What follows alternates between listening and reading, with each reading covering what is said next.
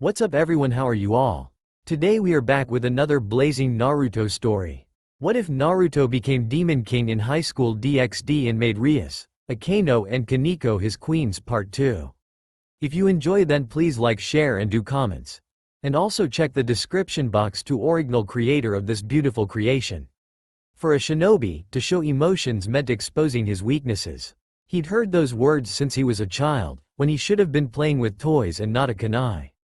From Iruka to Kakashi to Jiraiya, all of them always told him to keep his emotions in check. To not let it get the better of him. Every time he failed, in grand style. It was so pathetic it was funny in a cruel way. But Naruto chalked it off as just another one of his traits. He was never a true shinobi in a sense. He shouted at the top of his voice, spouted his ideals boldly, wore bright, blinding orange, and even refused to kill unless necessary. With those quirks of his, Naruto went from being the hopeless case of his class to the man who was worshipped as the hero of the Hidden Leaf. His emotions invoked his decisions and he never once regretted them, with the sole exception of this. Placing the blue book on the scroll, he performed a set of hand seals. Lines of kanji emerged from the blank scroll to imprison the book, dragging it downwards into the infinite emptiness of the scroll. It was gone. Naruto sighed as he sat on the floor and lighted another cigarette. He needed this one. Putting away that particular book was never easy. It was so hard to reseal. Each time he opened it, a false sense of comfort emerged. Basking him in warmth, the book's contents soothed his mind. Yet, he could still feel the shame in all this. Naruto ultimately developed a love-hate relationship with it, and each time he used it his respect for himself diminished greatly. He was, without a doubt, scum. Finishing his cigarette, he drove it against the ashtray as the flame snuffed out. After washing his face and drinking some water, he headed down to his shop where there would no doubt people would be waiting. His ramen was semi-famous in Kuo, and he was sure the blob was up for at least one more round. Well, the clone's memories made the last part very clear. Stepping inside, he noticed how Yashiro was slurping up the noodles as if his life depended on it. Normally, he would have shrugged it off, but now his family came with him too. His wife and 2 kids. All of them cheerful, happy, smiling like idiots. The young girl in particular, Hinoka was her name, if he remembered correctly, was the most excitable among them. Yashiro's wife, Chi, and his son, Kazuya, seemed to be content.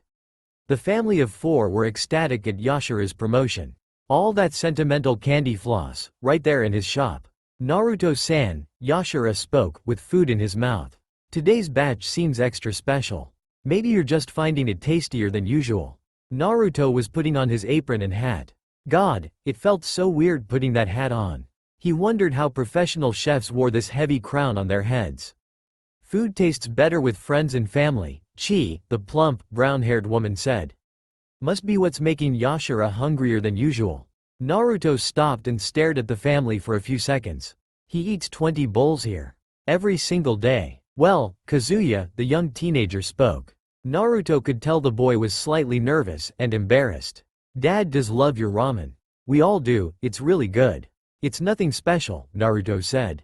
He began to cut some vegetables while putting on a mask to cover his lower face. He didn't want Hinoka to ask questions about his birthmarks.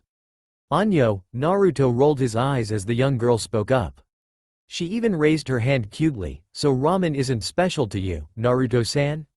It was raining heavily. Gray giant clouds loomed over the village, the sun shining behind them. His apartment was far and there would probably be some idiots looking for him. His stomach grumbled as he walked, his feet stained with mud and raindrops hammering at his body. The smell of spices entered his nostrils, enchanting and alluring and seductive. It guided him to a small, wooden shop. He peeked inside, fear telling him not to leer too much lest the shopkeeper would yell at him and shoo him away. Yet the temptation was far too great to ignore. Braving himself, the blue-eyed child peered to see just what caused such an aroma and instantly he fell afraid. The man, with the strange hat and closed eyes, saw him and the blonde braced for curses.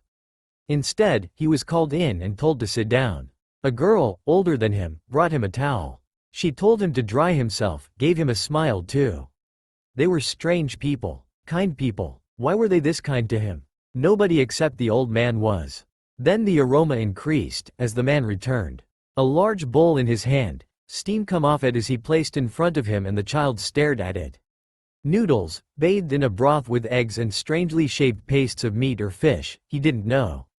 The small spiral on it caught his attention the most. What is this? Food of the gods, kiddo, the man said, his tone was gentle.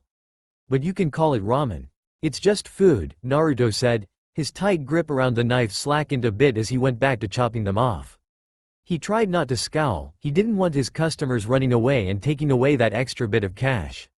Naruto-san, Yashara spoke up, already finished with his bowl. If you don't mind me asking, what do you plan to do after high school? Naruto stopped and thought for a moment. He decided to give a truthful answer. I don't know. I only joined because those cops wouldn't leave me alone and I got a scholarship, for some reason. You study at Kuo, right Naruto-san?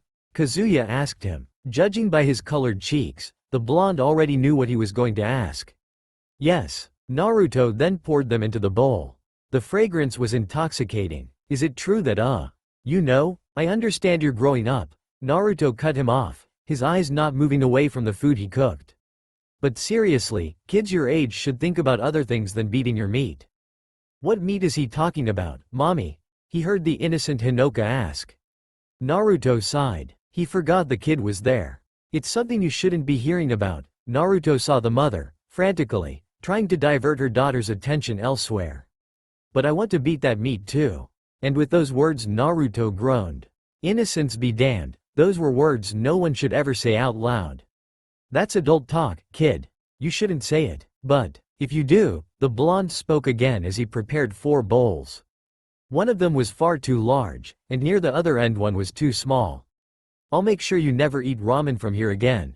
Ever. Even home delivery. The words seemed to take effect as the girl seemed horrified, a reaction her father shared.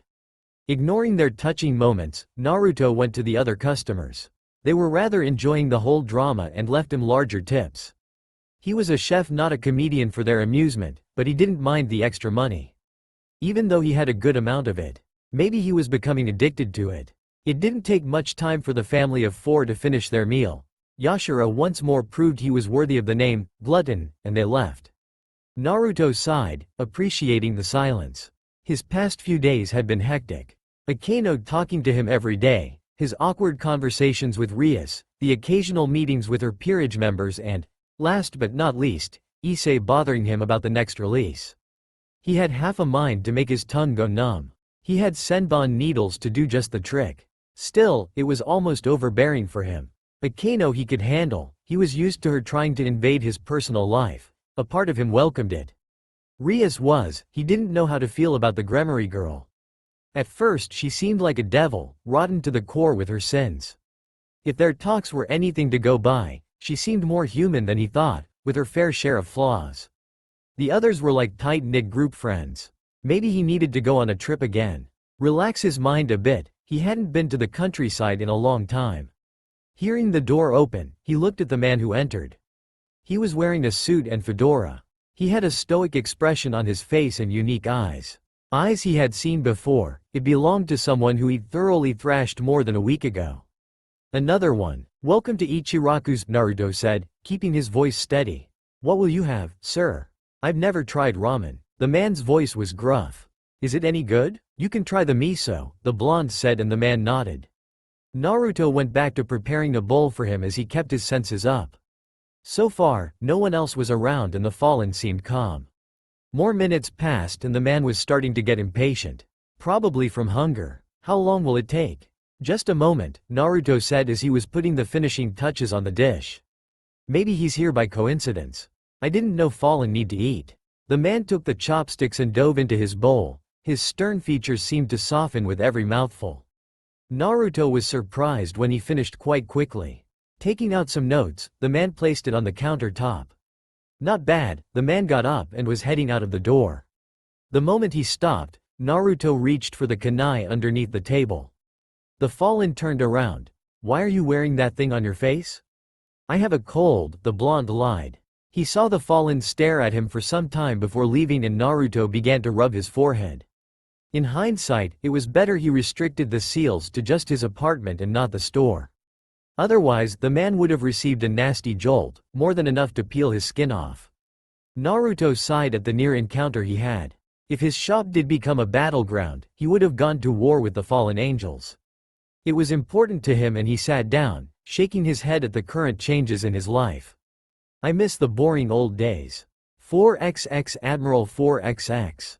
Akeno finished cleaning her house and wiped the tiny bit of sweat on her brow. Smiling contentedly at a job well done, she walked to pour herself a glass of juice and drank it. It tasted better after hard day's work. Deciding to get out, the queen of Rias Gremory changed into more suitable clothes. Content with her black shirts and jeans, she tied up her hair with the orange ribbon and headed out. Her destination, Rias' house. Naturally, she could have simply teleported, but sometimes she liked enjoying the little things. Taking a walk after the sun was swallowed by the rising darkness was one of them. Kuo was amazing during the day, but a true, shining beauty at night. Akeno enjoyed how the soft breeze rubbed against her. It was comforting. Spring was always wonderful in Kuo. There was a surreal feel to it. It was almost as if, dare she say it, God blessed this town with the gift of the new bloom. She also had a few plans this time around. Namely, the Kuo Spring Festival that was held near the end of the season. She always went with Rias, Koneko and Kiba. This time, she wanted to go with someone else. Moving her thoughts away from her person of interest, Akeno soon found herself in the park. A rather infamous spot if she was to be honest about it.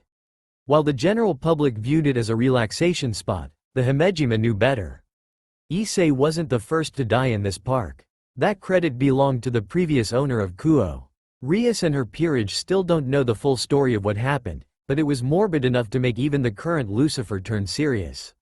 The Park of Death was the unofficial nickname she had for this place, and as Akeno strafed at her own pace she came upon an interesting sight. There on the bench sat a man, alone.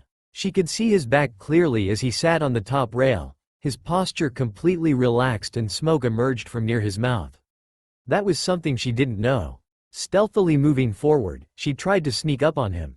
Akeno didn't make a single noise and was about to put her hands over his eyes.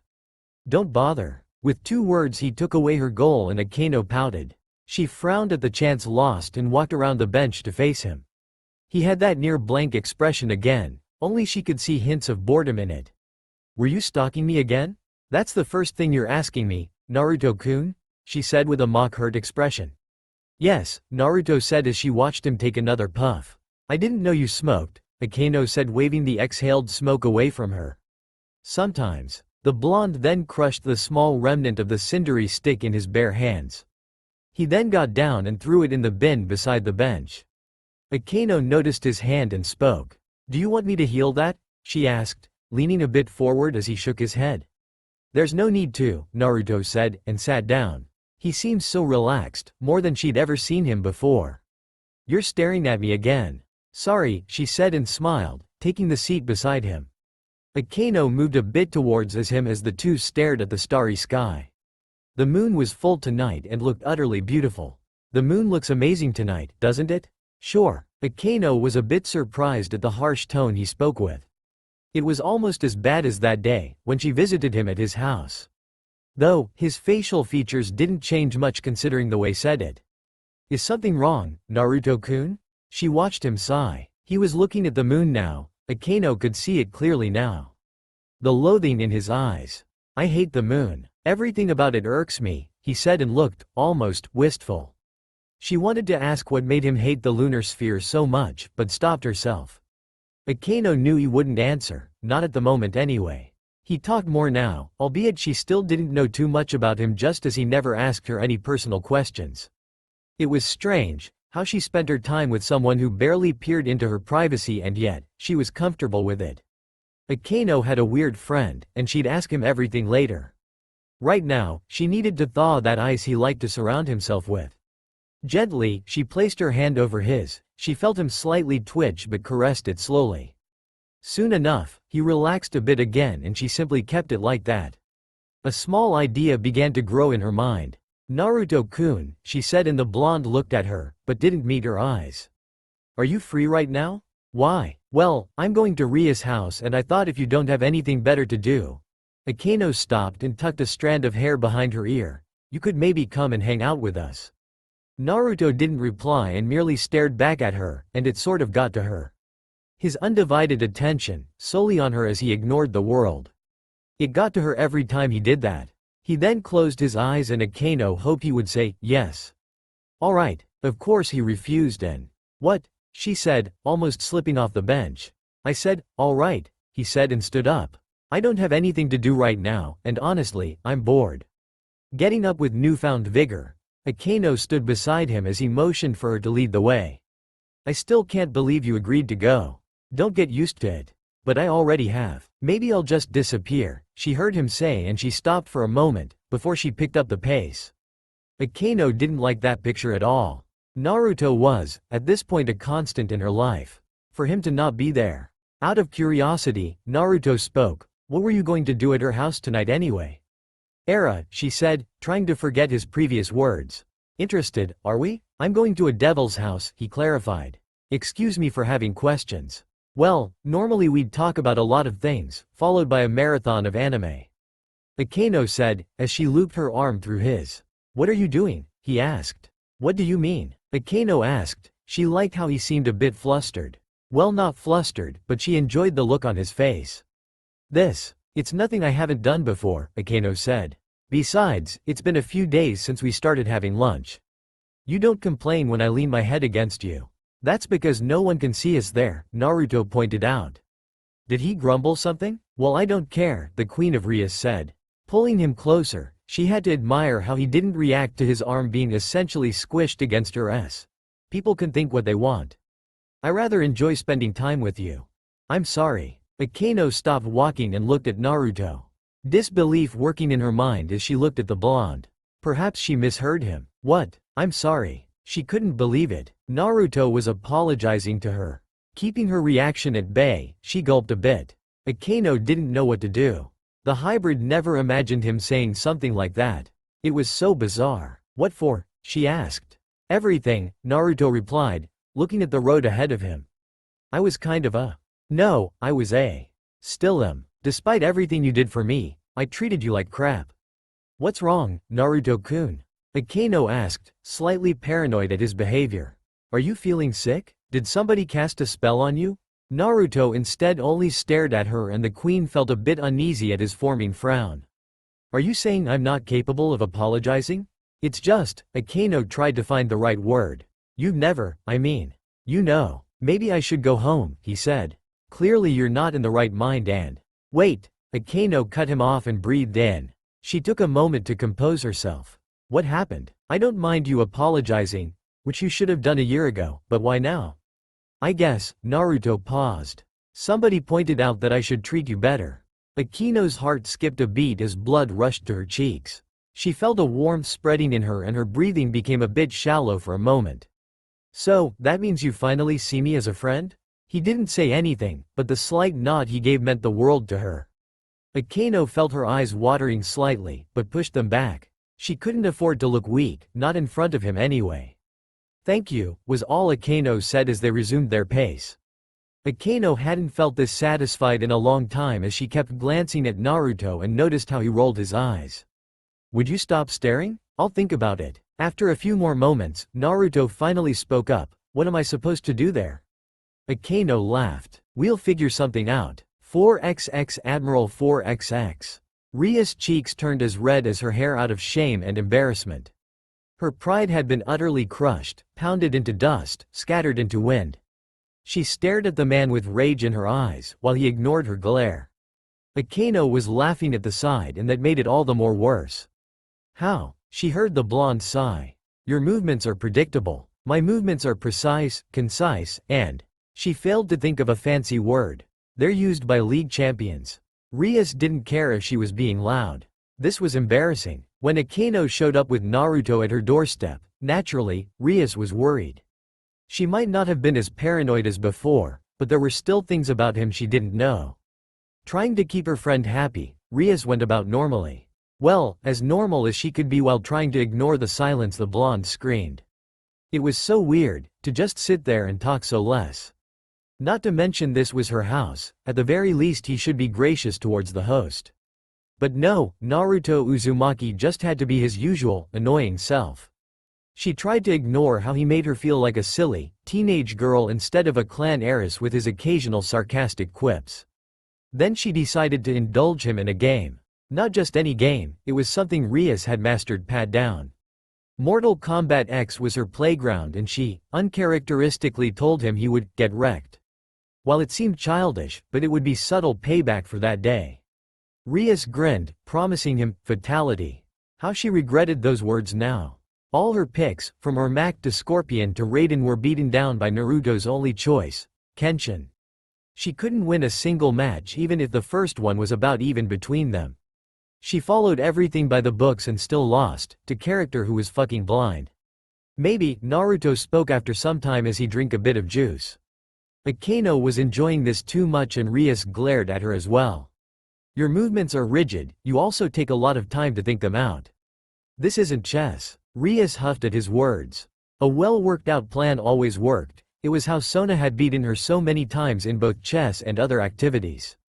Contingencies upon contingencies, and the C-Tree heiress always came out on top. Having a plan helps, it makes you realize what moves your opponent will make with each step, the Gremory heiress said. You can predict what they will do. What will you do if they have no plan? What? Rias asked, confused by his words. Take our match for example, Naruto said, pointing at the screen. I didn't know I was going to play a game today, or even coming here. Yet I beat you. No, that would putting it gently. You never stood a chance. The crimson-haired girl looked away. The color crimson stained her cheeks as she crossed her arms over her bountiful chest. You don't have to say it like that. You're right, but I feel like saying it that way, the blonde said, and Akeno joined in. Indeed, bucko, you were spanked so hard. Akeno, Rias said, a bit uneasy at her choice of words. You were punished. Akeno, I bet you liked getting your. Akeno. Rias didn't want her finishing that sentence, and judging by the look on Naruto's face, he didn't want it either. Era, her queen said. Excuse me, bucko. Watching Naruto-kun hand your ass to you made me excited. Feels like karma paying me back for all the times you beat me. I'll get you for that one later, Akeno, Rias said and looked at Naruto. Consequences be damned, she was going rip him a new one or try to. And you, when were you so good at games?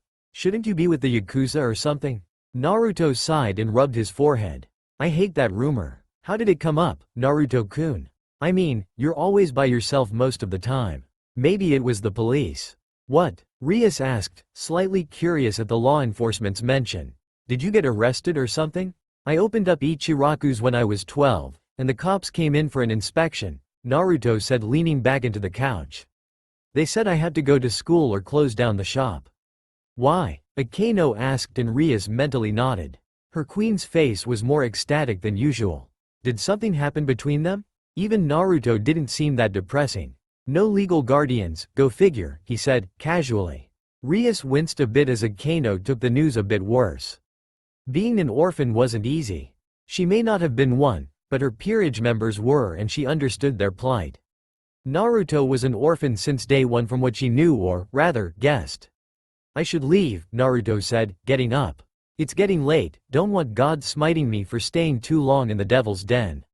Rias and her queen flinched at his name and saw the blonde raising an eyebrow. Don't mention that word again, it hurts. You're serious? Yes, Akeno spoke up. All devils more or less react like that. I shall carry a Bible with me. Rias rolled her eyes at his words and Akeno frowned. Are you trying to keep me away from you, Naruto-kun? As if you'd leave me alone. Touché. While they were joking, the words weren't untrue. Akeno and Naruto shared a strange bond. Rias could tell that clearly, and if she was to be honest, she wanted to know more about them.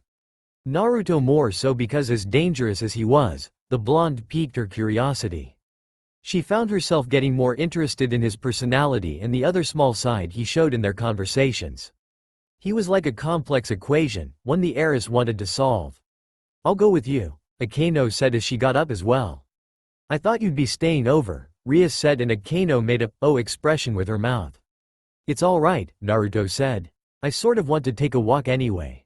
Are you sure? Akeno asked and Naruto nodded. Rias noticed how he was steadily becoming more social, especially in the last few days. I'll be going then. Thanks for the cake, the blonde said as they followed him to the door. I'll beat you next time, Rias said all of a sudden with determination in her eyes. Her pride demanded a rematch. Hell, it was a promise. Try not to focus so much on a plan, he said, not looking back at her. Anything can happen in a fight. Improvise more, then we'll talk, loser. He shut the door and left. Akeno didn't bother to hide her laughter as the young king fumed. I'll go get started on dinner, Rias, her queen said. Please don't blow anything up. Rias retreated to her personal office and sat in the chair. Her anger threatened to flare out any second, but she doused those flames. He was right. Naruto had ruined all her plans, and this got her thinking about her peerage. What if her plan went wrong? What if she lost? With a heavy sigh, she wrote down his words. A stupid quote from Naruto Uzumaki, Rias said, writing the same exact thing down. She drummed her fingers over his name, wondering why he was the way he was. He seemed to be too different person at times. An idea entered her mind as she opened her small diary. Finding the name she was looking for, she dialed his number. Hearing a jovial, cheerful tone at the other end, she spoke. Hello, it's Rias Gremory. Yes, I'm fine. How are you, Nanakase-san?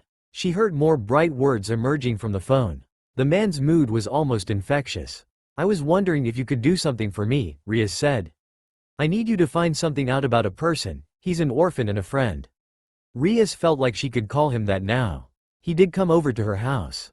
Oh, you can? Rias sounded surprised at his confident reassurance. His name is Naruto Uzumaki. Wait, you know him? Akeno Himejima considered herself a lot of things. A good cook, a collector of rare things, a queen on her way to becoming one of the greats, and a sadist with a mean streak the size of Mount Everest. She was also a light masochist. There was no need for people to know about that. The Priestess of Thunder made sure it was a secret. She had a reputation to maintain. But there was another trait Akeno liked to think she had: empathy. Partially empathetic, if not completely. She wasn't perfect, contrary to what the students of Kuo Academy believed. Akeno had issues, lots of issues. There were things she did not want to talk about, and if she could, she would change the blood in her veins. But the matter which demanded her attention at the moment was the fidgety expressions of her king, more importantly her best friend, Rias Gremory. Something had been off for the last 4 or 5 days, and for the life of her, Akeno couldn't figure out what it was. Usually, the crimson-haired ruined princess would tell her queen everything. Akeno was called the Gremory confidant for a reason. And yet, there was no forthcoming from the young heiress. Akeno didn't want this period of misery to continue. Bucko, the black-haired beauty said, after steeping the tea. Her king looked at her, broken out of a marathonic mental race from what she assumed. Huh? Was the intelligent reply Akeno got.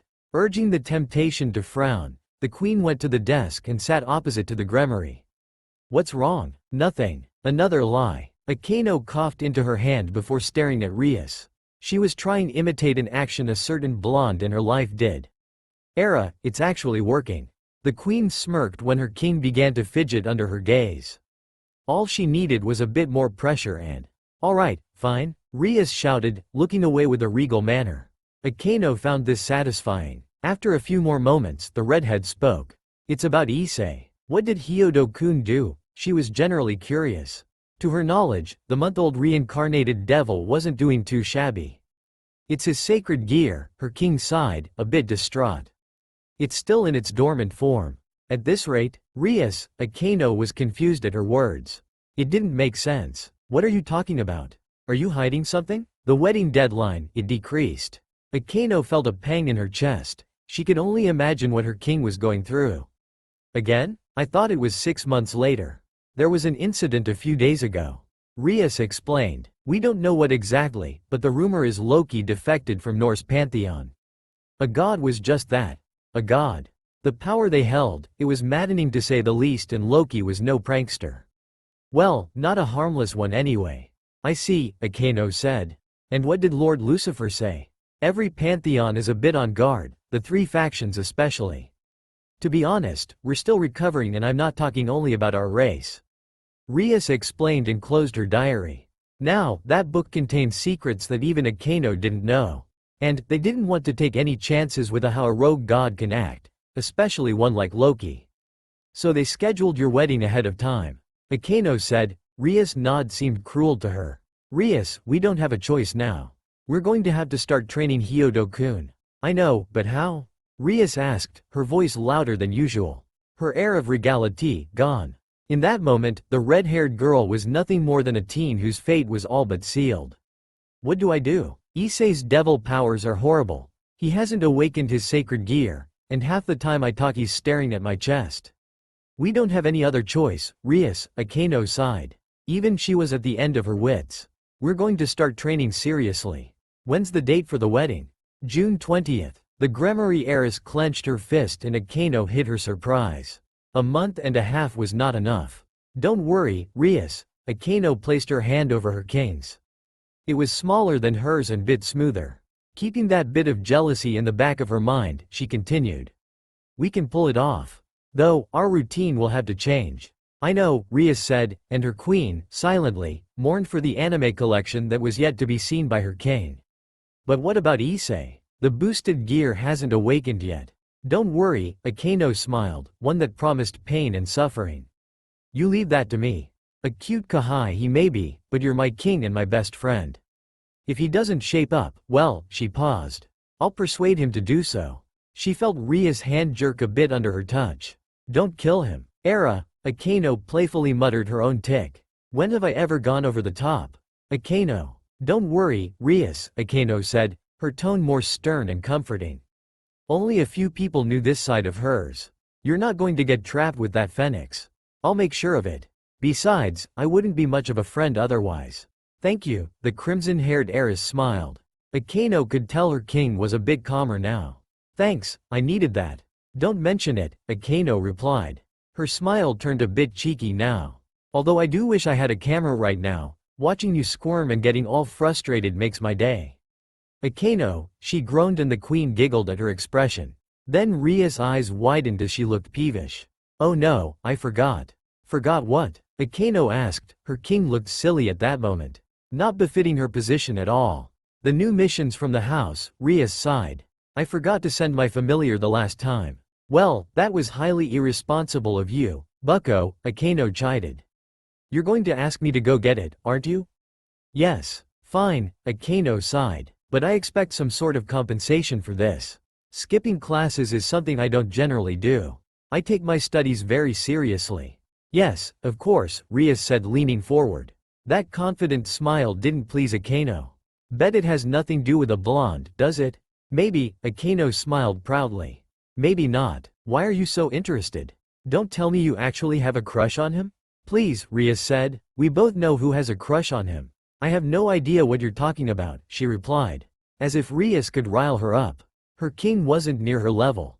A mere child compared to the things Akeno could say. You do seem interested though. One of these days, Akeno, Rias said, Naruto is going to drive you crazy and I will be there to see it. Akeno's cheeks flushed. She spoke with a sultry voice. Well, I never pegged you for a voyeur. Ria's face becoming red was extremely satisfying. Ah, her king was yet to learn her art. So, the black-haired queen continued. When do I go? Now or? If you go now, then you might make it back for lunchtime. Unless, Enku is there. Akeno sighed. Lord Lucifer's pawn was a bit slow. Handling paperwork was not his forte. She loved the Qilin. The pawn was an avid friend when they were kids, but he was meant for other duties. Yeah, that might be an issue. Rias grumbled, drumming her fingers on the desk. Akeno resisted the urge to sigh again, something she was picking up from another person in her life. She nodded before standing up and spoke again. Some mental comfort could help her friend. Rias, Akeno began. Don't worry. We'll get through this. I promise you that. Her king's shoulders slackened and she nodded. Using her powers, Akeno created a teleportation circle and the world before her disappeared. Various colors exploded. Everything around her rushed past her a very fast acid trip. Akeno, personally, considered this method to be similar to a fast elevator. Maybe they should add that ding sound as well. The behemoth Gremory estate was in front of her.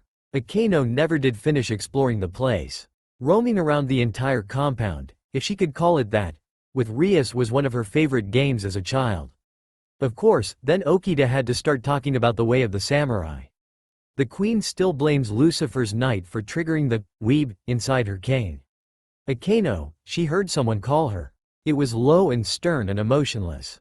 You're late. The Himejima smiled, a bit nervous at the scrutinizing gaze Graphia Lucifuge, the strongest queen, gave her. Apologies, Lady Graphia. Akeno fiddled her fingers. My king forgot to tell me about this. The silence frustrated her. The silver-haired maid reminded her of Naruto at times, but she was scarier in her mind. Akeno had seen what Graphia could do to her lord husband. I see, Graphia said, her voice still not showing any emotions. Follow me. Unfortunately, it will take some time. There are some renovations going on here for the upcoming event. Akeno clenched her fists at those words as she strode behind her fellow queen. Lady Graphia, Akeno spoke up, ridding the fear in her mind. If you don't mind me asking, why is this still going on? Marriages between devil kind to preserve the blood isn't uncommon, you should hardly need to ask me that. The maid replied without looking back. Still, Rias should be free to choose her own life. Why can't Lord Zeoticus and Lady Venelana see that? We are devils, Akeno, Graphia said. Akeno saw the maid looking for people slacking off their work. Being selfish is in our nature. Like every other being, we want what's good for us. Keeping the remaining pillars intact is something no one can refute, not even Lord Lucifer.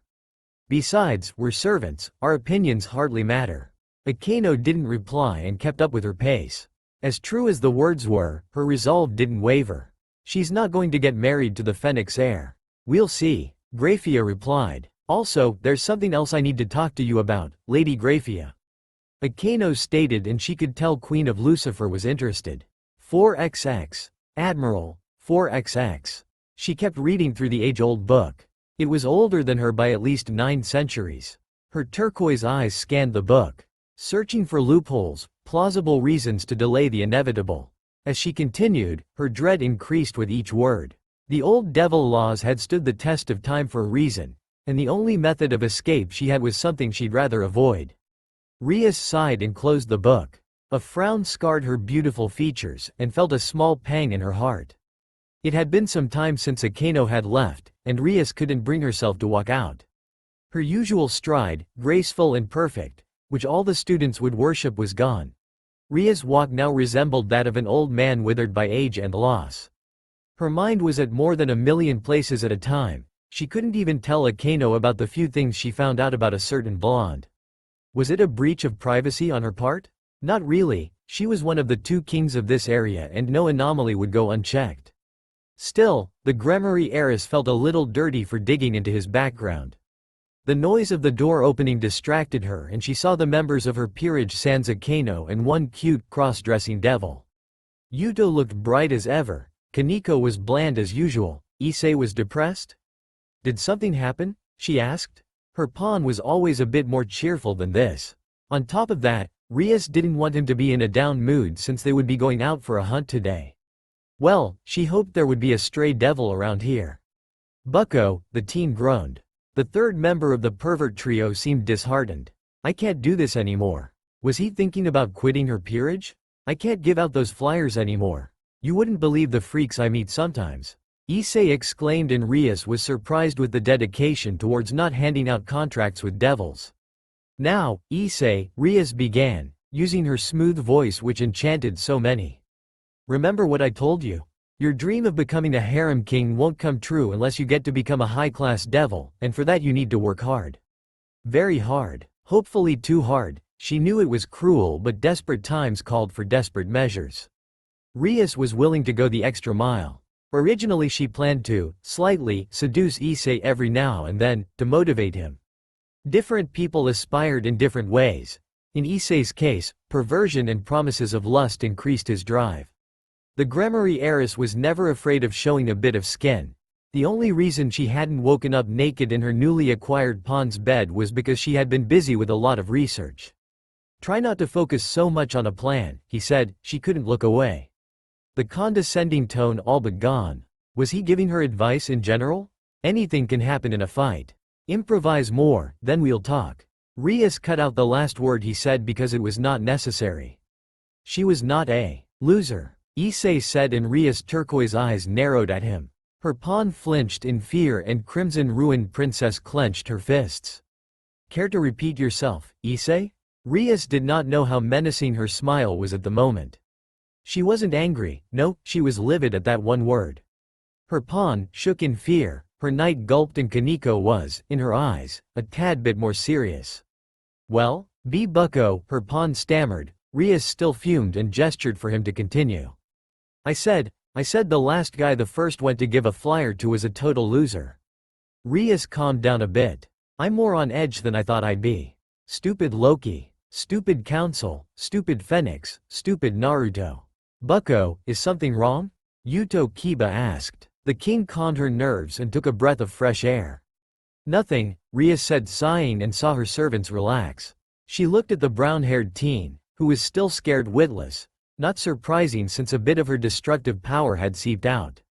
The heiress didn't blame him. People stronger than his current state had been erased before her by the very same small wisps she revealed. I'm sorry about that, Issei, she apologized. The pawn nodded. Very quickly might she add. Don't worry, what were you saying? Ah, never mind, Bucko. I'm assure you. Issei, Rias ordered her pawn. Please continue what you were saying, I honestly tuned out. Write the flyer thing, Bucko. Issei began after taking a pause. I met some of the sickest people. One of them wears cat ears and has a lowly fetish. Hell, even I've never seen some of those dojins he's got. Note to self. Never let Issei appear in front of parents without teaching him proper tact. Rias nodded to his words and the rest of the blabber that left. It was cute in a naive way. A lot of people underestimated the famed member of the perverted trio. He was a nice person. And then I found out he has Kakasu's original hentai manga. Those are uber rare but still, NTR isn't my thing. And he was one of the biggest pervs she would ever meet in her life. Period. Well, beggar kings can't be choosers. Rias finished the thought and Issei stopped. I understand what you're talking about, Issei, and they will stop at one point. She saw the hope gleaming in his eyes, the chest filled with pride, body shivering with excitement. But not anytime soon. Pervert sad, Koneko hammered another nail to his deflating coffin, Issei's depressed form in this case. But don't worry, tonight, Rias said, her voice a tad bit sterner. We'll be having a different routine. Different? Issei asked. There's a chance we'll get to meet a stray devil tonight. What's that? Issei, didn't I explain this to you before? Rias asked, wondering if she had indeed forgotten such a thing. I may have zoned out. At least he was honest. Stray devils are basically devils gone AWOL on their masters, Rias explained. She was glad he was paying attention to her eyes. His eyes were slowly going down. And, she said loudly, snapping his attention back to her face, are labeled as threats. Usually with kill upon sight orders. So, make sure to never run away, Issei, I don't want to hunt you down. Rias loved how she could mess with people sometimes. She must have been rubbing off of Akeno. They did sleep in the same bed countless times. That was one image she didn't want Issei to think about at the moment. His brain could only take so much lewdness. Finally, a magic circle appeared in the room and Akeno appeared. She looked at the group and smiled. Rias, however, saw the small bit of worry and annoyance in her face. Oh yeah, I need to tell her about Naruto. Era, all of you seem to be here, Akeno said, her usual tick in complete rhythm with that smile of hers. Rias often wondered if her queen practiced this in front of the mirror. Bucko, sorry about the late arrival. There were some renovations going on at the house and Enku was dealing out the papers. Shoving the thought about her brother's pawn aside, the crimson-haired girl's mind lingered on the word, renovation.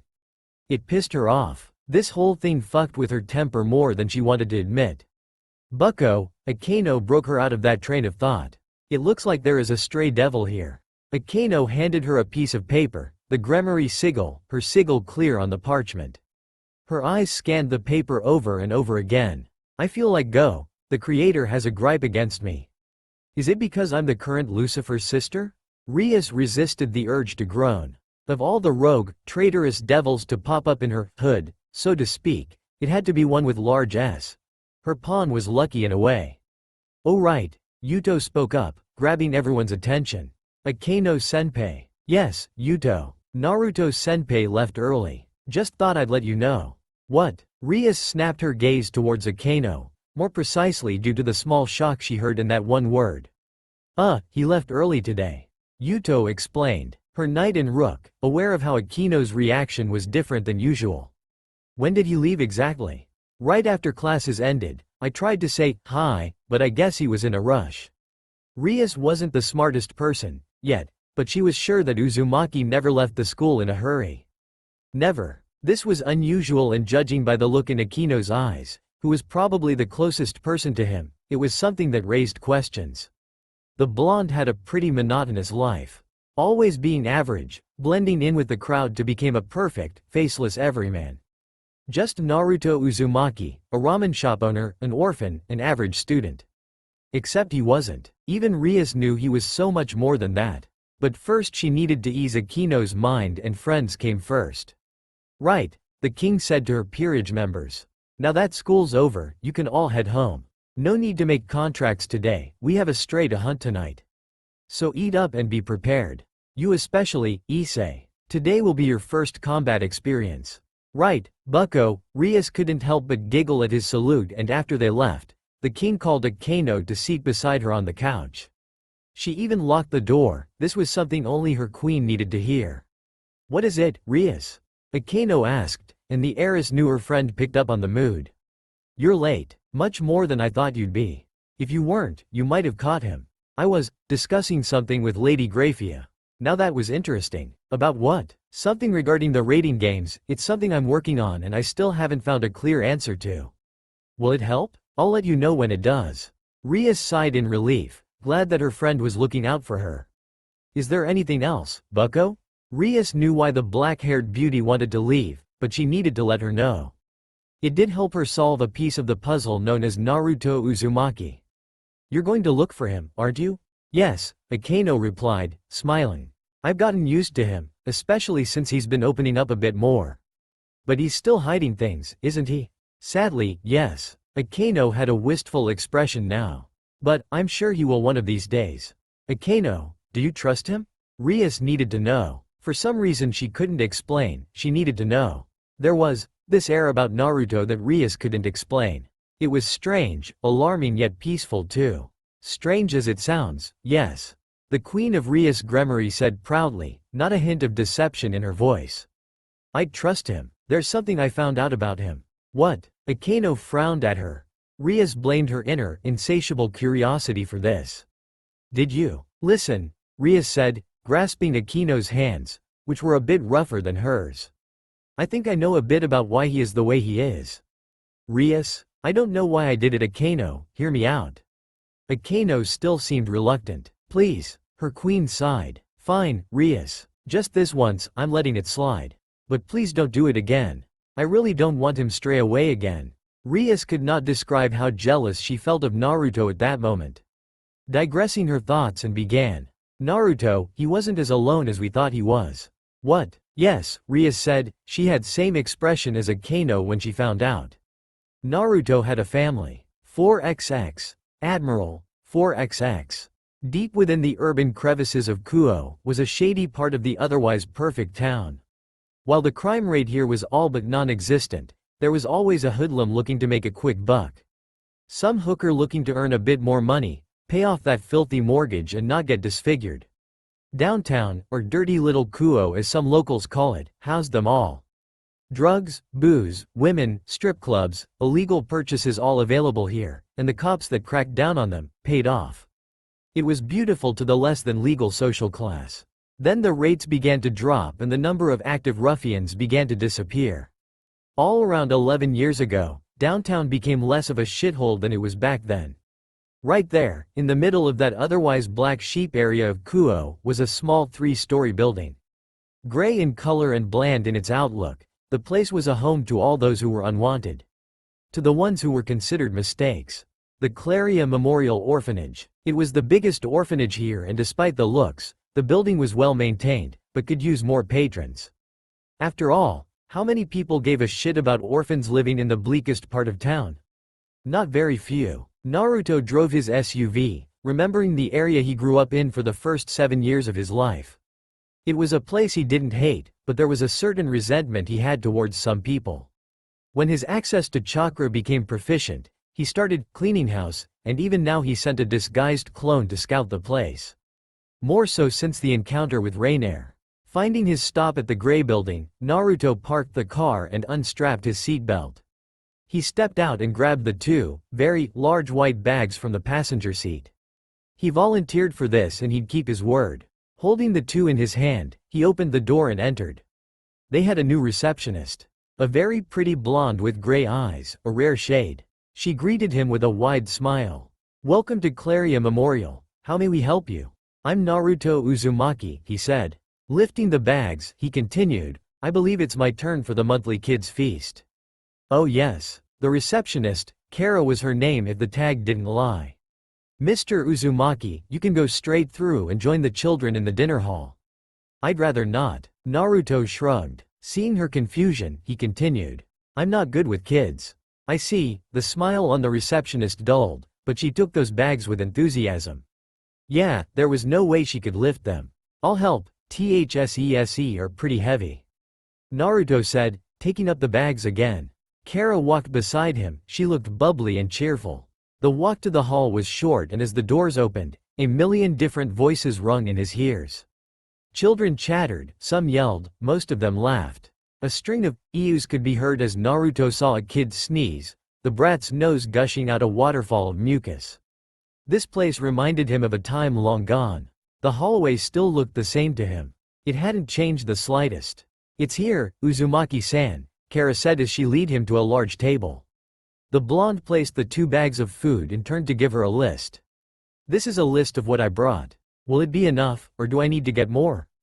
"Goodness no. This is more than enough." Her eyes widened at the amount and Naruto took a small bit of pride in her shock. Still unpredictable as ever. "Oh my, if it isn't my favorite ghost."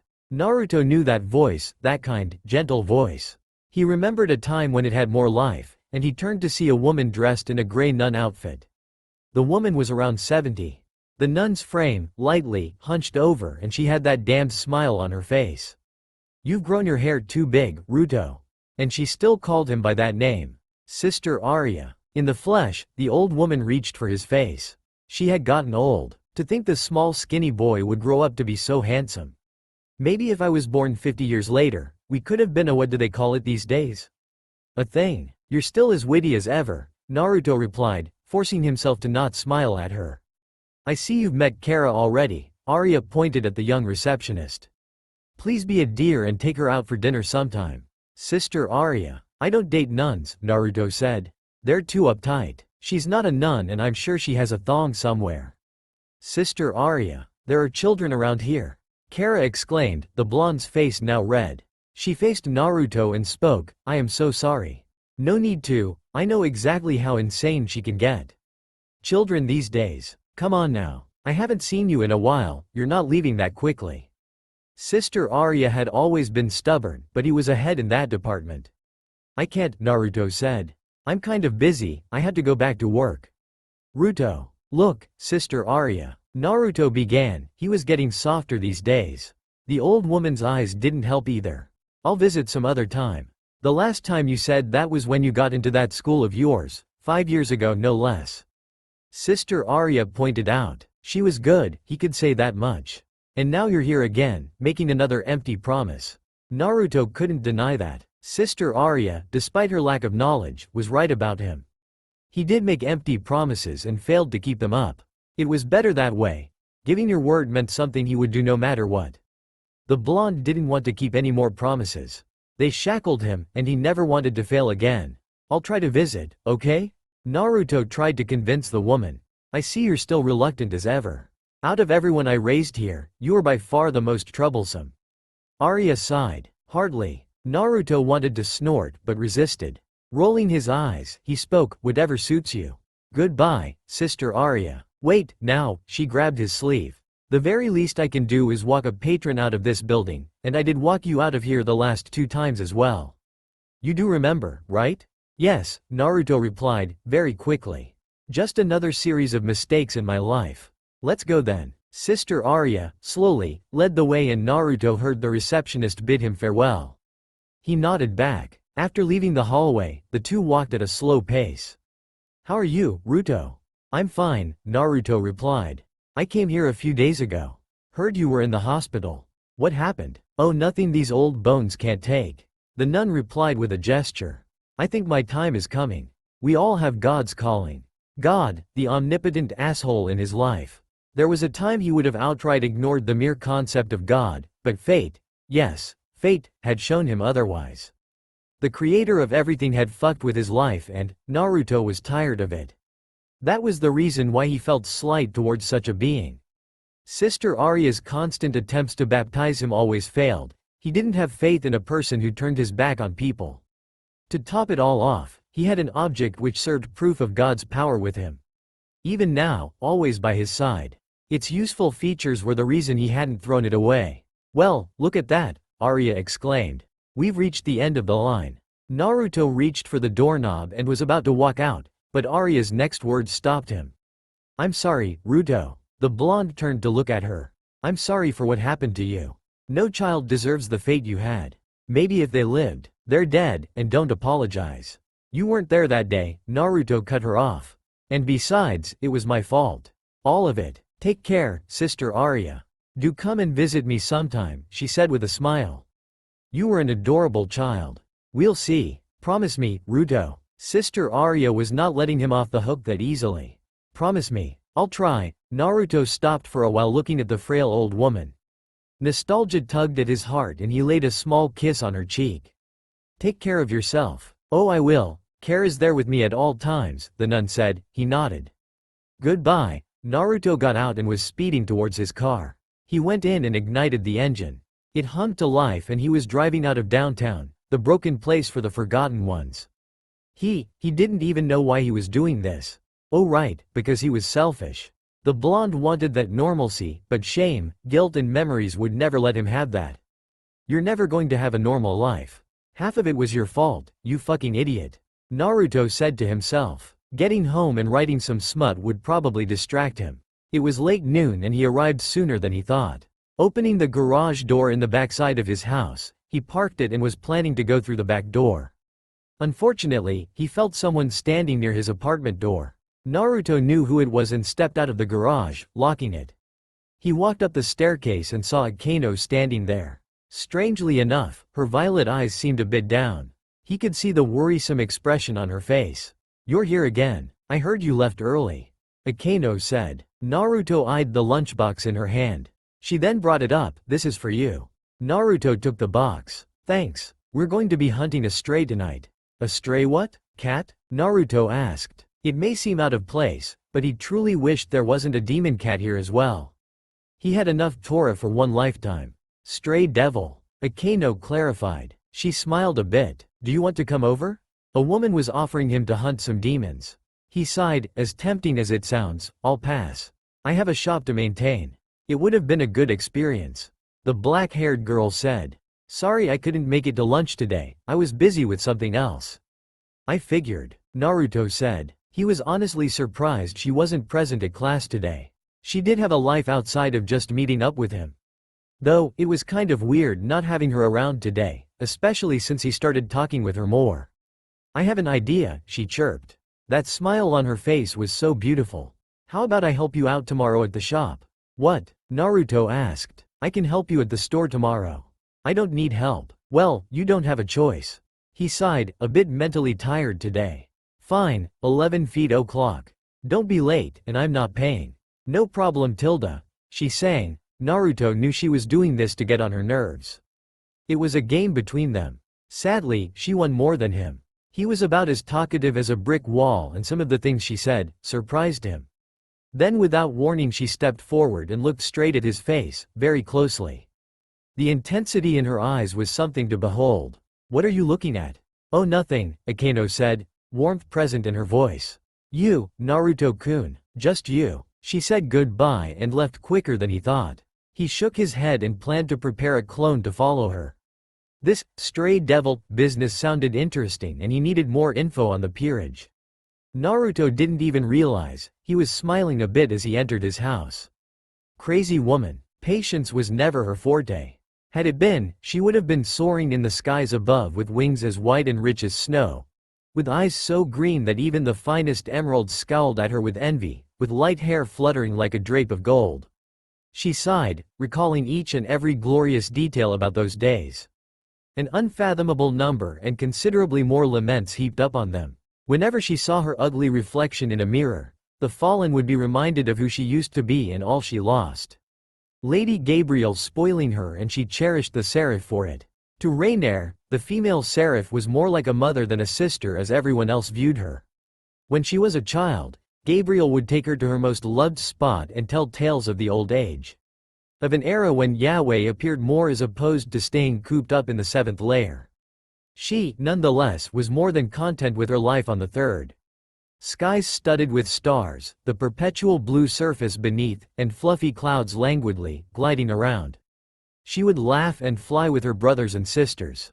Truly, heaven was worthy of its name, and one could not fully appreciate her father's skill as an artist unless they saw the divine realm with their own eyes. Only a fool would forsake it. That thought started her road to downfall. Curiosity made her delve deep about Lucifer, or Hellel as he was known in the old days, the most beautiful angel her father ever created. What made God's favorite son turn his back on paradise? Was humankind so repulsive that the once shining seraph turned into the begetter of all devils? With time, she wound up understanding Lucifer's actions. Slowly the archangel's hatred started to make sense. The angels were light, man was mud. Humankind's contentions drew her wrath as well, and before she knew it, sins poisoned her mind. Endlessly it developed, her voice ended up louder, her questions significantly bolder. Lord Michael, I still don't understand. Just what makes them so special? The archangel would tell her that Father knew best, that he understood all. Why does Father love them more than us? Lady Gabriel spoke of their free will, how they would all choose the greater good over the darkness that lurked in them. Why should we care about them? Metatron, the voice of God, reasoned how Father saw them as children. Little ones the angels would guide. The more she heard about their potential to become better, the more her disdain grew. With each day they became more irksome.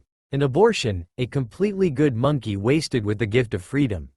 Then one day, Rainier spoke her mind. She made her view all too clear. Lord Hellel was right about them. They are but spiteful beasts, filled only with imperfections. Father was wrong, and so are all of you. If only she knew how those words would cause Michael to shake his head in sadness, Raphael to frown with disappointment, and Uriel, her brother, marked her with the profaned flames, her fall assured with the last action. The fallen remembered those flames, how they snarled as they removed her divinity and felt God's blessing abandoning her. However, none of that hurt compared to when she saw Gabriel crying for her, when Metatron somehow held her back, the latter also affected by the judgment bestowed. She remembered how the ground beneath her cracked, how her majestic wings became dark as raven feathers, how her hair became black as a sinner's heart. Her eyes were now a rotting shade of amethyst, washed in the deepest, forgotten abyss and hardly worth a second glance. Rainier didn't remember how long she fell, but for her it was nothing less than an eternity. Deep into the pigsty she fell, the one they called Earth. What's wrong? She looked at Calawarner, snapping out of her greatest nightmare. Her comrade's hair was dull brown. Both had used magic to disguise themselves. Rainier herself looked younger and more innocent. There was no need to take chances with the devils. Hiding their true forms worked better under certain circumstances. Nothing. Rainier lied. Her phony, dark-colored eyes focused on the Fids. All the more on Flight 174, she'd need to hold up one more hour before it landed. Under normal circumstances she didn't need to come here to get the new member, but this wild card needed to be watched, extra carefully, and the devils in Kuo weren't the only people she was wary about. Rainier. She shook her head. All her lies were useless when it came to Calawarner. I was just thinking. About what? Home, the Fallen said. I was thinking about home. You know you shouldn't let it bother you this much, even after all these years, Kala consoled her. It's been a long time since that day. Every word her friend said was true. But Rainier still felt bitter. She had every damn right to feel that way. Clenching her fist, she stood up. I'm going to get some coffee. This guy hasn't arrived and he's already causing me a headache. Lord Kokabiel said he was the best they had at the moment. The cadre assured her this would work. Sneaking into a church, stealing a broken blade fragment, kidnapping other nuns for reasons she was yet to know. The Fallen had done it all in hopes of gaining a gift, something she was told that could heal anything. He did, Rainier concluded, placing her faith, whatever little of it remained, in the fallen who promised her the one thing she wanted more than anything. Do you want something as well? I'll pass, Calawarner replied. Rainier nodded before walking away. She ignored the lecherous looks every worthless human gave her, like every other day. After her small journey ended, she reached the small stall and ordered an espresso.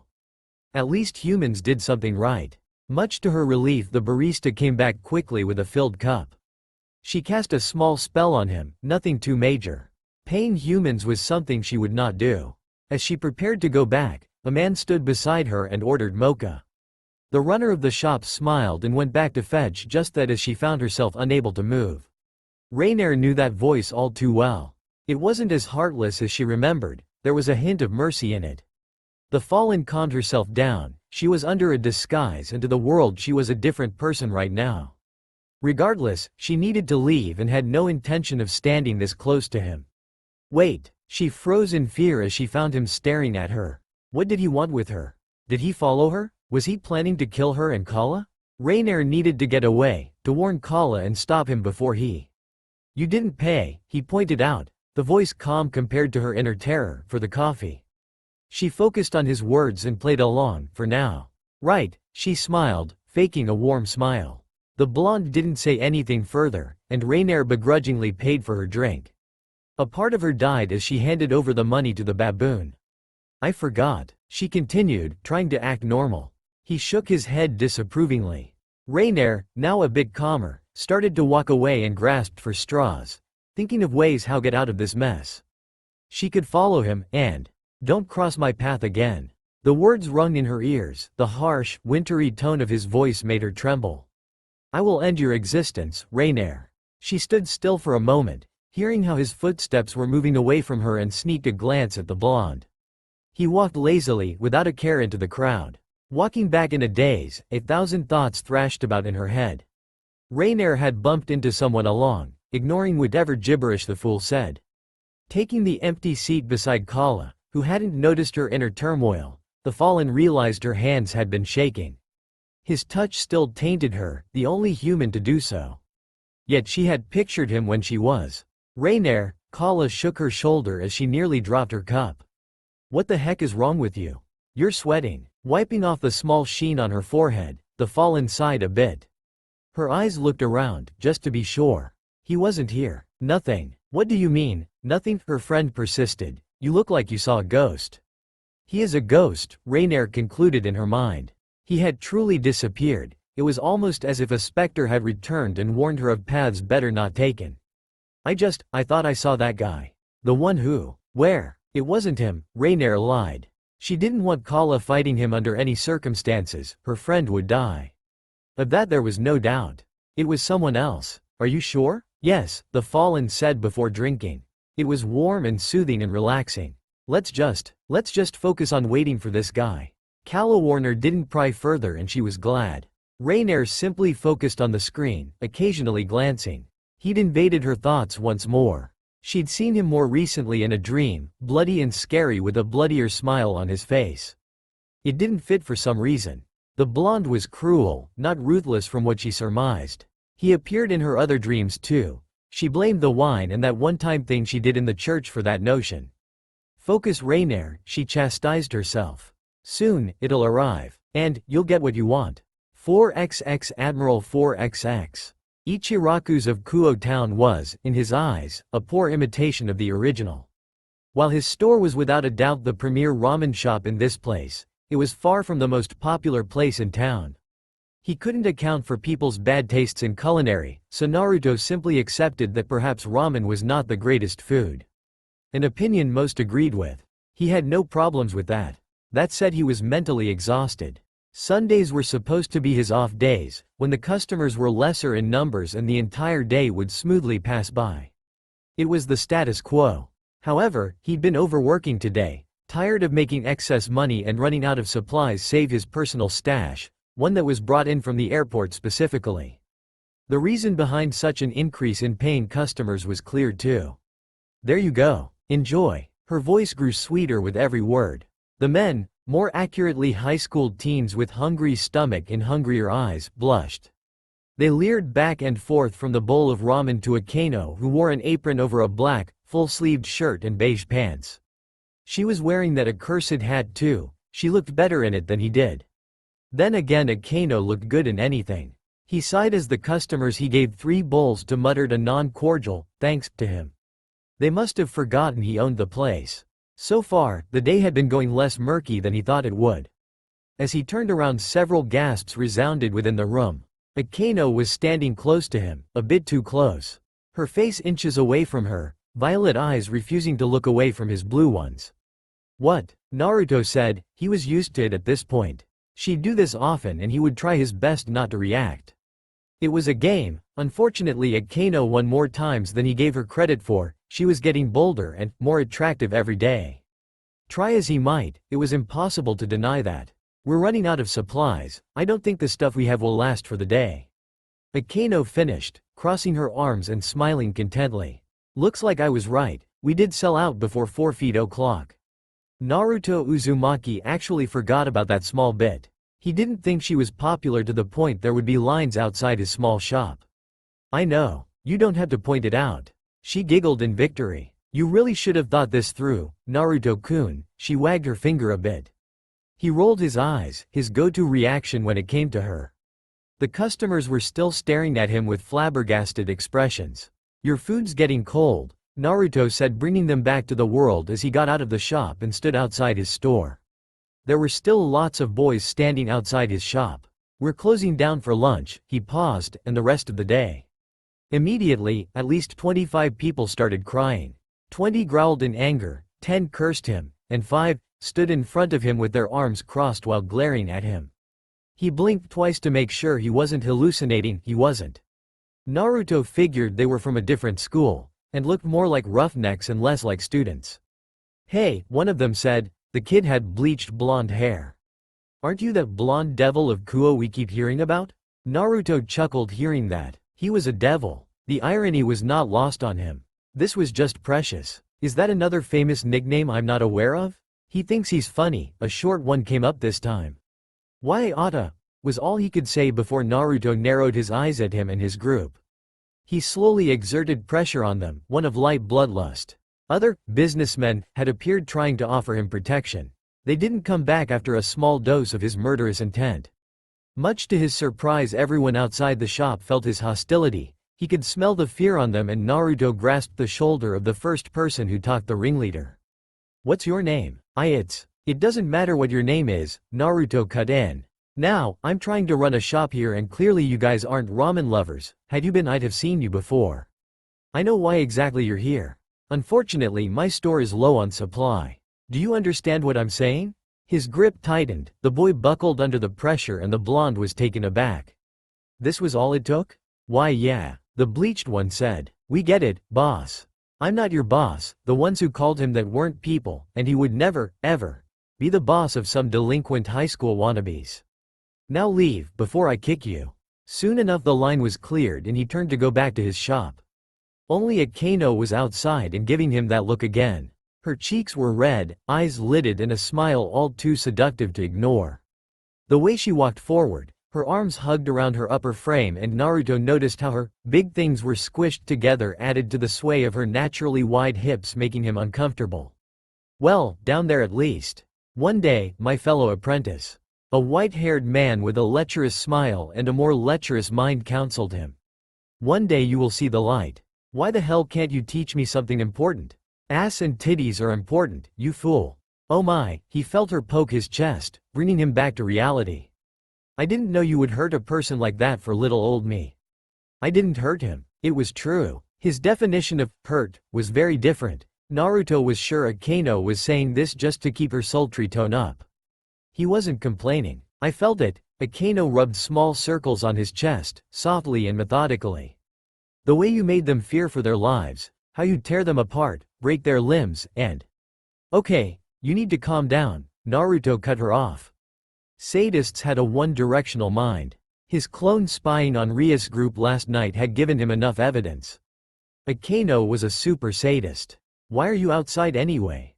"Oh, the customers were done with their share." They finished that quickly? He asked, taking the nod she gave with a pinch of salt. See for yourself, she walked, intentionally adding an extra sway. It was hard not to look away. True to her words, the place was empty as he saw the last of the boys leave with gutted expressions.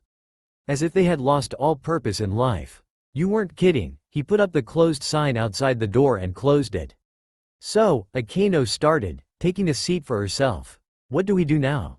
It is lunchtime. Naruto looked at the clock. We might as well have it now. I'll get to work then.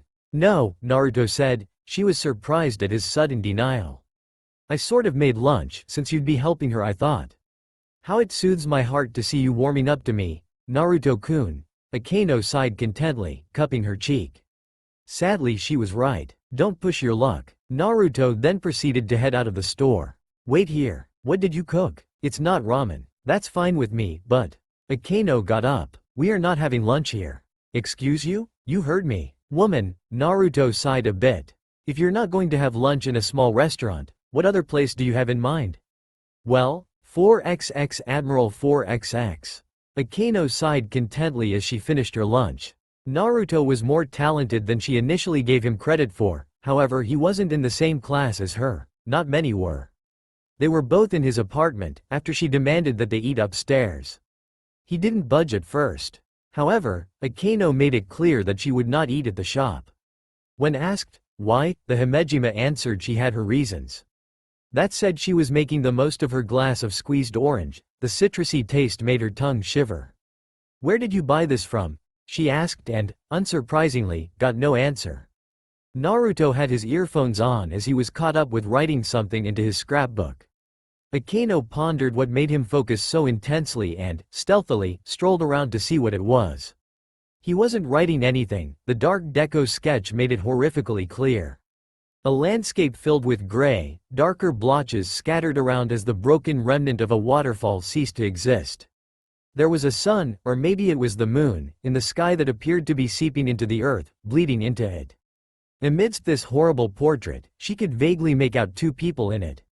One lying in a dark puddle as the other was slouched over, his clenched hands buried in the ground and 9 disfigured great shadows loomed over them. Do you need something? Naruto's voice forced her to look away. A sense of cruelty was present in it. The two faces of the people were scratched out, yet the anguish they had was vivid. Darkness was descending, light was dying, despair was blooming. That's quite the detailed sketch you have, Akeno commented. She noticed how his blue eyes lingered on the two figures, distastefully looking down on the one hunched over. I never knew you were this good. I'm not, Naruto replied, putting the book down. It's a habit I picked up from one of my friends. Friends? This was news to Akeno. Naruto had friends? Plural? You. Don't ask, she was cut off. Naruto didn't seem that comfortable about it. I did have friends. They all moved on, I'm the only one here. Oh, Akeno thought they left Kuo town. It wasn't uncommon. Lots of people left this seemingly perfect place each year. Well, don't worry, she assured him with a smile. I'll fill that spot for them. Akeno was still standing beside his chair when Naruto looked up at her, and the way he looked at her in that moment, as if he was weighing her words, seeking the honesty in them. The Himejima still wasn't used to how his blue-eyed gaze made her feel so bothered.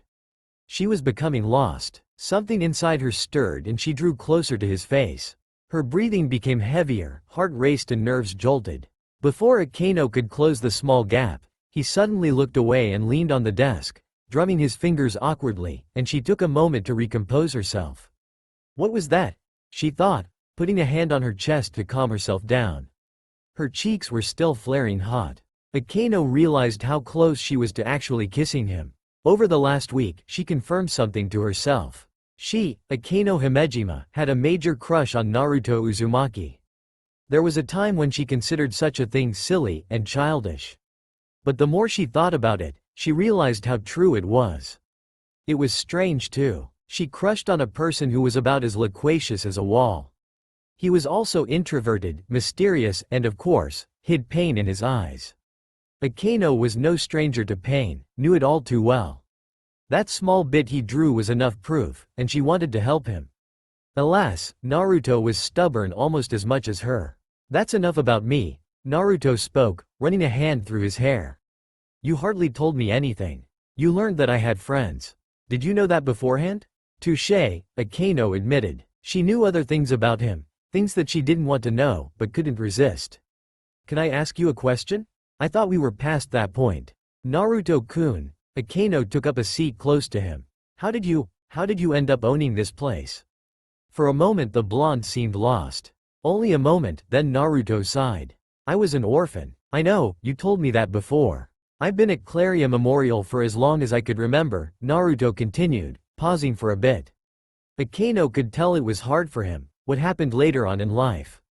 It's okay if you don't want to share. I was barging in. He chuckled a bit, as if you didn't barge into my personal space before.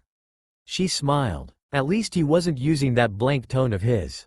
Anyways, I was at the orphanage, till I was 7. Then one day, old sister Arya comes in with this bright stupid smile of hers.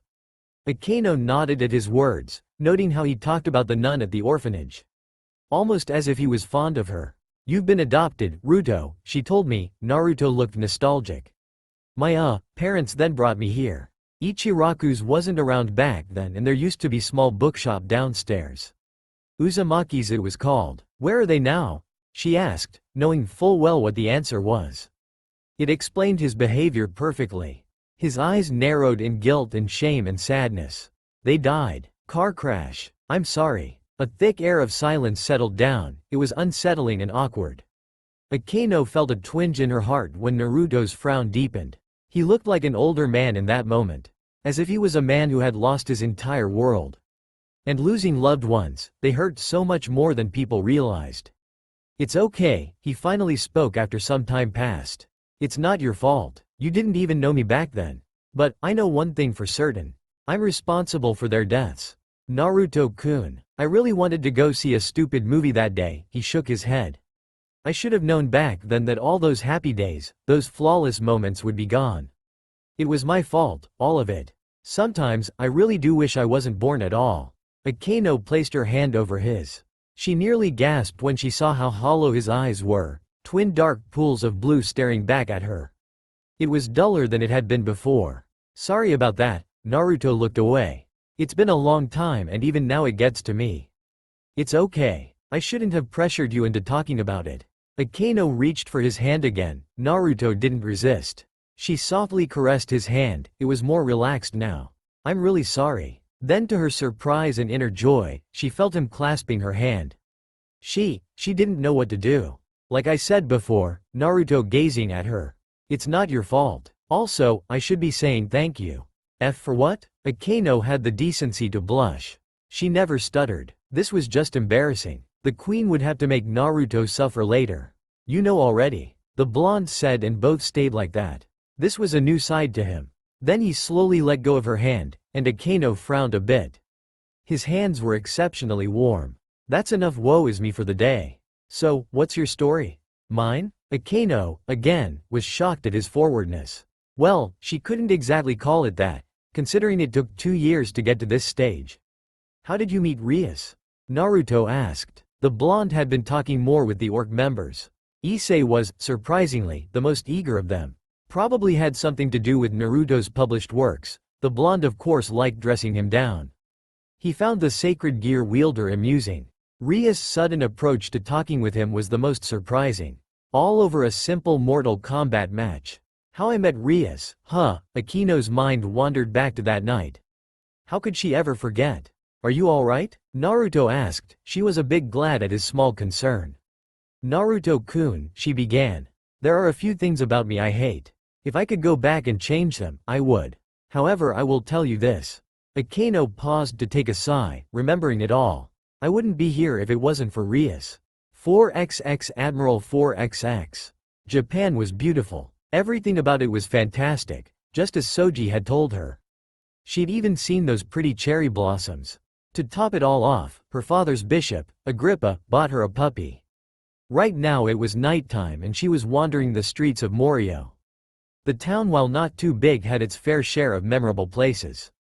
To the young 10-year-old girl this was more amazing than watching her brother fool around with that dog costume on.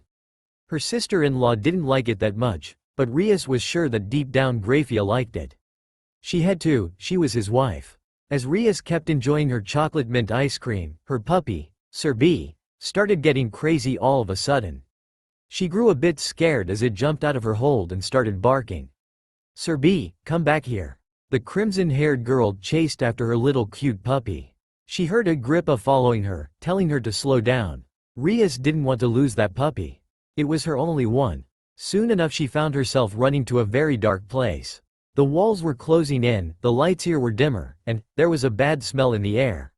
Rias felt herself retch a bit, despite that she continued running after Sir B. The stench increased with every step. The alley grew darker and Rias began to feel a bit scared.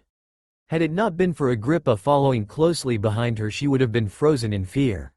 Sir B was barking louder than ever.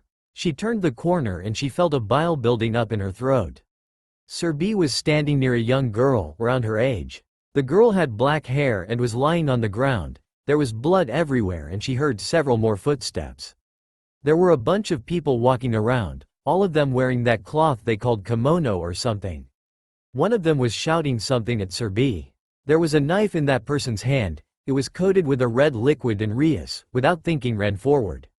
Stop! Rias yelled loudly. She stood in front of all those white-clothed people with their swords and knives. They all had black hair like the injured girl. The girl was bleeding badly and breathing heavily, making strange groggy noises while coughing.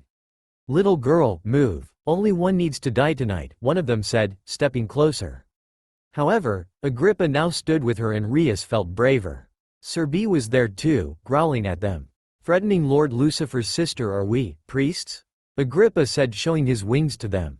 Lady Rias, if you could please check on the young lady. I suppose that's what you came to do. She didn't need to be told twice as she rushed towards the young girl. Rias had never seen a body like that.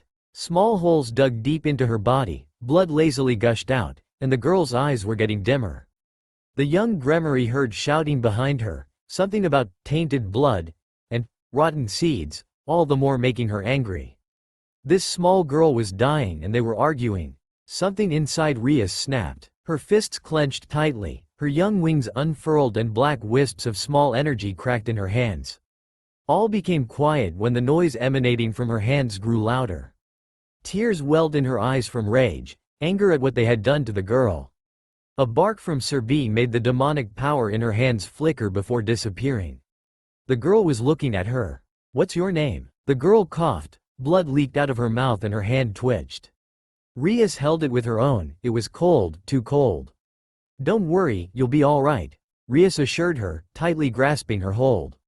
I promise. They were crying, both of them. The shouting was ceasing and Agrippa finally came back. Lady Rias, we're going to be taking her with us, he told her. Can we help her? Yes. See? Rias spoke with vigor, tears still forming. We're going to help you. Her name is Akeno, Agrippa said, forming the Gremory sigil underneath them. Right. Rias looked at the young girl with a fire in her eyes. Don't worry, Akeno. Everything will be all right. The crimson-haired teen awoke with a jolt, naked as the day she was born, and rubbed her eyes. She'd slept in apparently, if the clock wasn't lying. Rias yawned cutely, moaning at having to get out of bed. Last night was eventful. After taking care of the stray devil, the young Gremory heiress decided to get some extra training done montage style. Sadly, the idea of listening to music and training distracted her more. Before this it used to work seamlessly. Ever since she got wrecked by one blonde deviant aka Naruto Uzumaki, she had taken his words into consideration. Taking down the stray devil also served as revelation. Her peerage, strong as it was, still lacked one very essential necessity: experience. Hunting down rogues and two-winged fallen angels were of the norm, something the redhead was sure she could pull off without too much of a problem. Facing someone stronger, someone who was psychologically manipulative and physically superior, that would be a real hurdle. Sadly, the person Rias wanted to stay away from, at all costs, had what she didn't. The blonde scum of the underworld had that in heaps. With that in mind, Rias overworked herself last night, despite Akeno telling her not to do so. Her gift, the power of destruction, was versatile in nature, and she didn't want to be known just as the younger sister of Lord Lucifer. No, her goal was far beyond that. I haven't had that dream in a while, Rias thought as she entered the shower. The warm water eased her fatigue, caressing her skin and serving as a balm to relieve her. Weird. Today's supposed to be her date with Naruto. The redhead snickered, thinking of how Akeno was probably doing something to tease the blonde. While he didn't get riled up like normal hormonal-driven teens of his age, Naruto Uzumaki was human more so than she thought. He cracked jokes, very cynical ones, liked to dish out sarcasm when he felt like it, and had this natural gift of annoying her without trying. Rias had tried several times to get the upper hand in a conversation. Sadly, only Akeno could pull it off. She would one day. The Gremory would pay him back for the humiliating loss he dished out. After getting out, and dressing up in her home clothes which mostly consisted of shorts and a tank top that really did not hide her bountiful chest, Rias sipped on a cup of coffee and sighed. The fatigue was all but gone and she felt better, stronger even. Tilda. She smiled childishly, enjoying the perfect brew.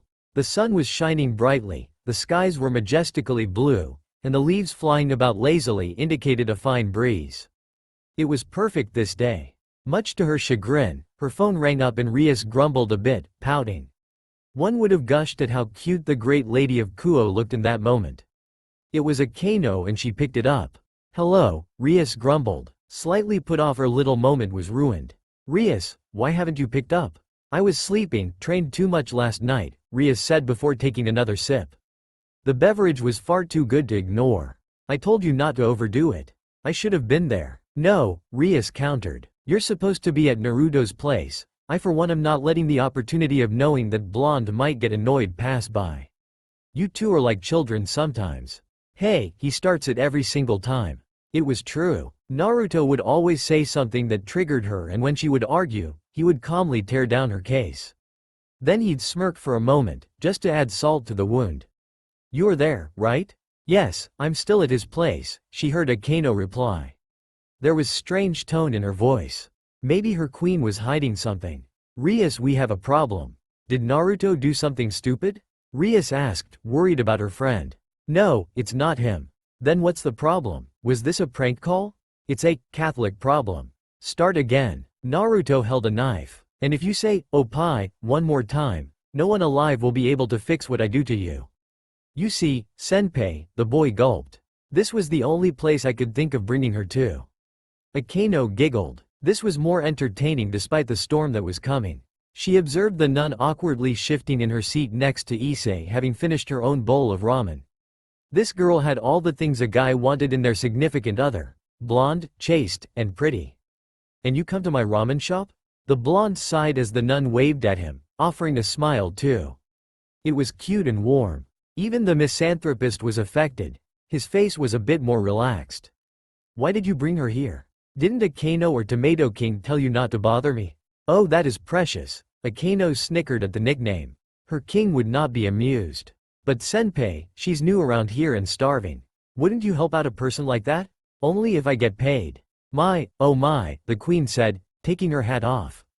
What a cruel heart you have. I gave you free lunch. You didn't pay for my services.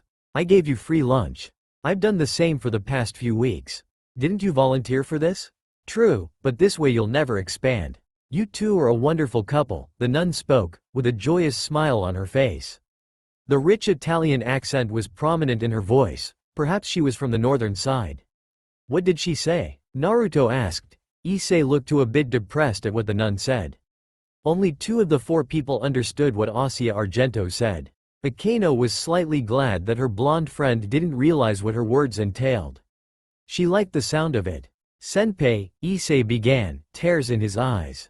He looked hopeless. You're such a lucky man. Naruto narrowed his own seriously at Issei. The blue irides sharpened and Akeno felt a bit on edge, excited too. Then it passed. The store owner sighed. If I was lucky, I'd away from everyone here. Especially her. Akeno smiled back as he looked at her. You can't be serious. Issei bellowed, hands slamming the countertop. You have Akeno senpai working for you. In an apron. That's like my dream coming true. Don't tell me you've never thought of her wearing that. You better start praying to whatever pitchfork-wielding deity you devils have. Naruto dodged the topic as she saw it. If I find one crack on the furniture, into the oven you'll go headfirst, Ama. Akeno grew delighted at his words. He truly had no idea what he was doing to her by speaking so vulgarly about acts of violence. Oh, how she wished for her whip to appear right now. Amma? Asia asked confused, not realizing what she just said. Seraphol Leviathan often praised the communication system the evil pieces had. Devils could speak in their common tongue, ancient Enochian, and yet humans of other nationalities would hear it in their mother tongue without getting confused. Asia could understand what they were saying only when Issei or Akeno spoke to her. When talking to Naruto, she would hear them speaking Japanese. Naturally, hearing the blonde say that word confused her. "What is Amma?" Asia asked. She then, innocently, pointed at Issei and began. "Is that a nickname for Issei? Amma?" Naruto coughed, leaning over the countertop and put his hand on Issei's shoulder.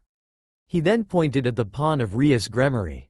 "Amma, Amma," Asia repeated. Naruto nodded his head. Issei could only whimper. "Why? Because you are one, bitch." Issei was not given the moment to mourn. The door opened and Naruto groaned without looking who entered. "We're closed. Read the sign outside. I own everything here," the newly arrived person said. "So I can, and will, enter anytime." Akeno did enjoy the small banters between Naruto and Rias. It was almost as if he enjoyed dashing her hopes at verbally besting him. Rias probably carried on since this was the only human who treated her like a normal person, not special heiress, a pair high ass and wide hips on legs or idol treatment, and saw her for what she was, a ditzy redhead. His choice of words had caused Akeno's sides to hurt. "Speak of the devil and he'll send his deadliest demon," the blonde said. Rias frowned, calming down, and put the lessons taught to her by Grafia to good use. Every Gremory would be proud of her.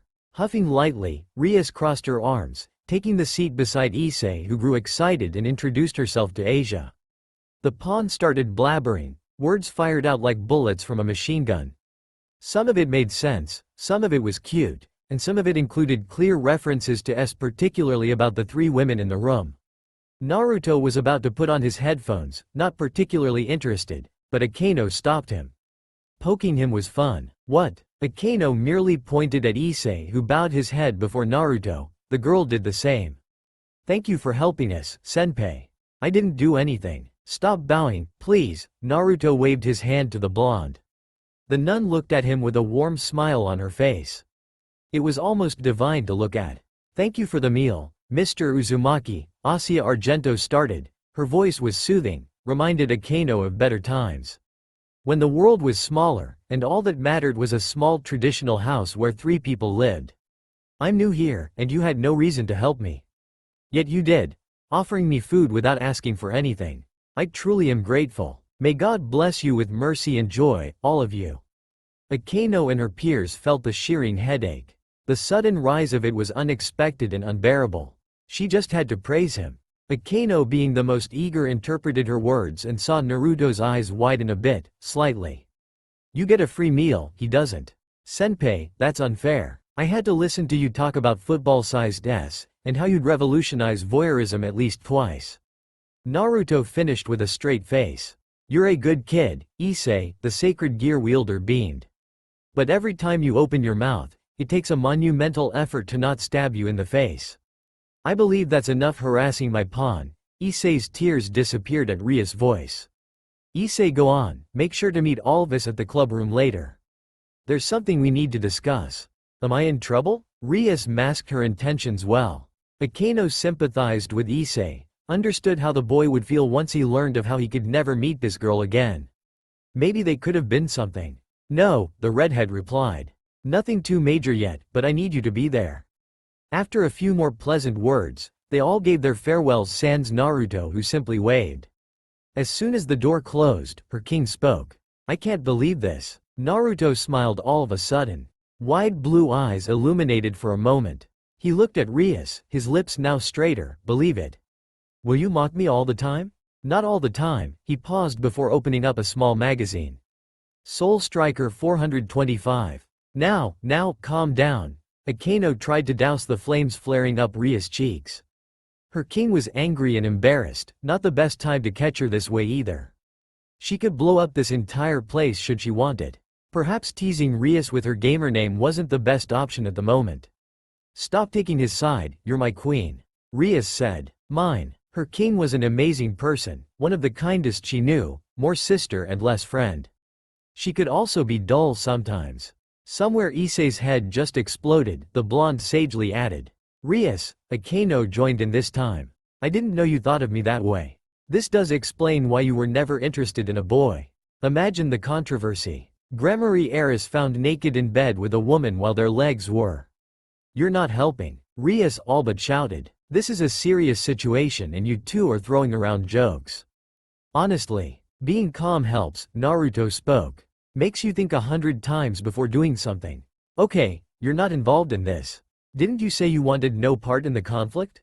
I still don't. Yet, we're in my shop, so I do feel a bit involved. Akeno, Rias breathe in. I need you to do something for me. Go get Yuto and Koneko, we're having a meeting and they need to know. You could just text them, Akeno pointed out. She really didn't want to leave this early. So far the day had been going pleasant, much better than she expected it to. It's about the game. Rias chose her word after glancing at Naruto, who clearly wasn't interested. And our practice grounds regarding it. So, we'll be training at the guest house, not that the queen was surprised. It was the perfect place, but needed to be cleaned up and elbow grease would no doubt come from all of them. Rias was not on talking terms with her parents, or even her brother. Okay. Akeno agreed after weighing her options. Where are they? Koneko is taking a nap, that was bad news. The cute rook did not appreciate her resting time being interrupted. Yuto is, Rias sighed. He's at the host club. That was worse. It would take a bit effort. Those women really couldn't keep their hands off the night. Very few women could. Akeno nodded before grabbing her purse. She had wanted to end the day on a higher note. She hummed a bit, still behind the stall and looked at her king, winking at her. Rias' confusion was clear and the small seed of bravery in Akeno swelled. Naruto was still reading a gaming magazine, which in itself was awkward. Standing in front of him, she coughed into her hands and blue eyes stared back at her. I'll be leaving now. The door is that way. I know. I just have a small thing to take care of, she said. Calm as she was, her heart betrayed her. Her fingers shook, fear lingered around causing her doubt to increase. Yet, Akeno couldn't bring herself to back away. Not after all this time. Be on with it and. Akeno moved the magazine away from his face and leaned in close. Her soft lips pressed against his whiskered cheek. After a moment, having steeled her nerves, she ended the kiss on his cheek. Oh my. Naruto was staring at her, completely speechless. Licking her lips, she rubbed a finger along his jawline. She had his undivided attention and the flabbergasted look on his face was just that good. See you later, Naruto-kun. Of course, Akeno walked intentionally in a rather alluring manner, knowing his eyes were bound to be glued to her frame. Was it wrong? No. In this case? Not now, not ever. She was personally tired of waiting and today's earlier events were eating away at her. A woman could only take so much. Exiting the shop, Akeno finally felt her heart grow steady. She walked with a smile on her face, warmth in her eyes and his taste on her lips. Unsurprisingly, she tasted miso. Just perfect. 4xx Admiral 4xx. Rias was surprised. She was not prepared for today, neither was Naruto who was staring at the door still caressing his cheek.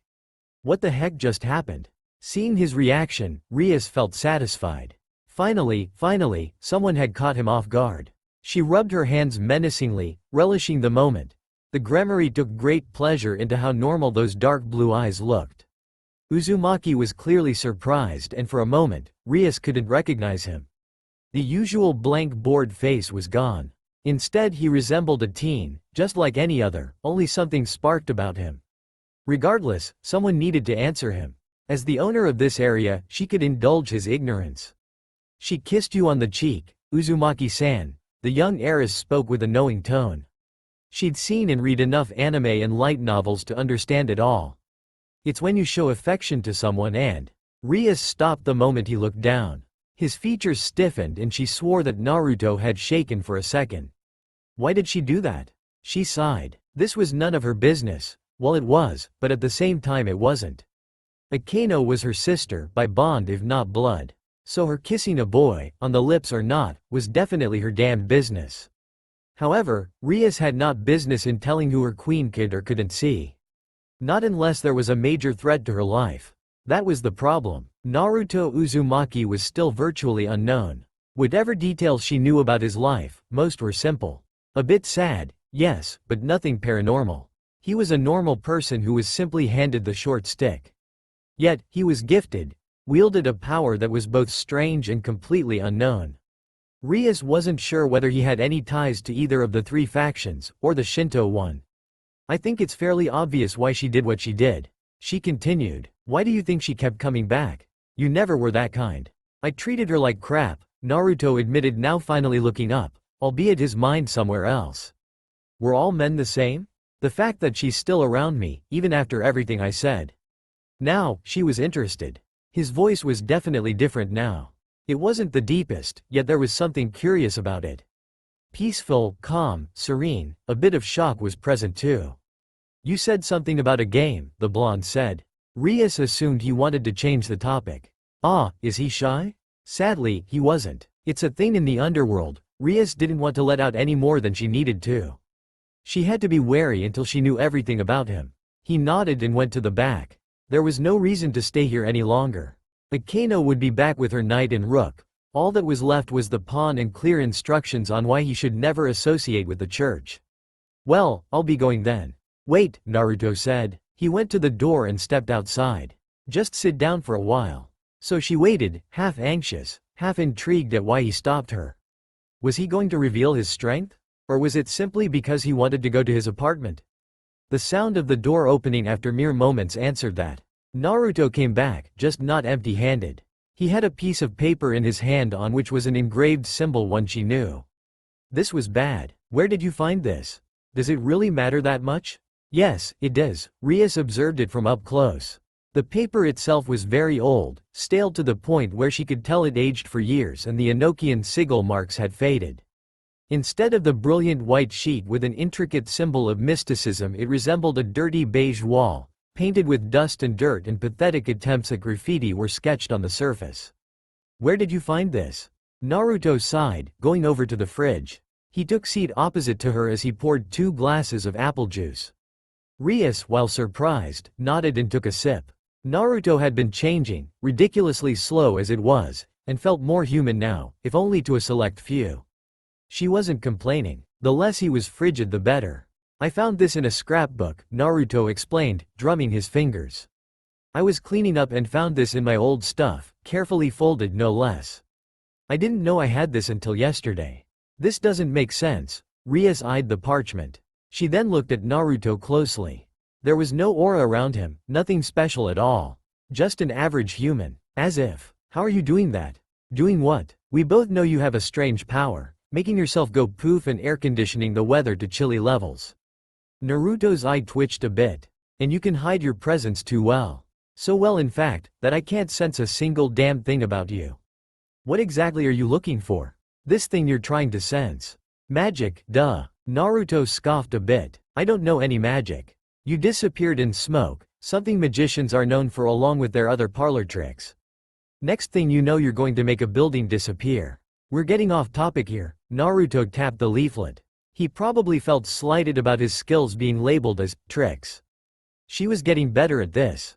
Is this one of yours? No, Rias answered truthfully. But I have seen this insignia before. It belongs to one of the 34 pillars. Which one? I think this is the most excited I've ever seen you, Rias smiled sweetly. Jibes are best delivered with honest smiles, or so Akeno had told her. It was working. You've only known me for a bit over 3 weeks, Naruto spoke. Blue eyes narrowed at Cyan. There's very little to nothing you know about me. I do know a few things. The words did not reach her mouth. I will. Naruto shook his head. Now you're just talking like Akeno. I'd prefer the real Rias Gremory over the act you're trying to pull off. I'm not acting, Uzumaki-san, the heiress admitted. This is me, the real me. So, he paused. This classy, pretty lady before me is the real Rias? Then the girl who told me, you're going to get wrecked, was fake? She flushed from embarrassment and the compliment. Things were not supposed to go this way. On top of that, he called her pretty without staring anywhere. Stupid blonde men. Yeah, well, Rias tried to counter. A low blow was all she could think of. At least I don't write porn for a living. No, you only the life out of others. Mine particularly. He rubbed his eyes. Anyway, can you tell me anything about this? It's definitely a contract-searching leaflet. Rias' mind went back the reports she got. Kuo Town, it would have been perfect, but this place was different. The very ground of this town had been soiled before. Tainted with a woman's blood whose story was better left forgotten and always hushed when it was brought up. It's not mine. It does look similar, he skeptically added. She couldn't blame him. Naruto Uzumaki had probably never seen a sigil outside her family's own. I can show you mine if you want, Naruto nodded. Now she was confused. Aren't you worried? Me using powers in your stall? I don't have a problem as long as my shop is intact, he said. If anything breaks you're paying for it. She raised her hand, demonic power flowed and small circles of various sizes formed from her palm. Holoscope stood still in the air, the mark of the Gremory clear for him to see, and Naruto was keenly observing it, his eyes occasionally going back to the leaflet. Are you satisfied? Rias stopped using it as she calmly finished her glass of juice. It was good. Where did you buy this from? I made it, Naruto replied, finishing his own glass and taking off his apron. His sleeves were rolled up. Rias took note of his arms, they were well versed in combat. His frame was much clearer now too. In the blue V-neck shirt, his muscular form stood out. While it wasn't overly buffed, he still had more mass and power than her knight physically possessed. Look, I don't mean to be a jerk. Rias gawked at him. You don't mean to be one? Does this mean you're not all doom and gloom all the time? Nobody wants to stay like that. Everybody is the way they are because of a reason. One day you'll learn a very important lesson about people. And that would be? Rias was curious. The way he spoke, did things, had a look in his eyes she couldn't explain, pointed to a lot of things. She had dug up as much as she could about Naruto Uzumaki, and she felt she wasn't even close to the surface. People change. Naruto now stood beside her seat.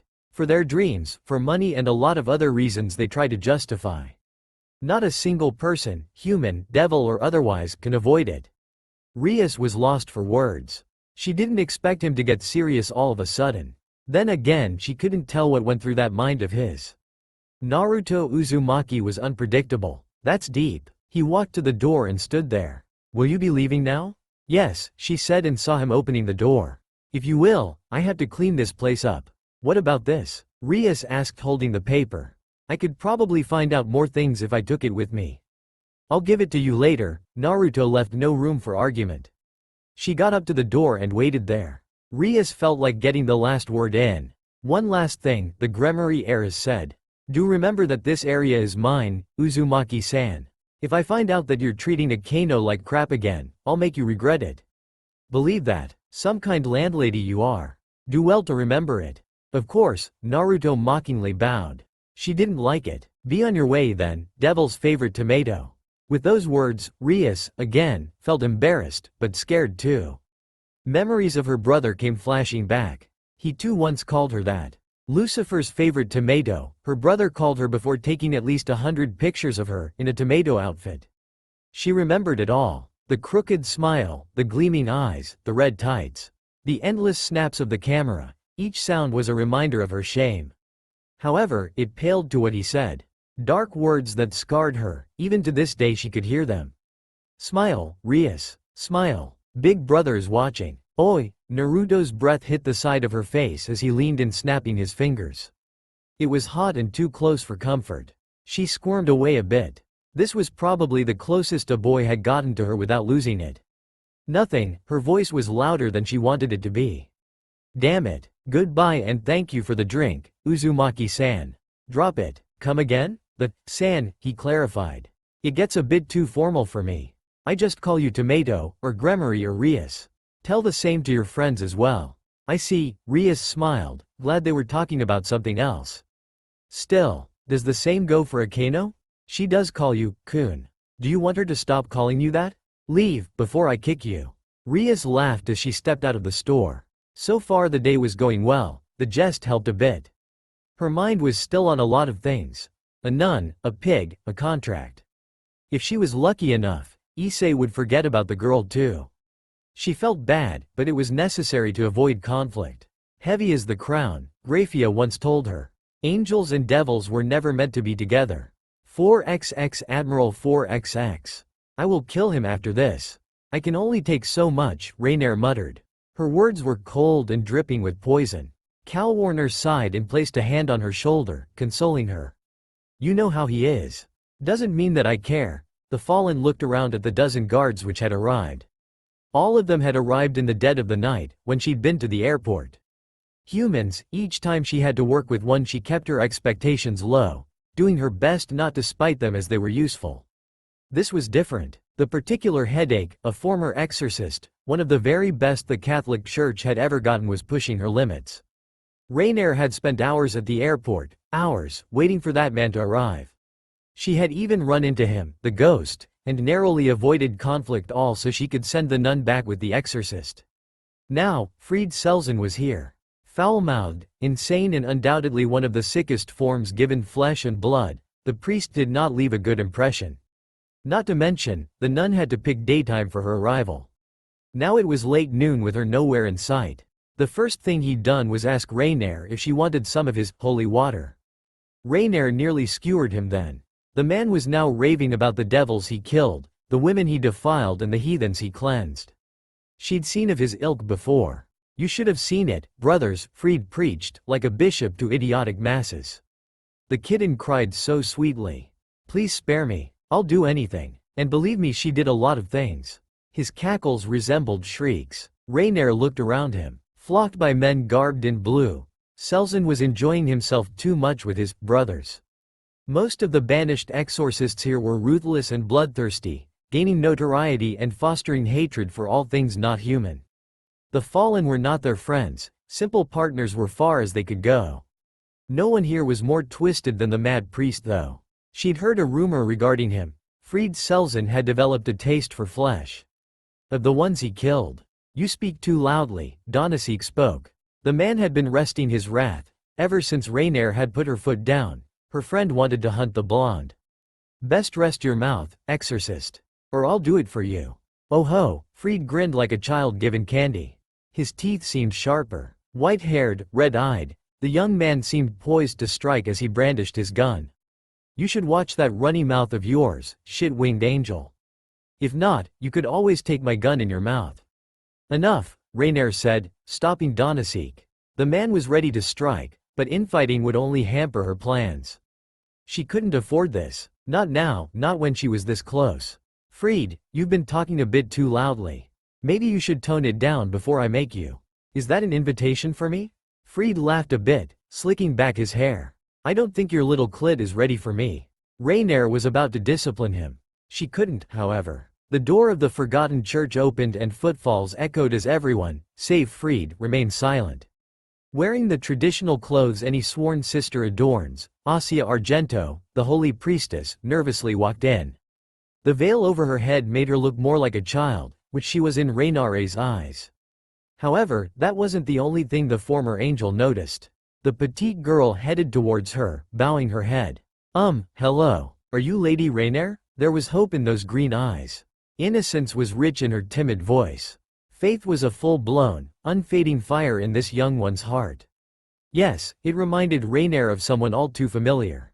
Perhaps the world was joking with her. Perhaps God was. He did make the grandest one of them all and called them his greatest creation. Yes, the fallen said after some time. The blonde seemed nervous, sparing glances at the men and Fried, who licked his lips. It wasn't out of just lust, Rainier knew that much. You're late. I'm sorry, the blonde bowed again. Rainier was getting tired of her behavior. I was lost, but then I met this boy who helped me. He also helped me get lunch and took me around the park before. Enough about your boyfriend, Rainier noticed the girl's furious blush. She could never understand their urges, even a nun could not be spared from the love humans had. You know why you're here, right? Yes, the nun confirmed. Archdeacon McDonnell said you needed help in a ritual. Something regarding cleaning your wings. I'm sorry if I heard wrong. The fallen couldn't even be angry with her. Her face, her words, her behavior, it all reminded her of the past. Just seeing Asia Argento exist in front of her hurt. Above all that, this human had been blessed by her father, gifted with a power she craved. Twilight healing, her last hope. She'd heard and seen its power before, but this timid nun's one was different, far ahead of the rest. There was a reason why she was called the Holy Priestess. You didn't, Rainier said. She eyed the rings on Asia's fingers. The ceremony will be done. Unfortunately, we had to wait until tomorrow. If you'd arrived last night, then it would have been over much sooner. Sundays were blessed days, accursed ones in her mind. God had specific days when he would listen to all his believers, shower them with pardons and make them flock to his path, particularly the weekend. Muslims had Fridays, Jews with their Saturdays, and Christians on Sundays. The last one was the one she hated the most. The blessing extended well into the night and sacred gears were not exempt from this, her plans delayed by a day further. My apologies, Asia bowed again. The honesty in her voice was sickening. But there was a child I met yesterday. She was barely 3, and suffering from cancer.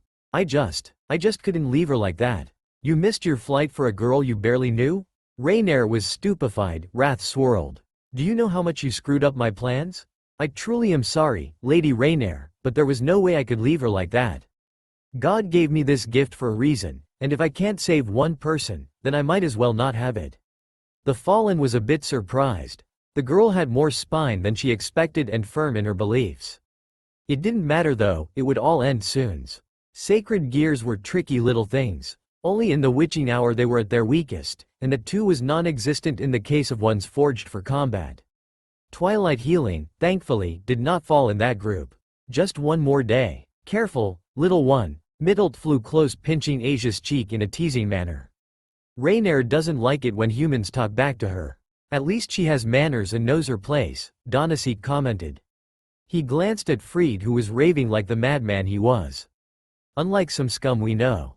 Don't worry, Calawarner placed a hand on Rainier's shoulder. If what you said is true, it should all work out well. For everyone. Rainier did not say anything, it was Lord Kokabiel's words she mouthed. His promise she relayed. The former cadre assured her of the fact and promised her the gift. The one she'd been craving for years. Go and rest, you'll need it. Now hold on there, Fried said loudly. He strafed with menace in his eyes.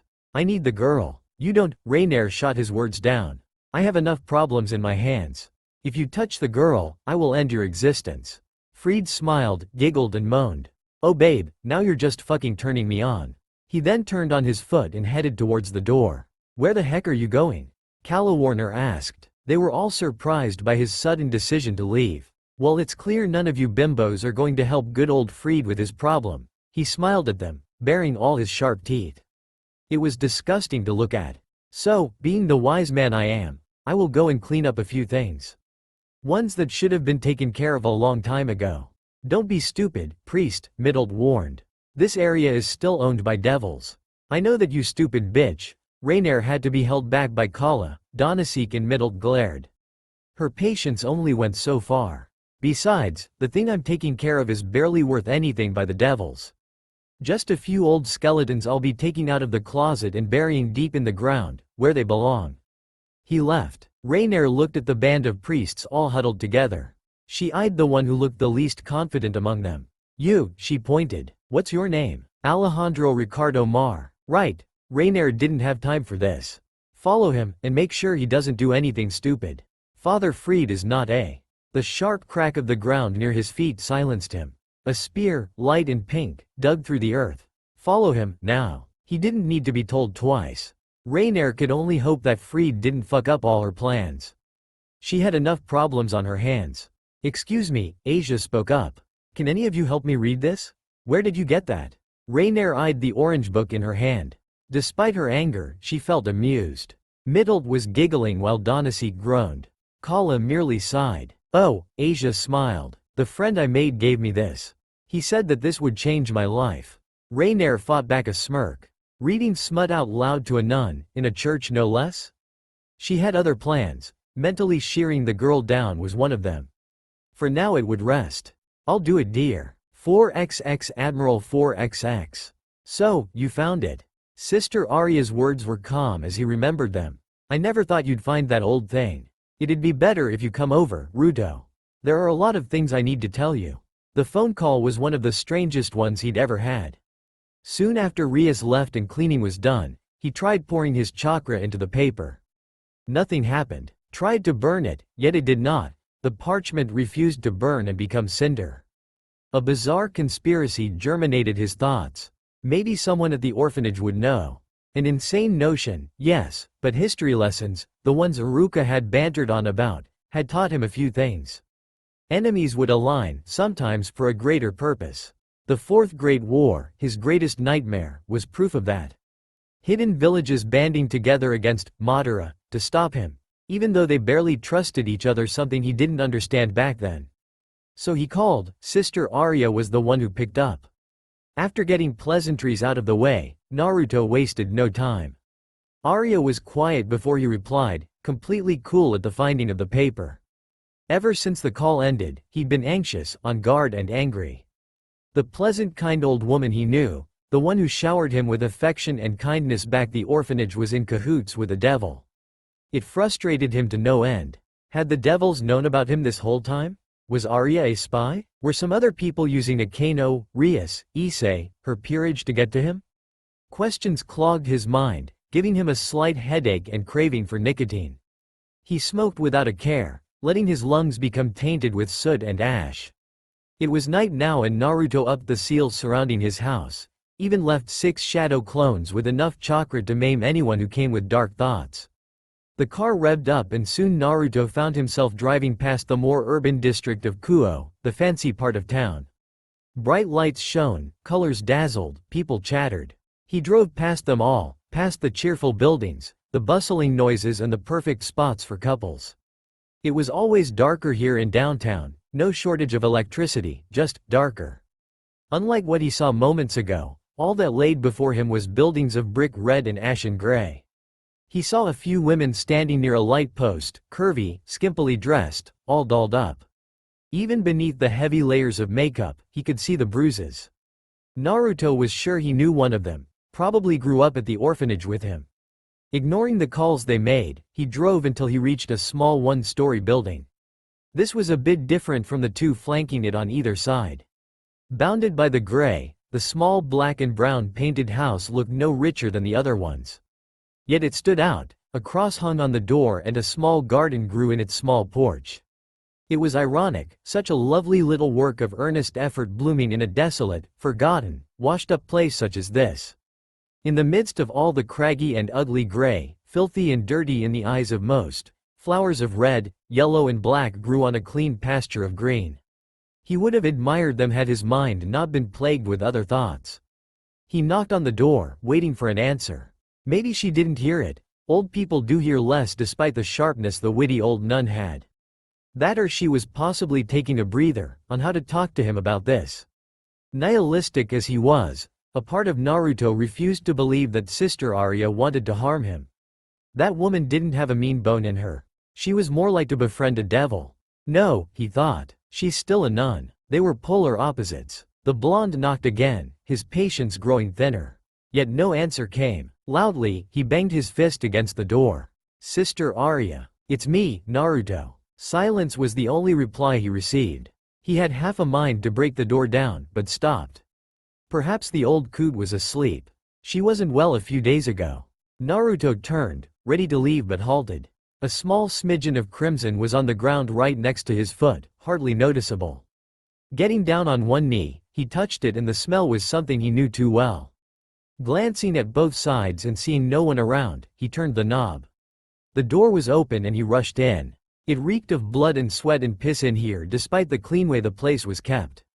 He rushed past the modest living room, filled with small ornaments and a picture of Jesus, up the stairs where he found more droplets of blood. He felt his stomach lurch at the sight. The same blonde he'd seen yesterday, Kara, was lying on the ground. Naked, scarred, ruined and bleeding heavily. Her body twitched violently, coughing and gagging. The girl's pretty face was now black and blue, her golden hair a mess, and lips dark red. Red gashes went down from her neck, her stomach and her legs. A deep incision was made into her stomach. Blood kept pouring out. The girl was alive, but barely. She would probably be dead. Summoning a clone to hold the girl, Naruto looked at the blue door behind him. It was broken down, the blood trail led into the room, and for the first time in a long time, Naruto felt a pang in his chest. Sister Arya was paler than ever, 100 years older than yesterday. She was left on the chair, her head shaved, and wrists slashed, both of them. The word, heathen, boldly knifed onto her forehead. Without thinking he rushed forward, his arm pressing against her wrists. He tore off his shirt's sleeves to tie them up. Sister Arya, he spoke desperately. Sister Arya, look at me. Finally her eyes opened. "Ruto," she tried to smile. "You came." She wheezed. "I'm so sorry for everything." "Just calm down," Naruto said, also to himself. "I can save you." "No," Arya now smiled. "I've lived enough. Sinned enough. Save her, save Kara." The girl would be dead. Kara's wounds were worse than Arya, yet the old nun was still strong.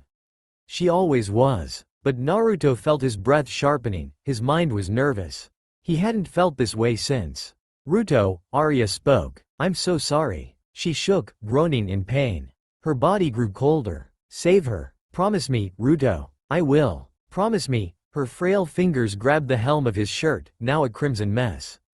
They slackened slowly, and Sister Arya slumped. Naruto looked down at her. The nun looked peaceful despite the red that painted her clothes. Even now she had a cross in her hand. He could only stare at her as his eyes stung. He didn't care for anyone, he told himself for years. A lie, a filthy lie he kept telling himself. He breathed heavily, a choke escaped his throat and eyes grew misty. Naruto held her closely, the woman who raised him, loved him, and cared for him. "Promise me, Ruto," she said from beyond. "Promise me." Arya said the same thing yesterday, he said he would try. He'd kept his word. Finally, he screamed. Rias often pondered if she was cursed. Power, wealth, fame, all three she had. Yet misfortune hunted her, like bloodhounds hot on her tainted trail. Eager to find her, rip her flesh apart with baneful fangs, take their rightful morsels and leave the leftover for crows to feast on. Her pawn had been left with a nasty wound last night. Nothing too grave, but it required a fair bit of magic to mend the broken arm. Thankfully, she did not need to sleep with him and heal him with her devil's touch. Issei, in her opinion, had enough distractions on his mind, and making appearances in his bed, naked no less, would deter him more. That was the tip of the iceberg. A priest showing up, wounding her servant, murdering her client, that was a problem, and by Lucifer, she was livid. Had her peerage not arrived on time, the boy would have been dead considering the number of fallen that had flocked there. "You're distracted," Sona said. Lunchtime was dull today, and she decided to spend it with her childhood friend, and co-owner of Kuo. The sea tree heiress' eyes observed her keenly. She'd always found the gaze of those purple eyes piercing. "More than usual, might I add. Does your pawn bother you that much?" "Not as much as yours," Rias replied with a smile. It was game between them. Two young flowers blooming into ladies and learning to tongue-lash whoever stood in their path. "He is the reason why I'm distracted, yes, but not because of his behavior. He was shot last night by a priest. The Vatican removed all their exorcists from here 18 years ago." Sona reminded her. She drank some water before continuing. "I'm assuming the fallen were there too." 20, the redhead said, and Sona's eyes widened behind the oval glasses. "I know. Here I thought there were 5 to 6 at best. They're planning something. Those miserable. Did you tell your brother about it?" Rias shook her head, causing Sona to sigh. "I know you're angry at him, at everyone, but this is beyond you, Rias. If things get heated, they already are." Rias cut her off this time. Fury danced in her turquoise eyes. Every fiber in her body commanded her to rush out there, unleash her powers and reduce all of them to ashes. "They killed one of my clients, and someone else in downtown while they were at it. I sent a letter to the Grigori's outpost." Rias pushed back into her chair. The chessboard before them showed Sona's overwhelming victory against her. The beige army stood mighty, tall, unwavering as a lone white king remained alone. Not the first time it happened, nor would it be the last, Rias knew that much. The sea tree heiress was talented in strategy, always planning 6 steps ahead along with contingencies in mind. How she envied the brain Sona had. Despite the defeat, Rias had made Sona struggle a bit more than usual this time. "You know what this means?" The sea tree heiress leaned forward, chin resting against her conjoined hands. Despite the seriousness, Rias couldn't help but notice how Sona had pulled off the Gendo Akari look pat down. "Don't do anything foolish. You've got enough on your plate as it is." "I'm not doing anything until I have guarantees," Rias smiled. "I'm not the same girl you know." "Yes," Sona replied, eyeing the clock a bit. There wasn't much time left before the break ended. "You've changed a bit, which is why I have to ask, why the sudden transition?" Rias thought about her answer, and it all went back to that day, when she went to bring back the night she resurrected Issei. The fear she felt that night, someone sneaked up on her, weapon in hand, and there wasn't a damn thing she could do about it. It was a wake-up call for her as she slowly realized over the last few weeks. Naruto Uzumaki, ass that he was the wake-up call. He proved nothing was easy. His own life, from what little she found out, was riddled with misfortunes left and right, events that affected him even now from what Akeno relayed. I was counseled. By who? Sona's intrigue peaked. You're pretty stubborn, always have been. So just who was it that made you become just a tad bit more serious? A friend, Rias didn't hesitate. It took time, but the redhead felt she could truly say that now, especially after yesterday.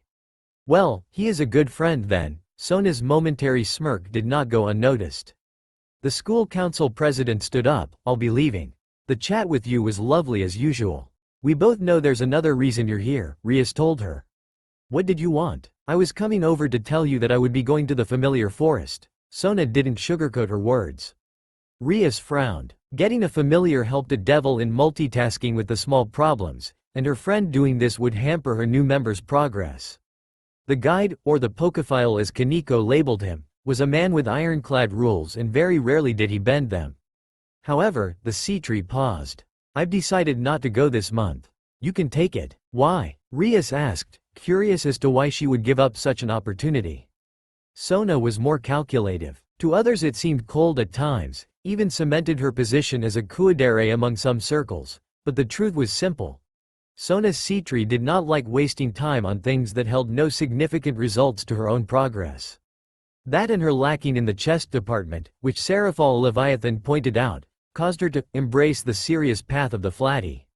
We're friends. Sona didn't waste time. She raised her hand. Don't bother with frivolities. I'm sure you would have done the same if our roles were reversed. Besides, you working a bit harder served as incentive. I do hope it will be enough. Bidding her goodbye, Rias waited and waited for her bat to return since last night. The Grigori didn't exactly have a customer care center where she could complain about asshole fallen angels preparing a gang war on her turf, so sending one to Tokyo, to Shimazai, was the only option she had. The fallen was reasonable from what she heard and counselor to Azazel if memory served right. Sighing, she reluctantly left the room to go to classes as lunchtime would be ending soon. The white tiles of the old building were polished so well she could see her own reflection on them. Bucko, a voice echoed in the corridor and the king saw the knight running towards her with great pace. The blonde had an anxious expression. We've got trouble. What happened? Rias braced herself for the words, but Yuto's words only angered her more. What do you mean he skipped classes? The strong smell of pungent liquids, a repeating, irritating beep, and pain in her stomach beckoned her to wake. Her throat was dry and she rasped, begging for water. Slowly, she got up from her uncomfortable bed and looked around. All she saw was white. White floors, white walls, white sheets, it stretched everywhere. She felt lightheaded, doozy as she struggled to keep herself straight and her eyes open. She needed to make heads and tails out of where she was. Here, she heard and looked to her left. The first thing she noticed was the glass of water moving towards her. She shakily grabbed it with both hands and drank, guzzling down the liquid as Adam's ale cooled her parched throat. She felt the soft touch of the pillow behind her and leaned back on the tilted bed.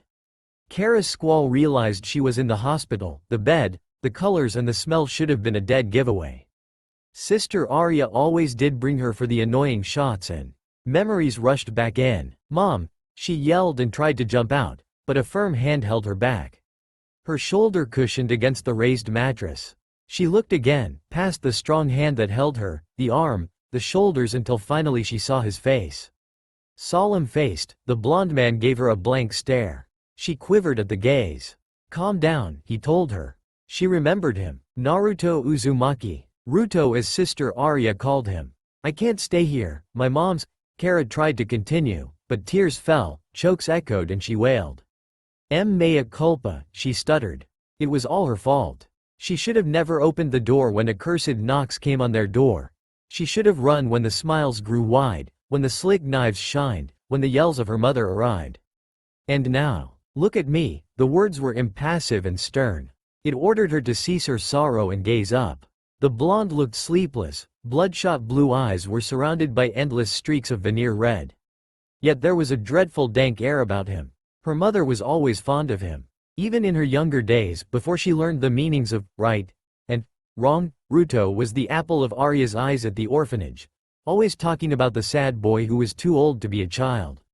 She thought nothing of him, grew jealous at times, but never spared an excess thought. Now, up close she saw what Arya had noticed: sorrow. He placed a hand on her head, callous and warm, soothing and relaxing, slowly chipping away at her terror. She gasped and cried at the loss of her mother. The look in Naruto's eyes was the deliverer of grave tidings. Arya had been suffering from cancer for some time now. She always tried to hide how weaker she grew with each day, and Kara had been bracing for it for months, for death to come with his slick scythe and darkened cloak and snatch away her mother, her light and hope. Now she was gone. Kara did not know what to do.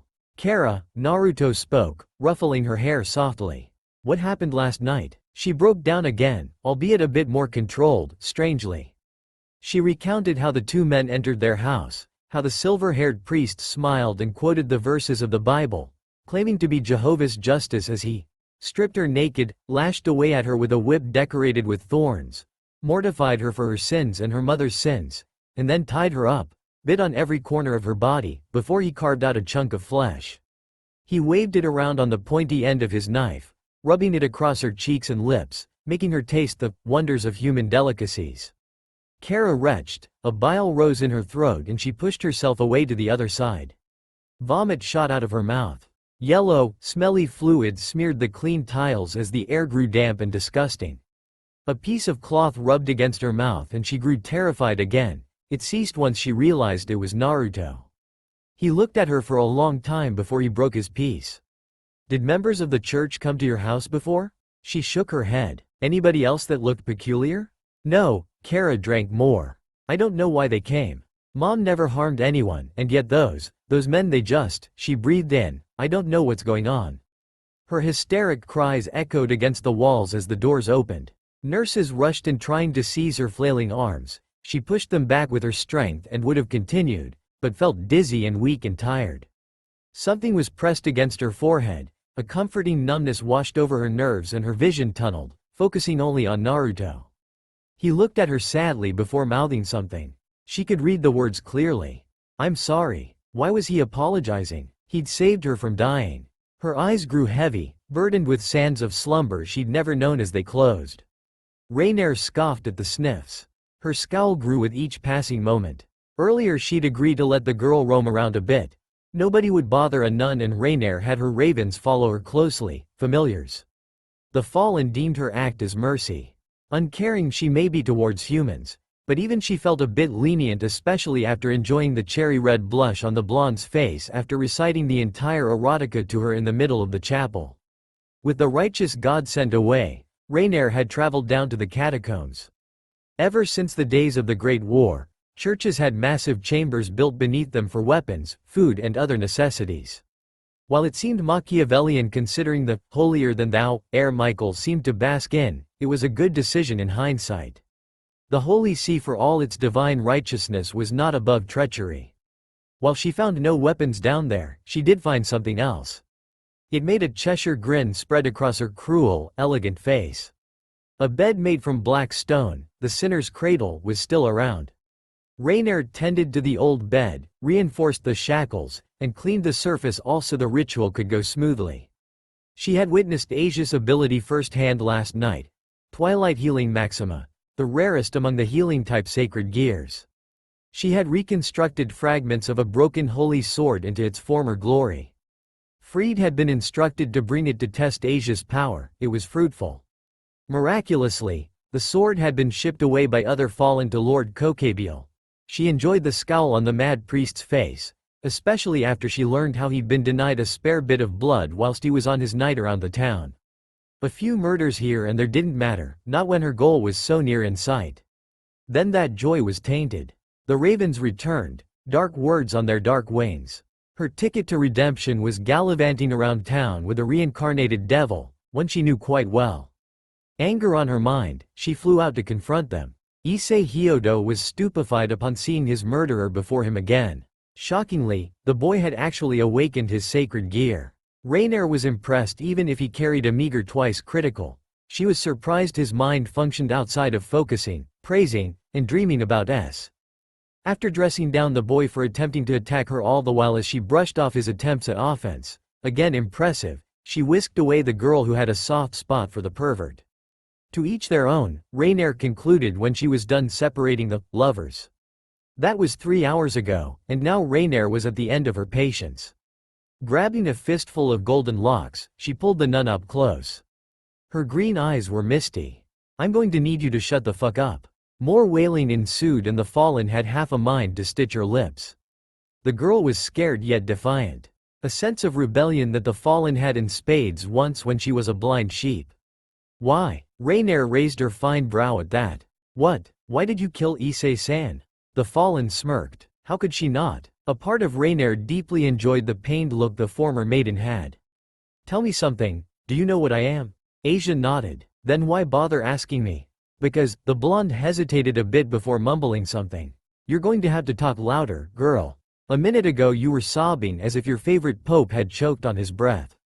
Interestingly, every time one of the holiness died, Rainier would open a vintage bottle of wine and celebrate the loss. However, the girl didn't buy her answer. Bizarre. Rainier released her grip as the blonde fell to the floor. They were in her room, or rather the office which belonged to the former priest who was in charge of this place. Yankee something, she didn't bother to remember the name. Asia stood up cleaning her knees, the brown dust fell off the blue threads. "I don't think you did it out of amusement, Lady Rainier." "Excuse you? You could have harmed me." Asia shrunk under Rainier's gaze but continued, "You didn't let Fried Selzen hurt me." "Then you even read that?" The girl blushed and paused, no doubt embarrassed, "book to me. I read porno in a church, girly. If that's not telling God to go fuck himself, I don't know what is." She did do something far more bolder, but now was not the time to remember such things. "I don't think you're a bad person." Rainier's smile faded and her face twisted into an uglier mask. "What the heck would you know? You could have killed me," the nun explained. "I heard about fallen angels killing sacred gear users, but you didn't kill me." "Oh, I'll kill you all right," Rainier assured her. Violet eyes hardened like diamonds. The nun grew quiet as Rainier stared at her, capturing the moment. She wanted to see the seeds of grim fatality grow. "I'm going to take your sacred gear. You know what happens when a gear is removed from a person?" She let the answer hang in the air and the tears that formed at the corner of those green eyes didn't satisfy her. Not as much as she thought it would. Perhaps she wasn't in the mood. Rainier went back to reading the old scriptures again. This was probably her 50th time reading it today. Simply put, she couldn't fuck up. Not this late in the endgame. The nun still hadn't left the room and her presence was becoming annoying now. Preparing to let loose some acidic words, Rainier stopped herself. Asia Argento was on her knees. Crying, mumbling, praying to the god that failed her. "What do you think you're doing?" Rainier stood up, angered at the sight before her. There were many things she hated, praying to God was at the top of the list. He'd never heard or answered her prayers, and this vile excuse of flesh and blood dared to do this in front of her. Asia Argento, weakly, smiled. "I was thanking God for everything," she continued. "I've been given a lot of blessings in my life. Having the chance to follow his way was the greatest. Helping people with this gift was one of them too." The nun paused. Rainier hated the way Asia looked at her. "I also prayed for Issei-san. He may be a devil, but he's such a nice person. His friends too. I hope they stay happy, and I prayed for you." It was all she needed to hear. Her hands sliced through the wind. A loud smack echoed as the nun fell on the ground. Rainier heaved. Her violet eyes shone with fury. "How fucking dare you pity me?" Rainier all but hissed as she picked up the girl by her throat, choking her. "You think I want your precious God's mercy?" As her head cooled down, she released her grip as the girl gagged for air. The fallen breathed in again. She tried to calm herself down again. The girl stood again. What was wrong with her? "It wasn't pity, Lady Rainier." Asia's voice grew more timid if it was possible. I don't know why, but for some reason I can still feel it. You'll be feeling my spear next, girl. Forgive me." The girl was shedding tears now. Yet she stood defiant as ever. "But I just can't ignore it. Your faith, it's still strong. Don't you start," the fallen beauty hissed. Her voice grew distorted with each word. The venom in them was stark clear. "I know what your God is like. I've seen his mercy, I also know just how fucking useless he is. I'm a fallen angel, I accept that. What about you? Rainier narrowed down on her. The girl stepped back and she pressed onward. You're a saint compared to me. Always healing and helping people, never going against God, making sure you keep everyone around you happy and giddy. What did that get you? The silence must have been terrifying to the girl, Rainier assumed. What answer could this girl possibly have for her? Rainier had seen it all, the pathetic paradoxical nature of human beings. Wage war to bring peace, shed blood to save lives, kill others to protect your own. No greater good, no just cause. Winners would live and losers would perish. For here the mighty rule, the original Beelzebub had said. I healed a devil, Asia said. Rainier reeled back. What? I healed a devil. The fallen angel's eyes widened. She did not know this. Asia had been banished from the Catholic Church for reasons that did not sit well with the higher-ups, but never did Rainier assume the reason was this bizarre. Are you mad? She asked. The air in the room felt thicker now, more humid. Rainier felt sweat welling up on her skin. Why would you heal a devil of all things? He was injured, Asia explained. Her face grew morose. He took refuge in the church when I was in Sicily. The man was bleeding so much and crying in pain. The way he begged me to heal him, I just couldn't refuse. And you healed him just like that? Did you know he was a devil? Yes. You stupid, stupid girl, Rainier berated her. Why did you do that? Because, Asia spoke, her voice was clear, strong, unshaken. I believed he deserved help. God forgives everyone, and I believe that even devils and fallen angels can be helped. Rainier braced herself to hit the girl again, but hesitated. For a moment she saw not Asia Argento, the shy, foolish nun. No, she saw someone else. Flowing golden hair, emerald eyes, a gentle smile. The dark murky room disappeared and in its place Rainier saw crystal blue skies and flawless white clouds. The door creaked open and it all disappeared. Did I miss something? The voice was quiet, yet charming in its own way. In walked a tall, fair-skinned man with dark curly hair. He had the same eyes as Rainier and wore an expensive suit, complete with a rose on top. Rainier was surprised to see him, to say the least. Abathar was strong, much more than her. Boasted to have 6 wings soaked with devil's blood, this fallen angel was a trusted lieutenant of Kokabiel and a very compulsive gambler. Not surprising, he always liked tipping the scales he'd been given back then. What are you doing here, Abathar? Rainier wasn't too pleased at seeing him. He was one of those elites who looked down on her and her posse. Lord Kokabiel sent me, the man said as he helped to pick up the nun. Strange, Abathar did not like humans, well, not unless they were in bed and tied up to his suiting. What was stranger was the fact that Kokabiel had sent him. Did he not trust her? If it's something to do with the sacred gear, I've got it. This is hardly about your little dream coming true. Rainier, the man laughed a bit. She did not like that sound. I'm just here for the girl. What? The girl? Abathar patted the blonde's head, she cringed at the touch. Once you're done with her, Lord Kokabiel told me to bring her to him. I see, Rainier replied. Curiosity had always been one of her weaknesses. Something about this whole affair didn't make sense. The girl had no purpose other than her sacred gear. What does our Lord need her for? Oh, wouldn't you like to know? He smiled at her. I'm afraid that's a bit above your pay grade. Very well, Rainier didn't like the answer she got, but for now she would play along. If that's all, you can leave. Oh, don't mind me. I have this little book I need to get back to reading too. Is it about mass murder? Oh goodness no, Abathar shook his head. It's about a man shooting his pregnant wife, strangling his daughter, and drowning a toddler in the bath. I do love the dear tragedies humans are prone to. Asia scooted away from the 6-winged fallen and stood near Rainier, who could only sigh. If you'll excuse me, with those words Abathar stepped out and Rainier went back to reading. Asia was still in the room, praying. The fallen didn't want to waste her time any further. Let her do her shtick, she thought.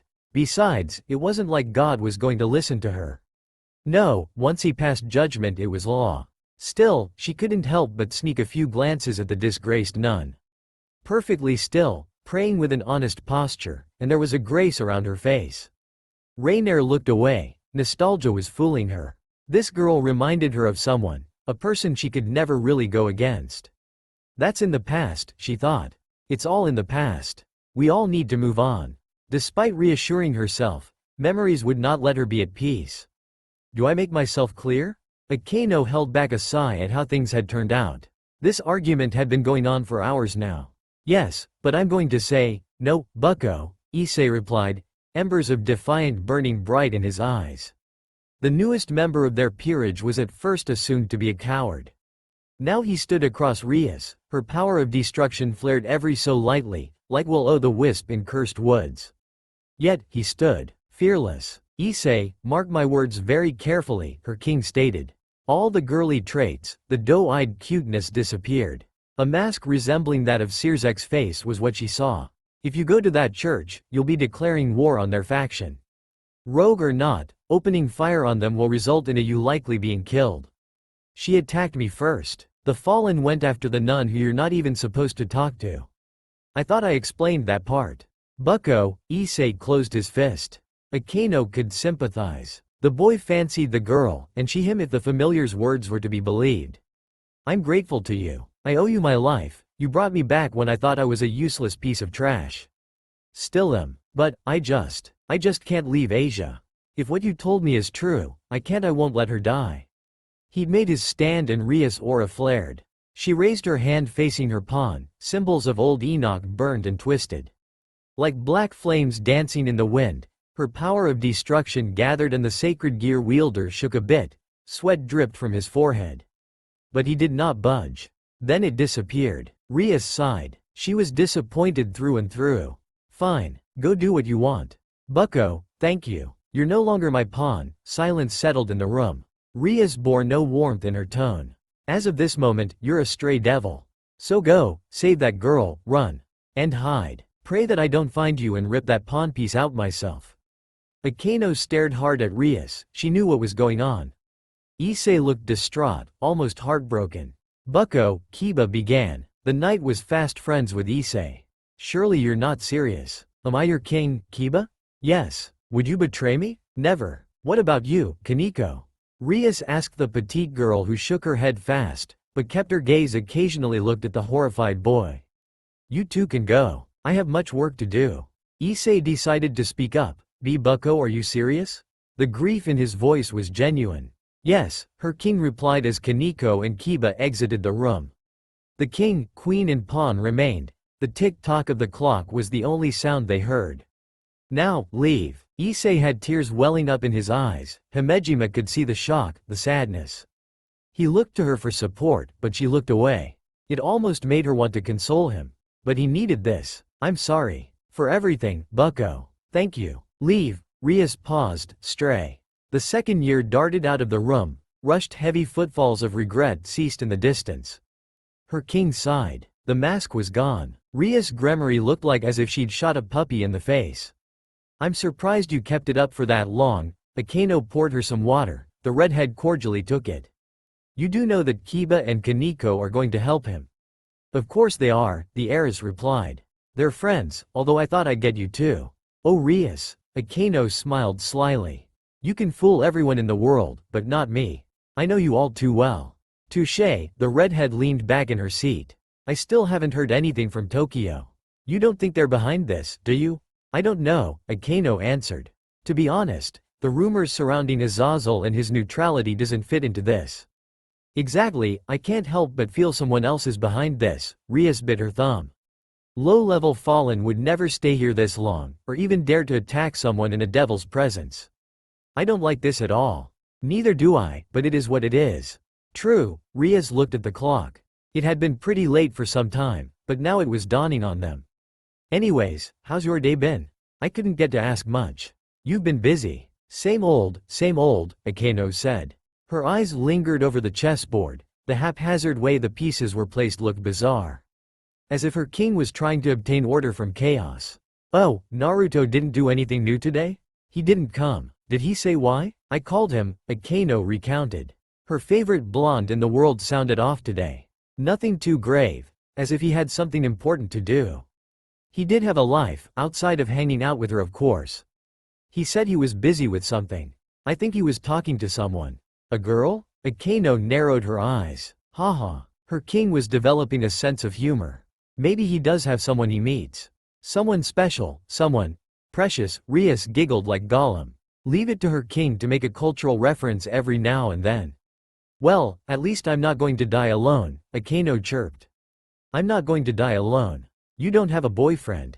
Neither do you, Rias shot back, pouting a bit. Oh, that will change soon, Akeno smiled, placing a hand on her cheek.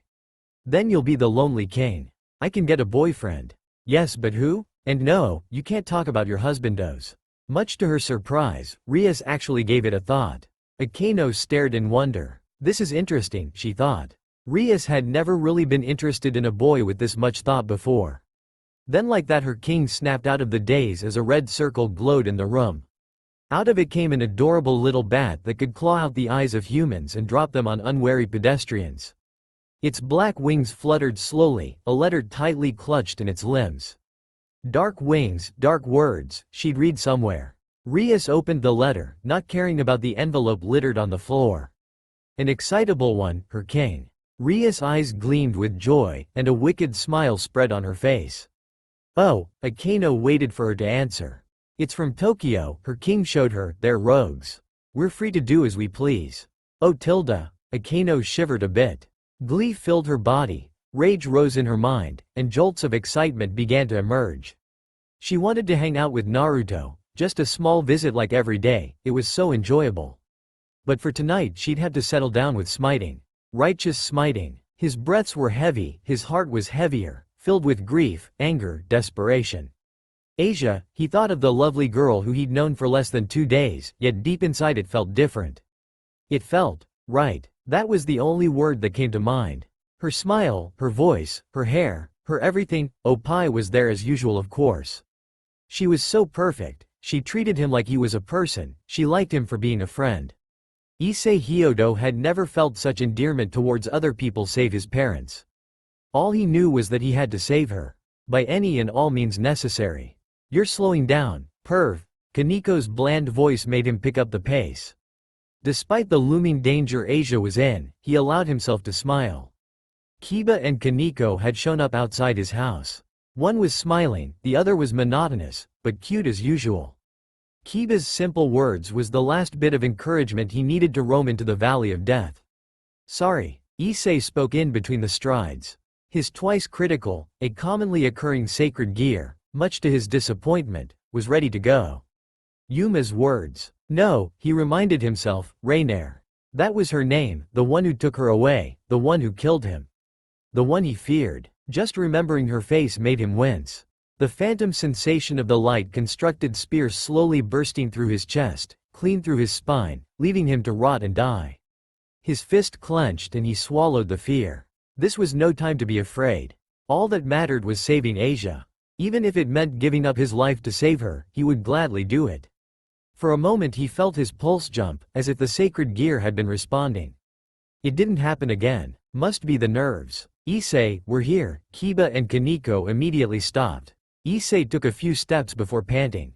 The run had taken a fair bit of wind out of him. They couldn't use the teleportation circle since Bucko may have been made aware of their defection to help him. Didn't mean he wasn't less elated. They were his friends, Kiba and Koneko, weird as they were. Bucko was too. Maybe she would forgive him. Akeno's senpai would whip him and Asia desserts after this. How many? Issei paused. Do you think there are? He took a quick look at his watch. It wasn't the most expensive, but his dad bought this for him when he entered Kuo last year. This was perhaps the only time he didn't like looking at it, mostly because of what it read.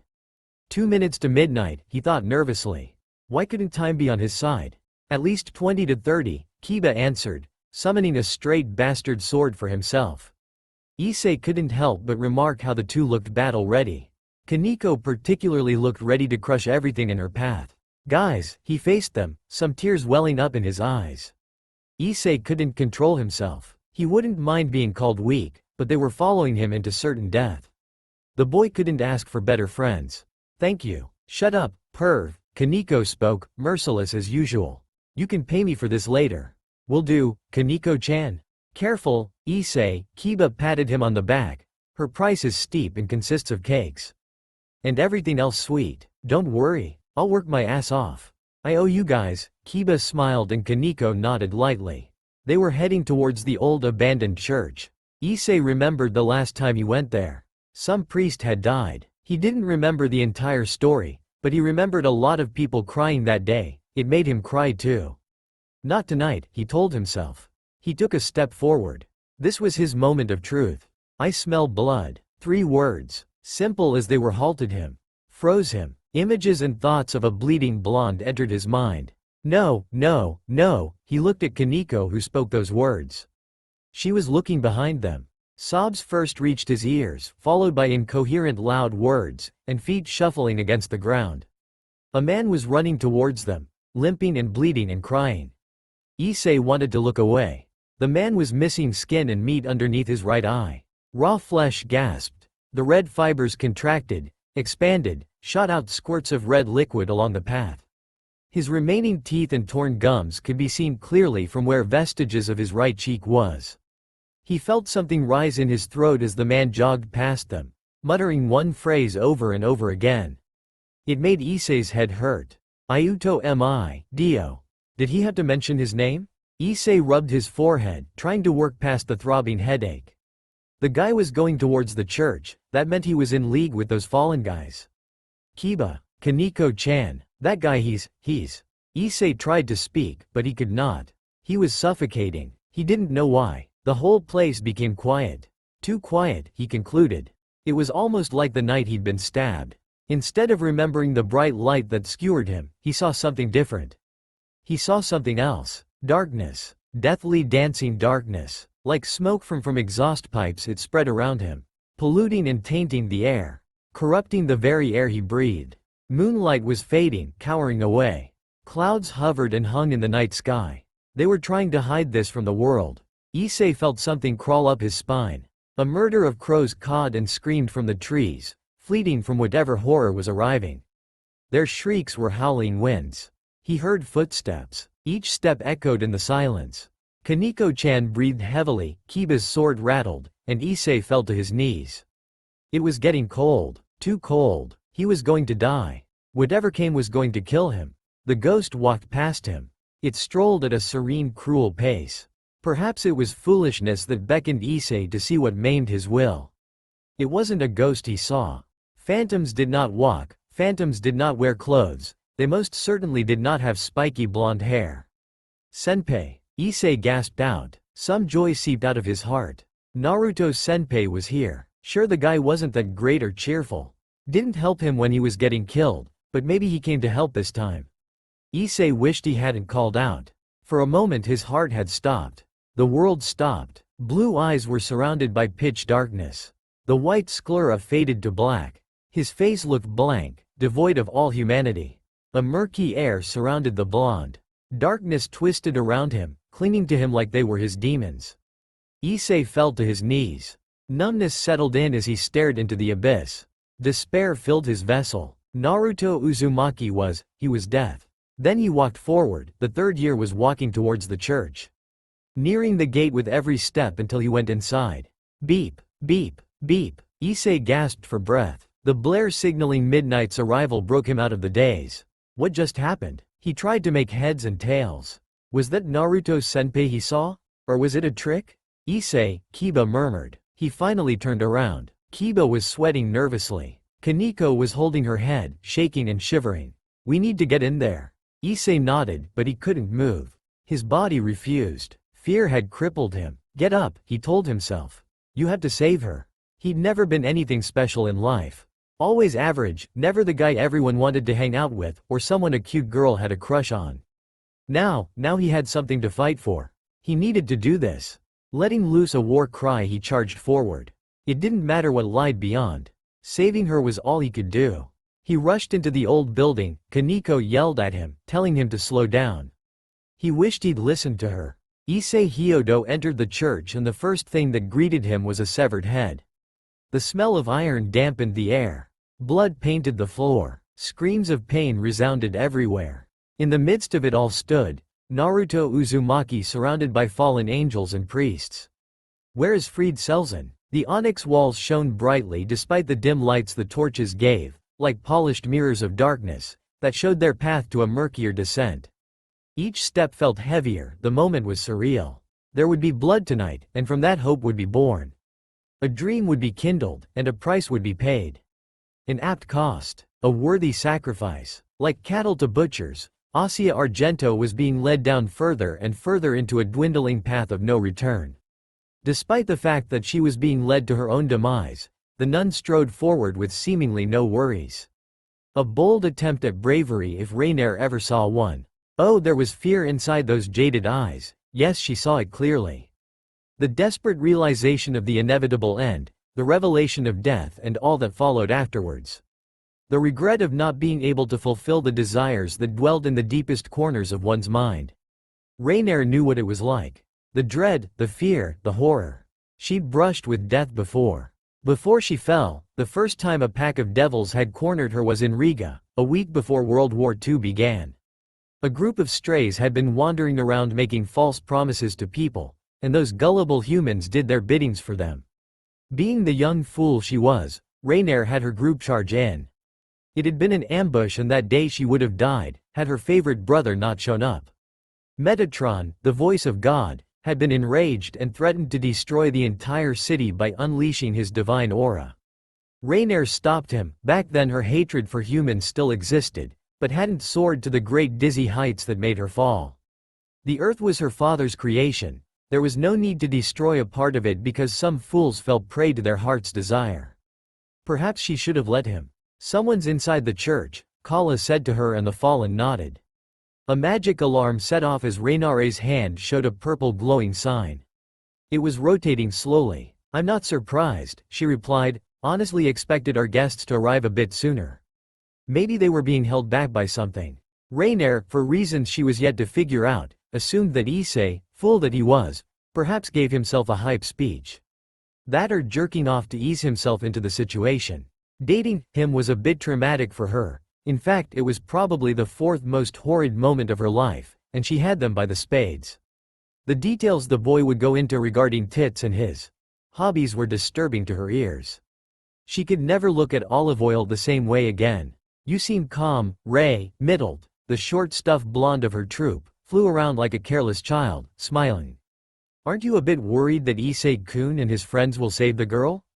The loli did a fine job at mimicking her voice. It was infuriating. For a moment Rainier heard Donasik cough. Once, twice, thrice. Oh fuck off. Her response made Middled giggle like a child at a candy shop. Some snickers came from her side too. You too, Kala? No, I was just thinking of something else. Kala paused as they walked further into the catacombs. Issei-tan. This time Donasik didn't hold back his laughter, and it echoed in the caverns. Honestly, Rainier, the fedora fetish-loving fallen friend of hers, spoke in between the chuckles of her other comrades. How you even said such a thing is still beyond me. That's unhealthy. That coming from the man who ate 97 pies in one day. Maybe, Donasik, the cheeky gluttonous bastard, smiled so purely that could an angel would bless him, but I like pies. Especially corned beef pies. I think I'll go get some after this ordeal is done, or maybe 100. Limits are made to be broken after all. Of course you would. Food is all you think about. At least we don't think about vengeance all the time, Middle chipped in. Or dominating humans, Kala added. Or pissing off the man upstairs. Don't forget the lines she says before killing someone. Tell God, I said, fuck you. Donazik's impression made the group laugh, and the other 4 volunteering fallen joined in on it. The 2 priests walking with them did not look that pleased. Freed looked away. Not pleased he couldn't punish them for apparent heresy, and Abathar was smiling. You're quite lovely tonight, the lot of you, the 6-winged fallen commented. You were so intense not too long ago, and now you're acting like you don't have a care in the world. Rainier knew what he was trying to do. The condescending tone was clear. Of course I am. She wouldn't let him have this moment. We're finally going to get what we wanted. Yes, Abathar wasn't done. You are, and you'll do well to remember who gave you the chance. Lord Kokabiel grants gifts to those who serve well. I do have one question though. What is it? The devils, Gremory and her servants, he continued as they entered the main chamber. It was large, far too large for something beneath a church. Though given the old history, it was no surprise. What happens if they cut through everyone we left above? What will you do when they try to take her away from you? Rainier looked at the girl who was slowing down with each and every step. She was just trying to delay it as much as she could. Feudal resistance. The nun no longer wore the robes she'd came in. A white gown was all she had on now, white as the horse of death that would one day gallop past hordes of humans doing their best to hold on to the last vestiges of life. Rainier stepped forward, grabbing the girl by the hand as she led her to her final destination. Rainier's eyes remained fixed on the sinner's cradle. The black bed was flat, made from the finest onyx, used to purge vengeful spirits from man when they were possessed by a soul so damned that it would not leave the mortal realm. A sheet of black and crimson was spread over the cradle. White ancient Enochian markings were scribbled intricately into it. Gleefully, she touched the cloth, her fingers rubbed over the etches, and for a moment she thought she was but in a dream. A distant dream that would turn into the reality she'd been chasing for decades. It wasn't just her dream, it was Kala's and Mit's and Dawn's. She carried the weight of more than one life on her. There was no way she was going to give this up, whether the enemy was the Gremory heiress or Great Red himself. They'll die. All of them? Abathar asked, the smile grew wider. Teeth sharpened like jagged blades, risque and ruthless. You'd risk a war with the underworld for the sake of what you want? Yes, Rainier said. She looked at her friends, the ones who stayed with her through it all, the thick and the thin. As if there was any other choice. Foolish. Brave, but foolish, the six-winged man remarked. But, Lord Kokabiel does reward bravery. A mind like that is just what we need. Rainier did not reply. Channeling the dark corrupted energy in her, she created various sigils. All of them hung in mid-air. 72 pink circles burning with the passion inside her shone brightly. The color was getting darker. It looked like blood. From blood she would be reborn. The stage was set and she looked at key to her redemption. Asia Argento. Sweet, innocent, and a victim of circumstance. People like her didn't deserve to be on the planet. The way Rainier saw it, this was mercy. Mercy of sparing her from a hellishly disturbing life that lied in wait for her. After all, was it not mercy Yahweh showed the Greek gods when he destroyed Poseidon? When the sea god had threatened to sink all of Europe? If she was to be honest, the fallen quite liked the blonde, for a human. She was what Gabriel talked about. This world would no doubt bring about her ruin. As an angel, it was her duty to save her. Well, it would be. The girl was praying, again. It reminded her of something. Every time the nun would clasp her hands and poured all her faith into a prayer, it would make her remember. Of a girl who used to pray that way too. Whose faith was unshakable. Whose loyalty was unquestionable. Whose love for her siblings were pure. Still praying? Rainier put her hand on the nun's golden locks. She should have asked what conditioner the girl used. Still hoping God will save you? Yes. Oh, Rainier couldn't help herself. And who do you think he'll send to save you? An angel. Rainier smiled. Not her usual cruel smile. The surprise on Asia's face was to be expected. Sweetie, she led the girl to her final bed. The only angel coming down here to save you is the angel of death. The moon was full and bright tonight. A mist of black painted the skies. Small, bright stars, blue and shiny, were clear as day.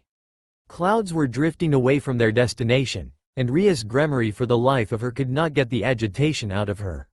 She'd run everything in her head. The fallen were no problems. The rogue priest was no problem either. Time, however, was. Time was the greatest enemy she'd ever faced, and she knew if they were too late, it would be a wasted effort. If only that scum Shemazai hadn't taken this long to respond, he was probably trolling her, no doubt. They said Azazel, the first of the fallen, for those uneducated in the shady and terrifying ways of how fallen angels operate, it's the rank given to the leader of the Grigori. For more information available at the desk of doom in Grigori HQ, was a madman. Not so much in the sense of world domination, but more along the lines of batshit insane, as he was considered something of a loony scientist and a troll of the highest order. Or so her cousin told her. Regardless, they could not at any cost fuck up. More than one life was on the line tonight, and she wasn't losing any members of her peerage. It was up to her, the king, to save them. Tonight, they needed her lead them through the dark night. Rias Akeno spoke and the Gremory looked at her. What are you thinking about? I just hope we're not too late, she said with a grave tone. Her eyes narrowed, and a bit of her power flared, masking her in a red and black aura. Akeno, her best friend, her aide, her sister, her queen, spoke. You're trying to show off, aren't you? A little bit. Despite the seriousness of the situation, Rias couldn't help it. How could she not? 1. She was confident in her abilities. her peerages, and knew for a fact that nearly all the fallen in the vicinity had one pair of wings. Issei, Kiba and Koneko would be able to power through them. The remaining ones, if a fair bit stronger, would fall victim to her and Akeno. More importantly, they were out to help a warrior get back his princess. This was about as shonen her life could ever get. Oh, there wasn't enough background music in the world to help her get hyped up. "You're a bigger weeb than I thought you were," Akeno chided, wagging her finger, mid-flight. "Seriously, this is why you don't have a boyfriend. Speak for yourself," Rias shot back. They were getting closer to the church. Crows were flying everywhere, scattering and fleeing from that place. "I've read your diary. Let me tell you this. No man will ever allow you to do that thing to him with your heel." "Oh my," Akeno blushed a bit. "I see you've been peeking into my diary again." "As if you never did," the heiress said. "I still can't look at Mom straight when she brings up that every time we spoke." Though their talks had lessened over the years, probably due to the fact that her parents were trying to make her get married to a guy she despised with all the hatred in her being. She'd marry the son of a priest before him. "Well, it's not my fault you just left it open like that. Besides," the queen smiled innocently, the devil she was, "what's a girl to do? Respecting privacy would be nice. You sleep naked." "Of course I do. You never lock your gate. Nobody will ever enter my room." "I do. You're different. You don't. I have your nudes." Ria's brain stopped, aura flared, cheeks burned and eyes widened. "What? Calm down." Both of them landed on the ground. There were no guards around. But that didn't change what she said. "When we're done here, we need to talk about those pictures." "Don't worry," Akeno assured her. "They're for my eyes only." Rias did not feel so assured. Akeno cast a spell. Magic flew out of her hands and checked the area for countermeasures. There were none. "They're sloppy," Rias commented. "Or overconfident," Akeno added, licking her lips as she slowly smirked. "I think I need to teach them not to screw up like this." All in due time. "Let's go." Rias and Akeno, on leathery wings, rushed in through the door, and the overwhelming retching odor of iron halted them in their paths. The smell of blood and grime and shit invaded their nares. Rias had killed before, stray devils, the occasional fallen, and rarer beasts that beckoned for flesh. She'd shed blood. It was never easy, even now. However, she'd never enjoyed it. Akeno enjoyed inflicting pain. It was her sadistic nature to do so. Murder was a different cup of tea. What Rias saw made her clench her fists. Her peerage stood safe and sound, thank Lucifer. However, they weren't moving. They stood and stared like goats. Kiba looked intense with a sword in his hand. The blade's hilt clanked as his hands clenched. Koneko was trembling ever so lightly, the ever-present face of being bored now replaced with a slightly worried face. Sweat covered her forehead. Issei, the pawn, the gutsy and risky one, looked a bit pale, his jaw open, shoulders slouched, and fists tightened, shaking. The twice critical in his hand grew red and dimmed over and over again. Slowly, her gaze shifted from them to what lied ahead. Bloody floors, severed limbs, twisted bodies spasming from excruciating pain. Bones jutted outwards from the joints of those who were victimized, red flesh with creamy white fat adamantly clung onto them. A head lied on the floor, one side of its face missing skin, flesh and nerves.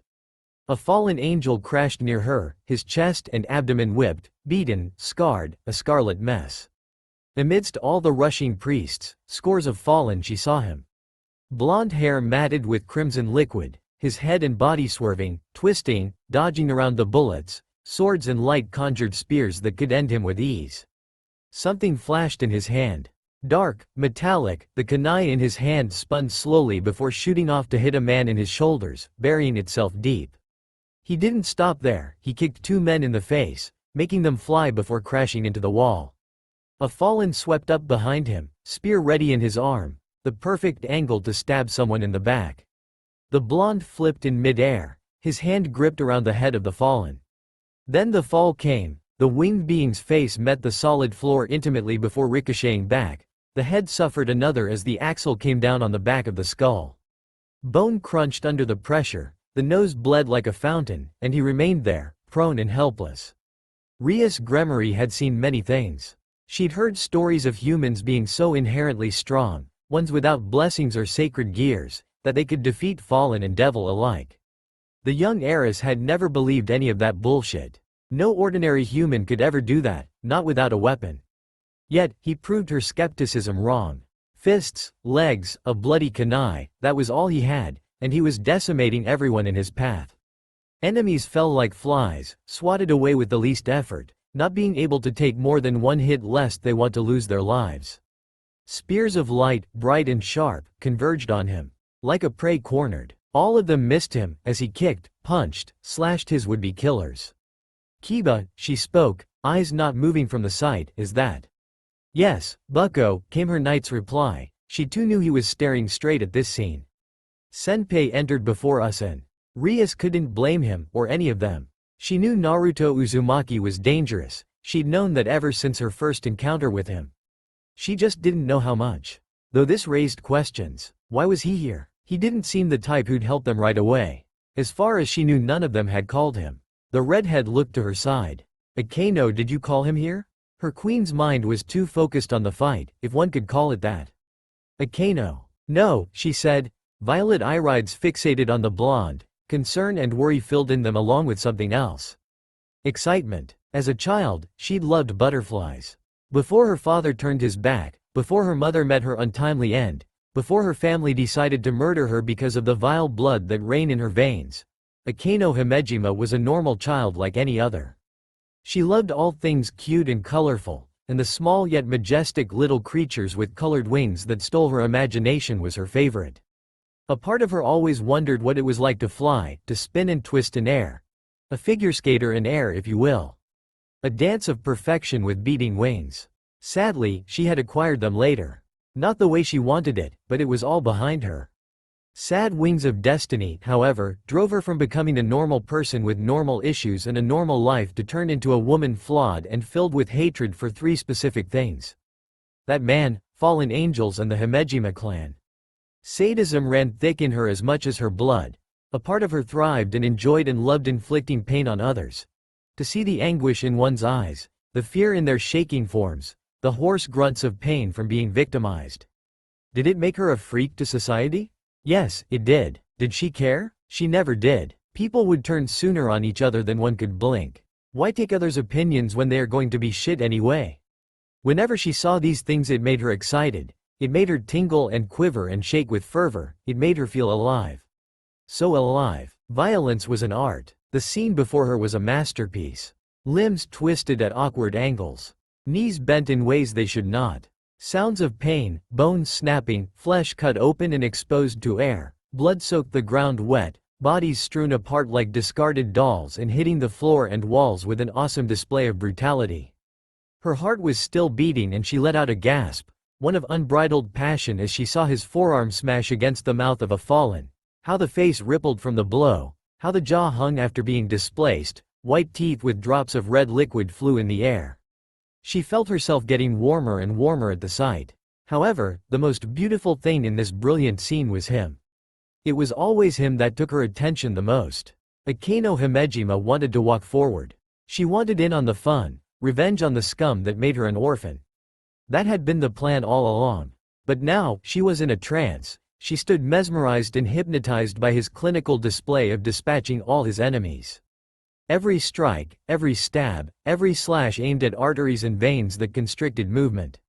Every blow was powerful, concise, aimed at spots which would make one dizzy. She should know. Akeno had spent hours and hours of her life learning where things hurt the most. Her growing devotion to his dastardly dance came to a halt, however. One fallen had thrown a light spear at him. It was rushing towards the back of his neck, whiskers away from impaling his nape. She heard herself scream his name. She felt her legs working on their own.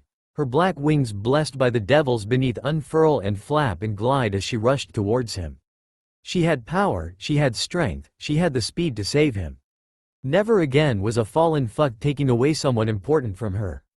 Especially not Naruto. Rias was yelling at her, telling her to stop. She could not, would not ever stop. The spear's tip was just about to strike him. It would end him. For a moment the world stood still as she watched him look at her. Akeno froze. They were back. The darkest blue she'd seen before. Blank and hollow, the blue eyes looked at her own and she felt afraid. There, however, was a change this time. Instead of the usual white sclera often streaked with red veins, she saw darkness. Pure pitch black, as if his very humanity had left him in that moment. Eyes were windows to the soul, and right now he only had one purpose. She saw it clearly in his eyes. Death. She saw death in his eyes. Before she could react, Naruto had turned around and grabbed the light spear. She stopped near him, his back facing her as the conjured weapon flickered and struggled in his hands. Wisps of light flew in the hair like mutated fireflies. Then he tightened his hold and crushed it. A gust of wind and he was near the fallen angel, yanking him by the wing and throwing him onto the ground. His foot crushed its way into the fallen's back. He held both the wings and was still tugging on them as the creature beneath him screamed. "Freed Selzen," Naruto spoke after a minute. "Where is he?" "Fuck you. Let me try this again." Naruto began to pull one of the wings upwards, towards him. The screams increased and Akeno witnessed his strength. Slowly, the baseline of the wings was beginning to strain. Muscle, skin, nerve began to tighten as the black feathered limb was being stretched further and further. She didn't want him to stop. They were her enemies and she was enjoying this side of him. So vicious and cruel and precise. Like clothes being torn stitch by stitch. The wing began to unglue itself from the back and the man was howling in pain. "That's enough, senpai," Issei, surprisingly, yelled out and Akeno looked at him with concern. Naruto's gaze befell him and the young boy shivered. How could he not? That's too much. "Why are you here?" Naruto asked, still slowly ripping the wing from the spine. "All of you. Stop it, senpai. Asia's been captured." Issei, what a brave lad he was, explained. His hands were shaking and the gauntlet was glowing, if only lightly. "Interesting. We're here to save her." Naruto, Rias spoke, her tone very cautious. "What are you doing here? I thought you didn't want to get involved with anything we did." "I didn't," Naruto said. His voice was a bit shaky, unhinged. "I didn't want anything to do with devils, fallen angels, anyone. I'm here for one person and one person only. So my dear fallen angel," he directed his words to the victim beneath, "you better tell me where he is. Otherwise I swear to the god that kicked you out, you're going wish you were never born." And bones beneath wings could be seen, like thin dirty solid fingers, yellow with specks of red tendons attached to them. "Please stop," the fallen cried out pathetically. "I'll talk. Please stop. Where is he?" "The catacombs. The catacombs beneath the church." "How do I get there?" Naruto released his hold on one of the wings, but still jerked at the one half torn from its body. "There's a door behind the confessional. Please, stop." Naruto relented and let go of the wing, much to her disappointment. He was walking towards the next room. She followed, walking past the litter of bodies he had wounded and broken. Despite her immense pleasure at the scene, her joy at his violent streak, his eyes worried her still. She reached out with her hand, she could feel Rias mentally telling her to stop. She accompanied him and nearly closed the door. She needed to talk to him. Her hands slowly fell on his shoulders and he stopped mid-step. There was blood on her hands and she stiffened her grasp on him. "Naruto-kun," Akeno said, softly as she could. "Not now," he said, "don't stop me now." "What happened?" Akeno was not one to judge anyone for murder. She had killed too. Her hands were no cleaner. Humans, however, she had never killed. What drove Naruto to kill that man? To sever his head like that? Everyone else in the church had severe wounds, some even mortal, but only one was dead. She thought she'd finally gotten through to him. That dank cold air about him had lessened, but now, it was the same thing all over again. He stood still. Not a word, it was just his breathing she heard. "They killed Arya," Naruto said, finally looking at her. Akino's eyes widened at the sight. Some tear jerked out of the corner of his eyes. Very small, but she saw it. She let him go. Arya had raised him. Arya had loved him. Arya was to Naruto what her mother was to her. She understood what he felt right now, more than anyone else. He walked towards the wooden stall, opening the door where countless people had confessed their sins, cried out their hearts and lamented on their regrets. He pushed it to the side with one hand and she saw a black, old wooden door. Rustic and ancient, it creaked when he opened it. It was dark inside, and he stepped through. "Akeno." Rias walked into the room and shook her. "What were you thinking? Didn't you see what he did? What if he did something to you?" "Huh?" Akeno, now calmer, looked at Rias. "Don't worry. He didn't. He wouldn't." Are you blind? Rias' worry was genuine. Akeno appreciated that, but unnecessary. He was still Naruto, terrifying as he seemed at the moment. Didn't you see his eyes? What he did to them? He didn't kill any of them. Oh, okay. Explain the severed head, please. They killed Sister Arya, the one who raised him. Akeno had told her about the nun and she saw the look of shock on her king's face. That person you were talking about, the one who got killed. It must have been her. The Gremory reeled back. Somewhere, Akeno knew that the redhead had found an awkward friend in Naruto. Their arguments suggested that as well. The peerage members did too, not as great as Issei though. Where is he? Rias asked and the queen pointed to doorway leading to the catacombs. We can't let him go alone. Akeno was sure he didn't need any help. Not with these fallen. All of them had 2 wings, hardly a threat. Following her king's charge, the peerage crossed the threshold. They would save Asia, they would get rid of the scum that infected the place, and when it was over, she'd help him. By any means necessary. He was no stranger to the dark. As a child it always scared him. Living alone in a modest apartment in Konoha, all by himself, the nights were always the worst. Fear of monsters under his bed, ghosts creeping out of his closet, other unsightly beasts haunting his dreams. Sometimes when a storm roared through the night, when winds howled, skies bellowed and rain thrashed the walls from all sides the house, he'd crawl under his blanket with a toy kunai. Old man Hokage had gifted it to him. And with that small weapon in hand, he'd banish his inner demons and fears. There was nothing a ninja could do. There was nothing Naruto Uzumaki couldn't do. Empty words and foolish lies. One he said and failed to keep up to all the time. Even now with all his strength, he couldn't save one person he cared about. Perhaps this was karma, it had to be. He'd let those people die before, when he lied to himself that he didn't want to save those people from fallen angels. Maybe if he'd saved Issei that night, Arya would have lived. Maybe if he hadn't been a fool all those years ago, in that valley, he wouldn't have been this way. There never was anyone to blame but himself. Through the dark descending steps, he thought about it. He used to shout about being Hokage, but never did anything to improve himself. He wanted people to respect him, but acted like a megalomaniac stuffed on coke. He wanted to keep a promise to Sakura, but he wasn't strong enough to keep his word. Jiraiya told him to bring peace, he only brought destruction.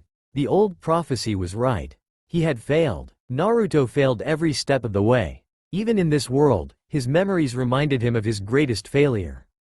He'd done so many things to try and forget. The mind, however, was never at rest. Naruto was so tired of failing. So tired of letting himself, his people down, he chose to stay away from them. Yet the cycle repeated itself. For now, he would do the one thing he could do right now. Kill Fried Selzen. The darkness began to clear, torches hung on the side of the walls, the onyx staircase went further and further. He was there, the priest. The man who took away the one person who cared about him when no one else did. Kushina and Minato had given up their lives to protect him from a then enraged Kurama. They loved him, he loved them, but beyond that he could never tell what it was like to be loved by parents as you grew up. He was sure of one thing though, Arya loved him like he was her own. And nothing could ever replace that. Standing near a stony door, thick and strong, he tried to push it open but it would not budge. He breathed out and extended his arm. The palm opened before closing into a fist and he stopped for a second. How many years had it been since he had trained? How many years since he had last used this? It's easy, kid, the white-haired pervert smiled widely. Trust me, just because you haven't tried doesn't mean you can't do it. He made his palm face upwards. Remember, power, chakra fizzled in his hands, slowly coming out of the skin as hues of blue formed. Rotation, it spun, wildly, creating a noise that he hadn't heard in so long. And finally, containment. Remember, power's nothing if you can't control it. The blue sphere came to life. It floated above his hand, bright and powerful as ever. The legacy of the fourth, the gift of the Toad Sage. The technique he was known for to all. Rasengan, he murmured. The ghost of a word he hadn't uttered so long. For a moment he was 12 again. He was younger, it wasn't the stony wall he saw, it was Kabuto with his smug expression. It fueled him as he drove the spinning sphere of pure demolishing chakra. The solid standing slab never stood a chance as it was destroyed into 1,000 smaller pieces, all flying inwards into the large room that lay before him. It reminded him of the stadium where he fought after going through the forest of death. Kunai clutched in his left hand. He walked forward. He saw purple sigils, similar to Rias ones, present a bit away from him above what he thought looked like a bed. The girl was there, the nun, Asia Argento, the one who blessed him. She looked to be in pain. Beside her he saw her again. Rainier. The fallen angel paled at his sight. Her eyes widened and the symbols stopped glowing. She began to shake, no doubt remembering their encounter. Other fallen stood beside them too. And few priests similar to the ones he'd beaten before coming down here.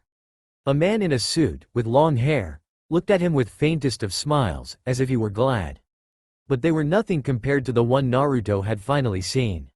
Silver-haired, moderately tall, laughing at his presence and wielding a gun. Woo-hoo. Finally a fucker made it all the way and, wait. Who the fuck are you? You don't like one of Gremory's bitches. Fried Selzen. The one and only. The man looked at him with distaste. What the fuck do you want, kid? Naruto walked forward. He heard Rias, Akeno and their team enter the room, behind him. He was heading towards where the group was huddled. They were on guard except the long-haired man and Fried, who smirked a bit. Hey, you look kinda familiar, kid. Your hair does. Met quite the lovely lass last night.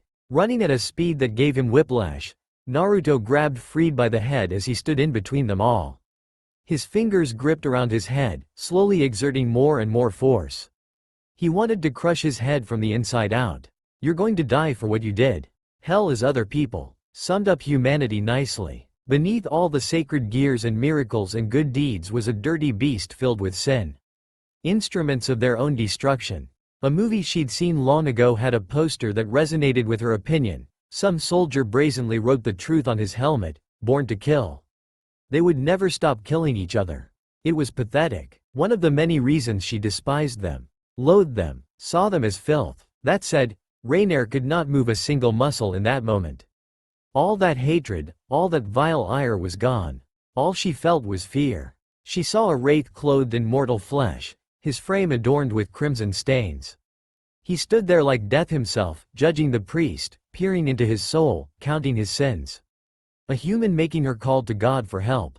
You're going to die for what you did. She couldn't breathe. Struggling, she let out a gasp and felt someone grasping her shoulders, shaking her as muffled words barely reached her ears. She couldn't look away. Those words, those horrid, horrid words. Rainier stared at the ghost.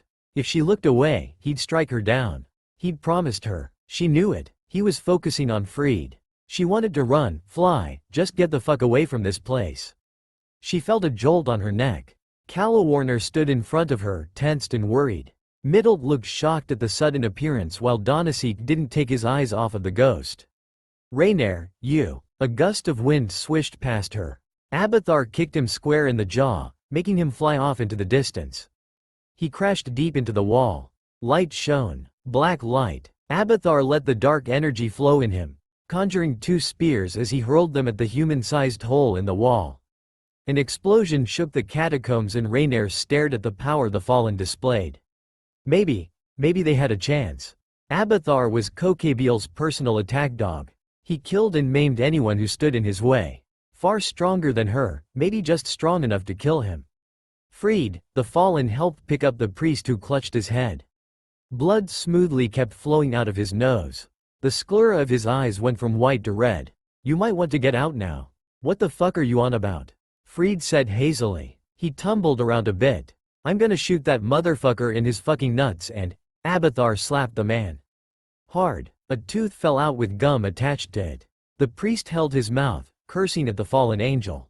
You black-winged, Careful, papist, Abathar smiled. Lord Kokebiel has plans for you. Best not to mess those up, and besides, Rainier followed his vision. Gremory and company had arrived. We have company. Rainier looked at the group and again she was surprised to see Issei Hyodo there. The boy had more guts than she gave him credit for. He was here for the girl, her golden ticket. He was shouting something, she didn't care. All that mattered was the girl and her power. Hold them off, Rainier told them. She had to do it now. I'll complete the spell. Then we're all getting out of here. We've spent enough time here as it is.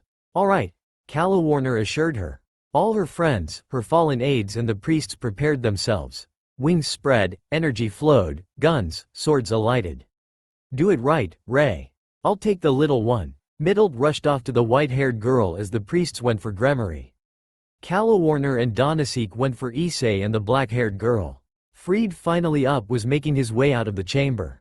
His nose a bloody mess and Abathar was still looking at the hole he made. Rainier stood over the cradle. She began to chant in her mind. Sigils glowed and spun as chaos unleashed all around her. She just needed enough time to make this work. Then it would be done. Interesting. Abathar's voice made her look away. Rainier watched as amid the smoke and rubble, he emerged. The ghost stood with dusty clothes and hateful eyes. He walked slowly towards the fallen. Oh, you're approaching me? Where's Freed? Gone with the wind, I'm afraid. Abathar smiled, showing all of his wicked wings and let loose a shockwave of energy.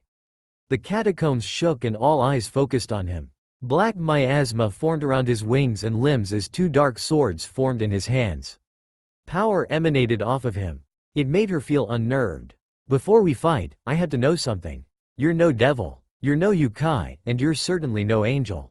Yet here you stand before me, Abathar of the Bloody Wings, with little to no injuries despite the little gift I sent your way. So I ask you, human, who are you? None of your concern. The blonde walked faster and Rainier felt herself tremble a bit. She calmed down. Abathar is here, this will work. She told herself as she watched the fallen lunged at the ghost. Averting her eyes to the nun, she started to chant once again. Almost there, she thought. She could see those gates in her mind again. Almost there. Salvation would come for her. Her friends. She focused all her energy into the task. She didn't care what came next after she did what she had to do. Those were plans for later. You. She looked at him. Issei Hyodo. The boy she'd killed. Wielder of the twice critical. Mr. Tits, she called him. That was always on the boy's mind. She had no doubt he'd delve deeper into his sins now that he was a devil. He had rage in his eyes as the red gauntlet shone, the green jewel gleaming. Get away from her. Normally she'd taunt him, tease him, and then have her way with him. Now she couldn't. Twilight Healing Maxima was so close. Not to mention, her eyes glanced at Abathar and him. He was strong, she'd known that. She didn't know how strong. He was keeping up with Abathar. That was a problem. Not good. Conjuring a spear with one hand, she lunged it at the pervert. He dodged it, barely. Well, I'm glad to learn you can dodge now. Issei, be a dear and fuck off. What do you want from her? He tried to get close, but she shoved him off with her projectiles. The rest of the devils were busy and she needed them to stay that way until she finally got it in her hands. Isn't it painfully obvious? Rainier flew, dodging the boy's blows and grew irritated at this constant approaches. She punched him in the gut. Hard, swiftly kicking him away. Rainier grew frustrated at the whole damn affair. Things were supposed to go so smoothly. She was sure Abathar keeping the others at bay would have helped, had the ghost not appeared. You already killed me. Issei's voice grew harder as his resolve seemed clearer. What the hell happened to him? I won't let you do anything to her. She's already been marked for death. Rainier's words made him stop. When a nun, one of her repute, gets excommunicated, an execution swiftly follows. What do you think the church is? All hugs and mercy? No, no, no. God is a bigot, and those who follow him are worse. If anything, what I'm doing is merciful. This way her sacred gear does something useful before she kicks the bucket. What do you want her sacred gear for? Rainier conjured two deadly spears in her hands as the boy looked a bit nervous. He was brave. A foolish, brave boy. I'm taking her gift, so I can go home. She aimed at his legs. And no one is stopping me. No matter what happens. Bullets fired at her. Blessings were engraved into shells. Her training came into play as she swiftly dodged them and mustered her dark energy. The orb of destruction formed in her hands and she fired it at two of them. They were quick, but not fast enough. It exploded and their chests were no longer there. A bloody affair that befell on her shoulders, but it was her duty. She saw Kiba and Koneko working in sync as they took out a pair of exorcists. Her rook punched one of the priests. Hard. The blow of it sent him hurling into two more. Kiba danced with them, sword in hand. They were no match for them. None of them were, but they were no pushovers either. A few wrong steps could lead to unwanted injuries. Still, it would be easy. Those were her thoughts. Then Rias felt the sudden escalation in power. 6 black wings filled with power. Dark energy banished from heaven. This is not good. This fallen was different, stronger than the rest. Then she saw Naruto emerge from the wall he was broken into. His clothes were torn in places, the blood still visible all over him, but the teen looked unfazed. If anything, Naruto Uzumaki looked, almost, angry. She noticed his eyes in that moment. Dark blue surrounded by endless black. And then the fallen introduced himself. Abathar of the Bloody Wings, a murderer of devils. The sound of bullets firing made her gain sense once more, as she swerved around them. Once more, she gathered her inherited power. Opening her palms, she let loose a wave of her energy. Just enough to kill them on contact. Nothing too gory. She'd never liked killing, but this was self-defense, and why should she spare them when they would not show her the same mercy? You fight well, Gremory. She looked to see the fedora-wearing fallen stand behind her. His arm poised out as if he challenged her to a duel. You could have attacked me. The fallen shook his head, in disappointment. Do I look a coward to you? He stood to face her. I, Donasek of the Grigori, will be your opponent, King Gremory. Perhaps there were more to these fallen than she imagined. Very well, Donasek. Rias flared up her power. You will die. Many have tried, devil. Many have failed. If I die by your hands, you will be the better of us too. Donasek created 2 light spears and threw them at her. She dodged and looked up to see the fallen lessen the gap between them. Another spear was ready in his hands. He intended to skew her with it, no doubt. She simply coated her hands with the power of destruction to smash the spear. Donasek reeled back, surprise on his face. Dark wisps of blue light gathered in his hand. Knives. He fired them all at her, each one turning the other to cover her from all corners. Donasek made one more spear in his hand, a big one. He was closing down all her spaces, and Rias had to admire his skills. It was useless though. Crossing her arms, she let loose her power once more. A burst of destruction exploded out from her. All the knives of light vanished, and Donasek was still charging at her. Rias brought her hands together and gathered energy. The fallen was closer now than ever. In a second it was over. The orb in her hands was ready and it fired off at the fallen. Dark, destructive energy hit Donasek square in the chest. Wounds and cuts appeared all over him. Blood gushed out as the fallen was hit with the full brunt of her power. He lay there, his 2 wings sprawled out. A tiny pool of blood beneath him. Donasek looked at her with little life in his eyes. The gray in those eyes were settling in, and Rias Gremory knew he was all but done for. The sound of slashes reached her ears as an exorcist tried to maim her. Idiots. She flew up, avoiding their light swords. When would these priests learn? She unleashed another wave of destructive energy, martyring the modern-day crusaders. It was always one thing after another with religious zealots like them. She looked around to see what was going on. Kiba was doing excellently against his opponents, the expert swordsman he was. Koneko had beaten down the fallen midget that came after her, and her queen was happily enjoying beating down the other female fallen. She was toying with her. So unnecessary. Akeno would be Akeno no matter what the setting. A spike in power drew her attention again. The fallen. He had a manic look on his face as he threw sword, spear and lance of tainted light at Naruto. She observed his movements. Fast and agile, he was wasting no movement, as he swerved and dodged the conjured weapons, edging closer and closer to the fallen angel. She had no doubts of the strength he'd displayed so far, but a fallen with 6 wings was a problem, especially if it was Abathar. And she could see it. Naruto wasn't being able to hit him. When he got close, the fallen would take to air and keep the distance. He chucked the kunai at the fallen, and then Rias thought her eyes deceived her as she saw 6 of the kunai now. Blinking, she took another look. 6 of the kunai missed as the fallen dodged the weapons, and then she saw one again. What the hell? She wasn't sure what was going on, but he needed help and... The loud grunt of pain made her look at Issei. His legs were wounded, 2 holes in his thigh as blood leaked out, and the pawn was on his knees. Tears fell from his eyes, but the defiance was strong. Rias immediately wanted to jump, but more bullets came at her. Why were there these many priests?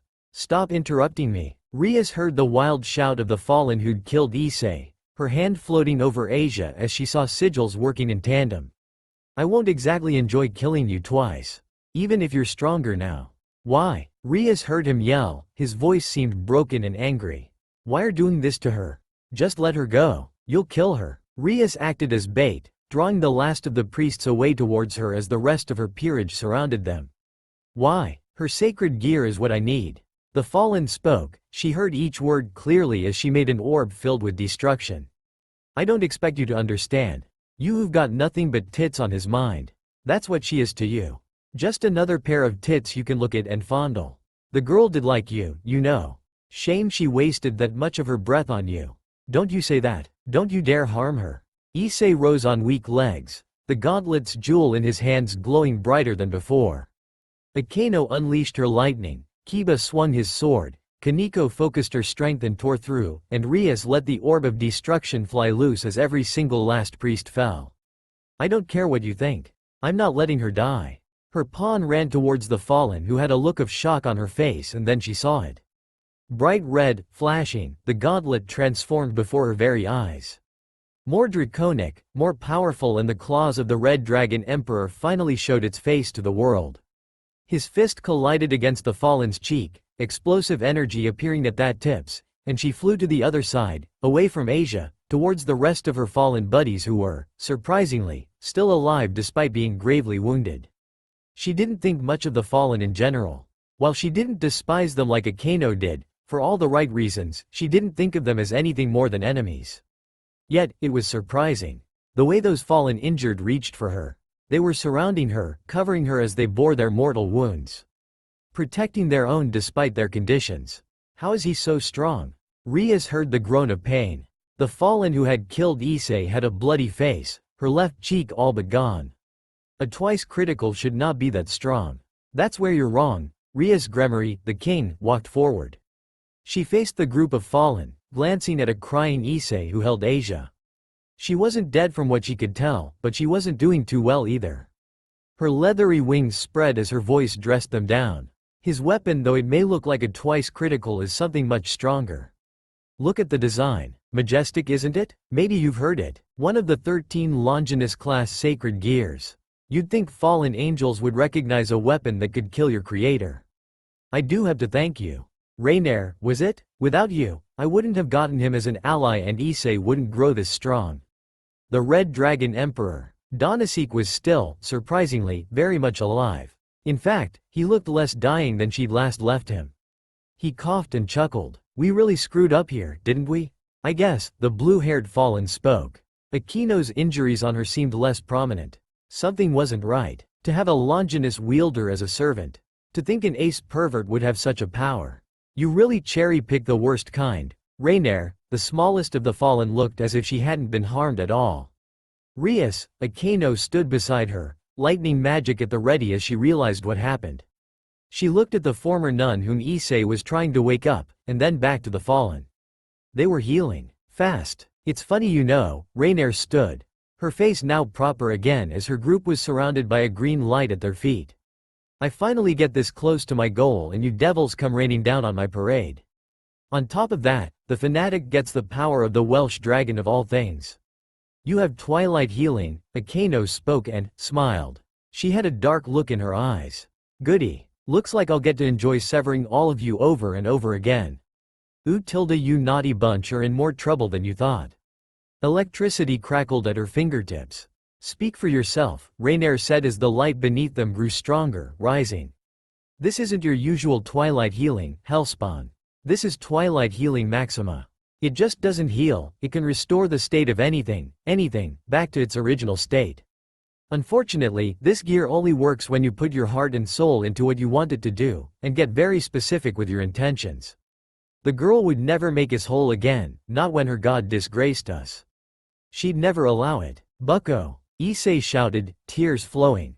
We need to save her. Now, King Gremory, Rainier mockingly called her as the light dome grew to cover half of their bodies. What do you think will happen when Maxima restores our original states? Angels. Rias Gremory gathered a substantial amount of her power in her palms as the light almost covered them all. No need to take the chance. Akeno was mustering up her magic as well, flaring it up and having no intention of letting them complete what they wanted to.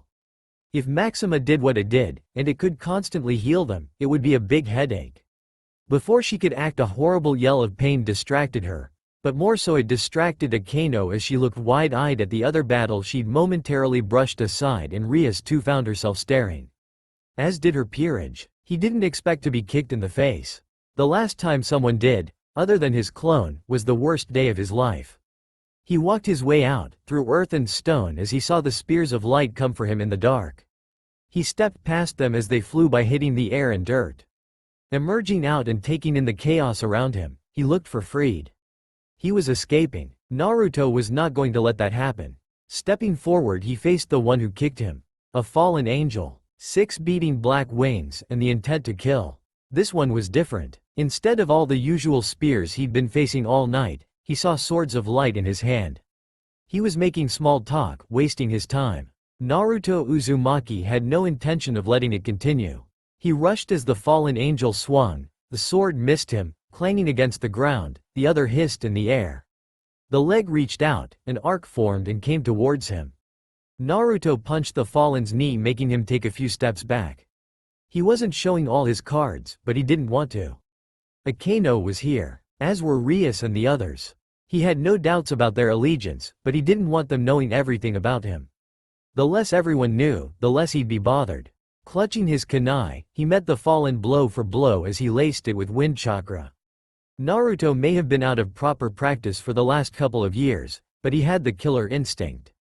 How could he not? A shinobi alone with his strength, and after witnessing the presence of beings different from inhumans, not keep his guard up? He had to. The world was cruel, and he'd fight back against those who threatened to harm his peace of mind.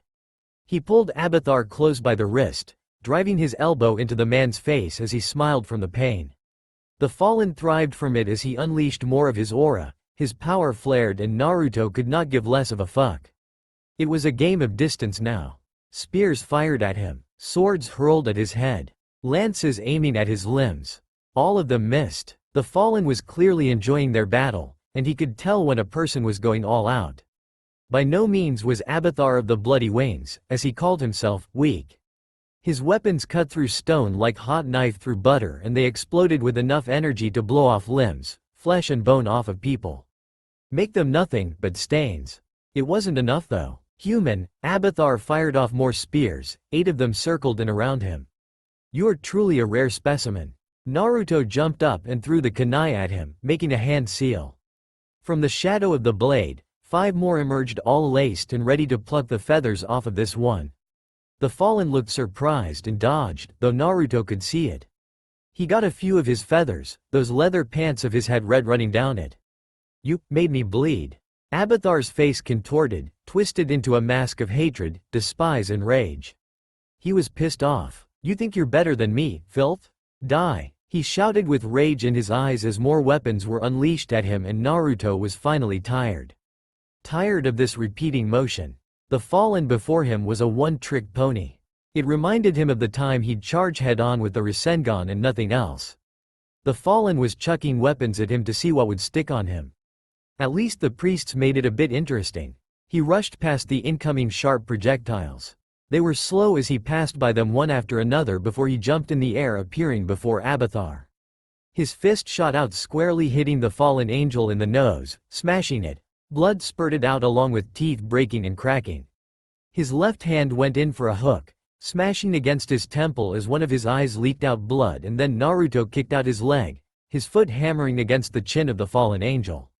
As he drifted from the impact in the air, Naruto Uzumaki grabbed Abathar by 2 of his wings and violently slammed him towards the ground. He yelled in shock before he hit the floor, leaving a trail of blood in the air. The fallen angel collided against the ground, digging his way into it. A web of cracks encircled him as raspy gasps of pain made its way into the chambers. Naruto Uzumaki landed, silently, and looked at the being he kicked down to the earth. His face a crimson mess, his body buckled under the impact with which he had been thrown, and now Abathar of the Bloody Wings had 2 less sticking out of his back. Naruto threw away the ones his hands as he looked down on the being who called him filth. "I am better than you." Naruto walked away from the lonely, broken angel. They were staring at him. All of them. Dead priests lied here and there and away from the conflict. Issei was on his knees, tears in his eyes, and in his arms was the girl he met the other day. What was she doing here? Jumping his way towards the two of them, Naruto looked at the girl. She was breathing heavily, desperately. Yet he couldn't see any wounds on her. He noticed Issei's red gauntlet. It looked alive. Questions for later. What's wrong with her? Senpai. She's dying. Naruto didn't know the girl that well. She was nobody to him. A no one. It didn't matter. No one mattered. He told himself several times. He didn't want to get involved in the lives of others. Yet here he stood. For Arya. She didn't deserve it, yet she was killed. He didn't need to involve himself. She was no one, wasn't she? She wasn't. Arya loved him without asking for anything in return. Ideally, he would forgive those who'd wronged him before. Before he'd lost everything. Now this girl, like Arya and Kara, was another victim. What did she do? She offered him a smile and a prayer the other day. Like Arya used to. She was wronged by the same people, and that look on Issei's face reminded him of himself. His hand glowed golden as he reached for the girl. It went through her as Issei's jaw widened. The girl may not have had chakra, but she did have a life force, and he found it. It was weak and withering, but he could help her. When Arya was passing, he couldn't think clearly. He was far too rocked, far too shocked to comprehend it, and her words sheared his calmness. Now with a cooler mind, he grasped her essence and began to heal her. It was working, and the girl looked far less paler, but something was wrong. Something was missing. He couldn't tell what it was. She'd lived, but for how long he didn't know. I can't heal her, Naruto told Issei. He grew distraught. Not completely. I don't see any wounds either. What happened to her? Issei wiped his tears. Her sacred gear was ripped out. She can't live without it. I don't want her to die. Where is it? Issei only looked at the vanishing green dome as it faded and saw 4 fallen angel. A blue-haired woman, a very short girl, the guy who came to his shop the other day, and her. Reiner. If they were in a battle, there were no signs of it on them, and Naruto looked at the gleaming green light from Reinere's hands. 10 emerald magnificent rings shone as the fallen angel was giggling, until she looked at him and he saw fear in her eyes. You, Reiner. Naruto stood up, walking towards them and standing in between the occult group and the fallen. Naruto. Akeno started, but Naruto raised his hand, making her silent. Rias seemed on edge, as did Kiba and Koneko. The fallen angel were ready to fight him. Hey, the one with the fedora spoke. You're the ramen shop owner. Do you know him, Donasek? I went to eat at his shop the other day. He makes good ramen. Of all the things you could have eaten, it had to be shitty ramen. The little fallen couldn't speak. He knew why. Something came through the chamber door, fast. A body flew through it, crashing down near his feet. Freed Selzen, bloodier than before, sans feet and hands. Naruto picked him up by the collar as he looked into the priest's eyes, whose one eye was swollen to the point he was sure he couldn't see. Oi, oi, Naruto said, slapping him hard as the noise echoed and no one dared to move. Don't you fall unconscious. Didn't you make her watch as you killed Arya? Naruto drove his knee into the swollen eye. Over and over and over again. By the time he stopped, his face was caved in from one side as Naruto slapped him once more. Freed spat at him. She was a cunt, deserved it. Naruto growled, gritting his teeth, drawing blood. His hand grasped around Freed's mouth as the priest struggled to breath, screaming into his palm. He tightened his grip. Fingers clawed in, piercing through skin, nerves, flesh, bone as he was overcome with rage. In his mind he heard Arya's voice. Her last words, and he pulled. His fingers were firmly deep inside the very bones of the priest, and Naruto pulled it upwards. Bones began to crack, flesh began to rip, and skin began to tear as Naruto yanked off Freed's head from his neck, dragging his spine out as well. Flesh and blood dripped down from it. He looked at the head in his hands, shaking with rage as he crushed it into mush. Tch. He threw it away as he looked at the fallen again. They were staring at them with shocked expressions and shaking with fear. Reiner was clutching herself, her nails digging into her skin as the rings glowed. We have to leave now. Reiner shouted as raised her open palm at the sky and her black wings spread. And she stood waiting for something to happen. Then she looked around and looked at her wings. No, Reiner, the blue-haired woman shouted, her wings out as well. As did the others. What's going on? Why isn't it working? No. Reiner shouted like a woman possessed and was crying. The rings glowed as she grasped her wings, shaking them. No, it's supposed to work. He told me it would work. Naruto walked past the fallen angel. His killing intent was thick and flaring in the air. His rage had let out a burst of dread. He stood in front of Rainier as the woman fell on her knees before him. She was already defeated. "Give me the gear. It wasn't supposed to be this way." She was crying as she looked at him with despair in her eyes. He knew the feeling. He said, "I could go home again." "Give me the gear," he repeated, "or I'll rip it from your fingers." The fallen angel wailed, muttering curses, and the rings slid off of her fingers. 10 of them glowed and formed a translucent sphere. It flew into his hands. He breathed easier now, calming down. He looked at the corpse to the side, the mutilated remains he left behind. He didn't regret what he did. It wouldn't change anything, but he couldn't let Fried live. Naruto walked towards the devils. Kiba looked frozen in place. He tried to hide his fear, but the rattling of his sword gave it away. Koneko, the usually monotone girl, shaking in her shoes as her fists came up in defense. Rias herself took half a step back as he approached her. She looked to be in shock and was gulping the closer he got.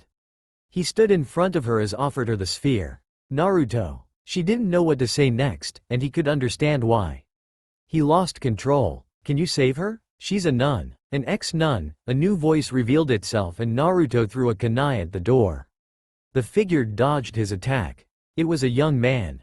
Silver-haired, purple-eyed, reeking of fallen essence. He was dressed differently. "Well, don't kill the messenger. We don't want a war now, do we?" "Lady Gremory, it seems I've arrived a bit late." "Who are you?" Naruto asked the newly arrived intruder. The man bowed his head, holding his hat, and then 10 black feathered wings unfurled from his back. "I am Shemazai of the Grigori." He stood straight and looked at the remaining fallen angels. "I'm here to gather the rogue fallen angels, priests, and one freed Selzen. We'll take them into our custody. They've caused quite a fair bit of chaos. Can't have a few bad eggs ruining everything, can we?" "Lord Shemazai," Rias spoke. Her voice was more composed now, but still on edge. "You should have let me know you were arriving. I apologize for that, but I let the other king know of my arrival. Orders came from the top to apprehend those stirring up the pot here. Though I expected the rogues to be in." He looked at the corpse of Selzen and the crushed head, shaking his head. "Better condition. We've got to clean up quite the mess upstairs too. And we're just supposed to let them go like that?" Rias sounded apprehensive. "They've killed people in this town. People who were under contract with the House of Gremory. And we will compensate for what you lost, Lady Gremory," the man countered. He reminded Naruto of someone from a meeting in a certain tower once. "Lord Azazel himself guarantees that. This was a transgression on part of rogue fallen and excommunicated priests from the church. We're shouldering the blade only because one of our own is responsible for all the trouble that's transpired tonight." Naruto looked at the fallen, and he had Shemazai's attention. "You said one of your own. He brought in everyone here. Including Fried." "Yes. So this fucker," Naruto pointed at Fried's remains, "did everything the fallen told him to do so?" "Yes, he did. The Grigori have no intention of starting unnecessary conflict." He heard Akeno scoff at the words. "Who gave the order?" "It's our problem, sir." "Who gave the order?" Kokebiel. It wasn't Shemazai who answered him. Rainare's purple eyes were bloodshot as she looked as if she was done with life. "He brought the priest. The girl. He told me I could go home. If I used the gear. That I could become whole again." She cried again. "Poor child." Shemazai looked disappointed. "You forget how heaven marked us all. You won't get back what you crave without his grace or unless the great archangel allows it. You should have known better, Rainier. All of you." Rainier said nothing and kept crying as her group sat beside her. There was no escape for them, but there was a chance for Asia. Naruto took Ria's hand and placed the sphere in her hand. She was surprised at his action.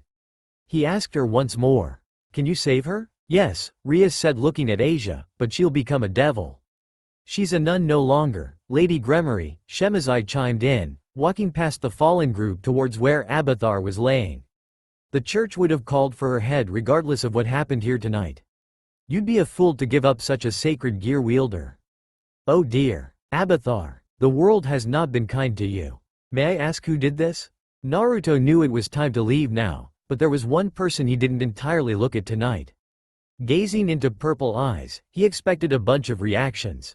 Fear, repulse, shock. He found warmth. Akeno looked at him with a blush on her face. Her eyes looked dreamily dimmed. A smile on her face, true and serene. Naruto didn't know how to react to this. Her hand reached out and reached for his cheek. Her finger brushed against the blood stain on his face. "You got red on you." Chaos. That's what the whole day was. From their newly acquired pawn ending up with an injury, Naruto missing out on classes, an act of her king letting Issei know he was a stray, the incident at the church and what happened after. It was all so much for one day. Akeno enjoyed her hot shower much more than she thought she would have. She dressed herself up in casual clothes. Dark yoga pants and a t-shirt that hugged her. She tied her hair and prepared the box. She cooked fried rice, crispy chicken strips and fresh salad on the side after everything that happened. Shemazai, she remembered seeing him before, and honestly she was glad he didn't talk to her. Though he did give her a nod and a farewell. He knew who she was, but didn't bring it up. Naruto had left almost immediately after he was assured Asia would be safe, though not before giving a look Akeno knew was for her eyes. The man knew boundaries and was clearly running on time. Rounding up the filthy fallen, the broken exorcists and priests, picking up the broken Abathar and sweeping off what remained of freed Selzen, the occult research group arrived back at their base where Rias welcomed a new member into her peerage.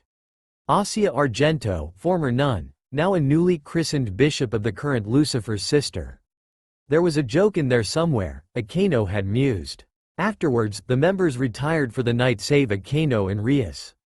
They discussed the events. Sona had come over and heard everything as she was supposed to be in on the loop about things like these.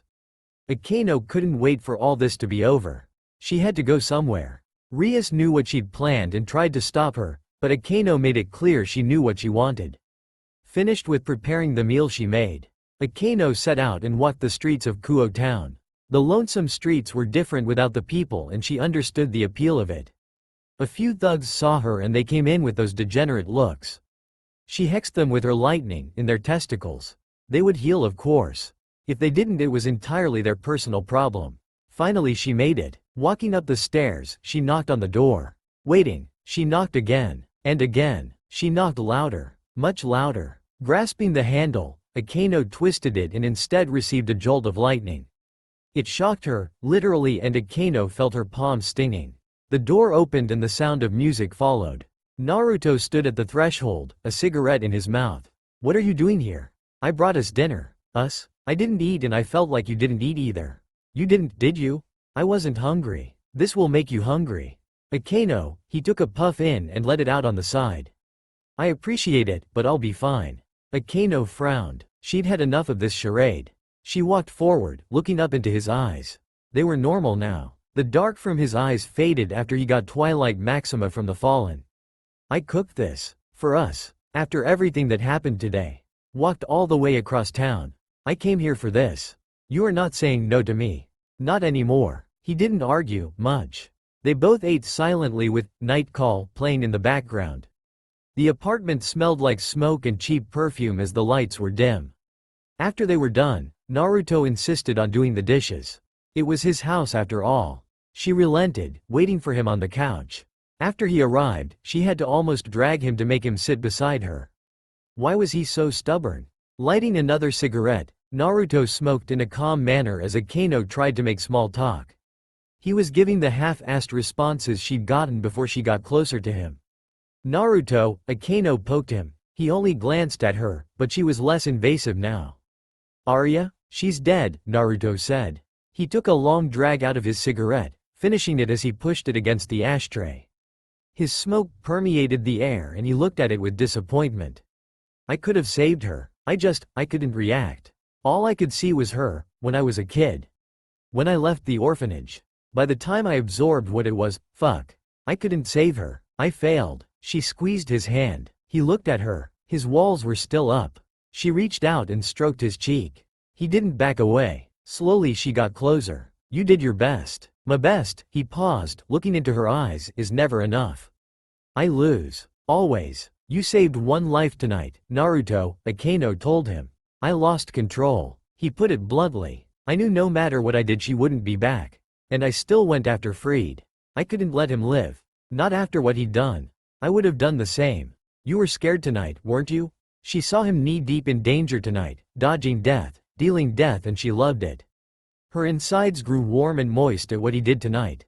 Such pure violence. Unrestrained and passionate. The sight of him in that state drove her mad. Akeno's feelings towards him were unexplainable. They'd been strong and magnetic. She could only define it in one word: right. She did not feel one bit of hesitation towards the way she felt about him, and after tonight, after what he displayed, she grew hungry for him. She knew her answer even before he had asked her that. No. She got off the couch and shivered. Akeno didn't care what followed. She sat down on his lap, facing him, her arms around his neck. He grew a bit stiff, but eventually looked her in the eyes. I wasn't afraid. I don't think I ever will be. You saw what I did. And I was so turned on, she confessed. He snorted. Her fingers rubbed the back of his neck. You always make me feel this way, but tonight you drove me to the edge. There's something about you and it's hard to explain, but whatever it is, Naruto Uzumaki, you are not pushing me away. Never again. Especially not tonight. Akeno, I'm telling you how I feel, idiot. She leaned in close and whispered, it'll be better if I show you. Her lips met his and watched his eyes go wide, before he closed them and gave in with a soft groan, returning the kiss. Akeno leaned further forward. She deepened their kiss and touched him, pulling closer, closer, closer. Her tongue probed his lips desperately and longingly, moaning into his mouth. His arms wrapped around her and he pressed forward, his lips against her as Akeno shivered, rubbed herself upon him. Her mouth opened and he opened his to match, and they intertwined their tongues between them. She tasted nicotine and, oddly enough, him. They stopped, taking a moment to breathe, and she rubbed her hands against his chest, her forehead against his as they breathed hotly. Akeno smiled as she slowly took her shirt off, and Naruto stared at her. Not at her chest, but he was entranced by her eyes, and then he did the same. They wanted each other, and with this act, he admitted just as much as she did. He pulled her close, kissing her deeply. She moaned at his touch, melting in his arms, grinding against him and straddling him. Deeper, hotter, fiercer they locked their lips together, and Akeno didn't care what happened after. All that mattered, right now, was this. That's all for now. If you enjoy, then please like, share and do comments.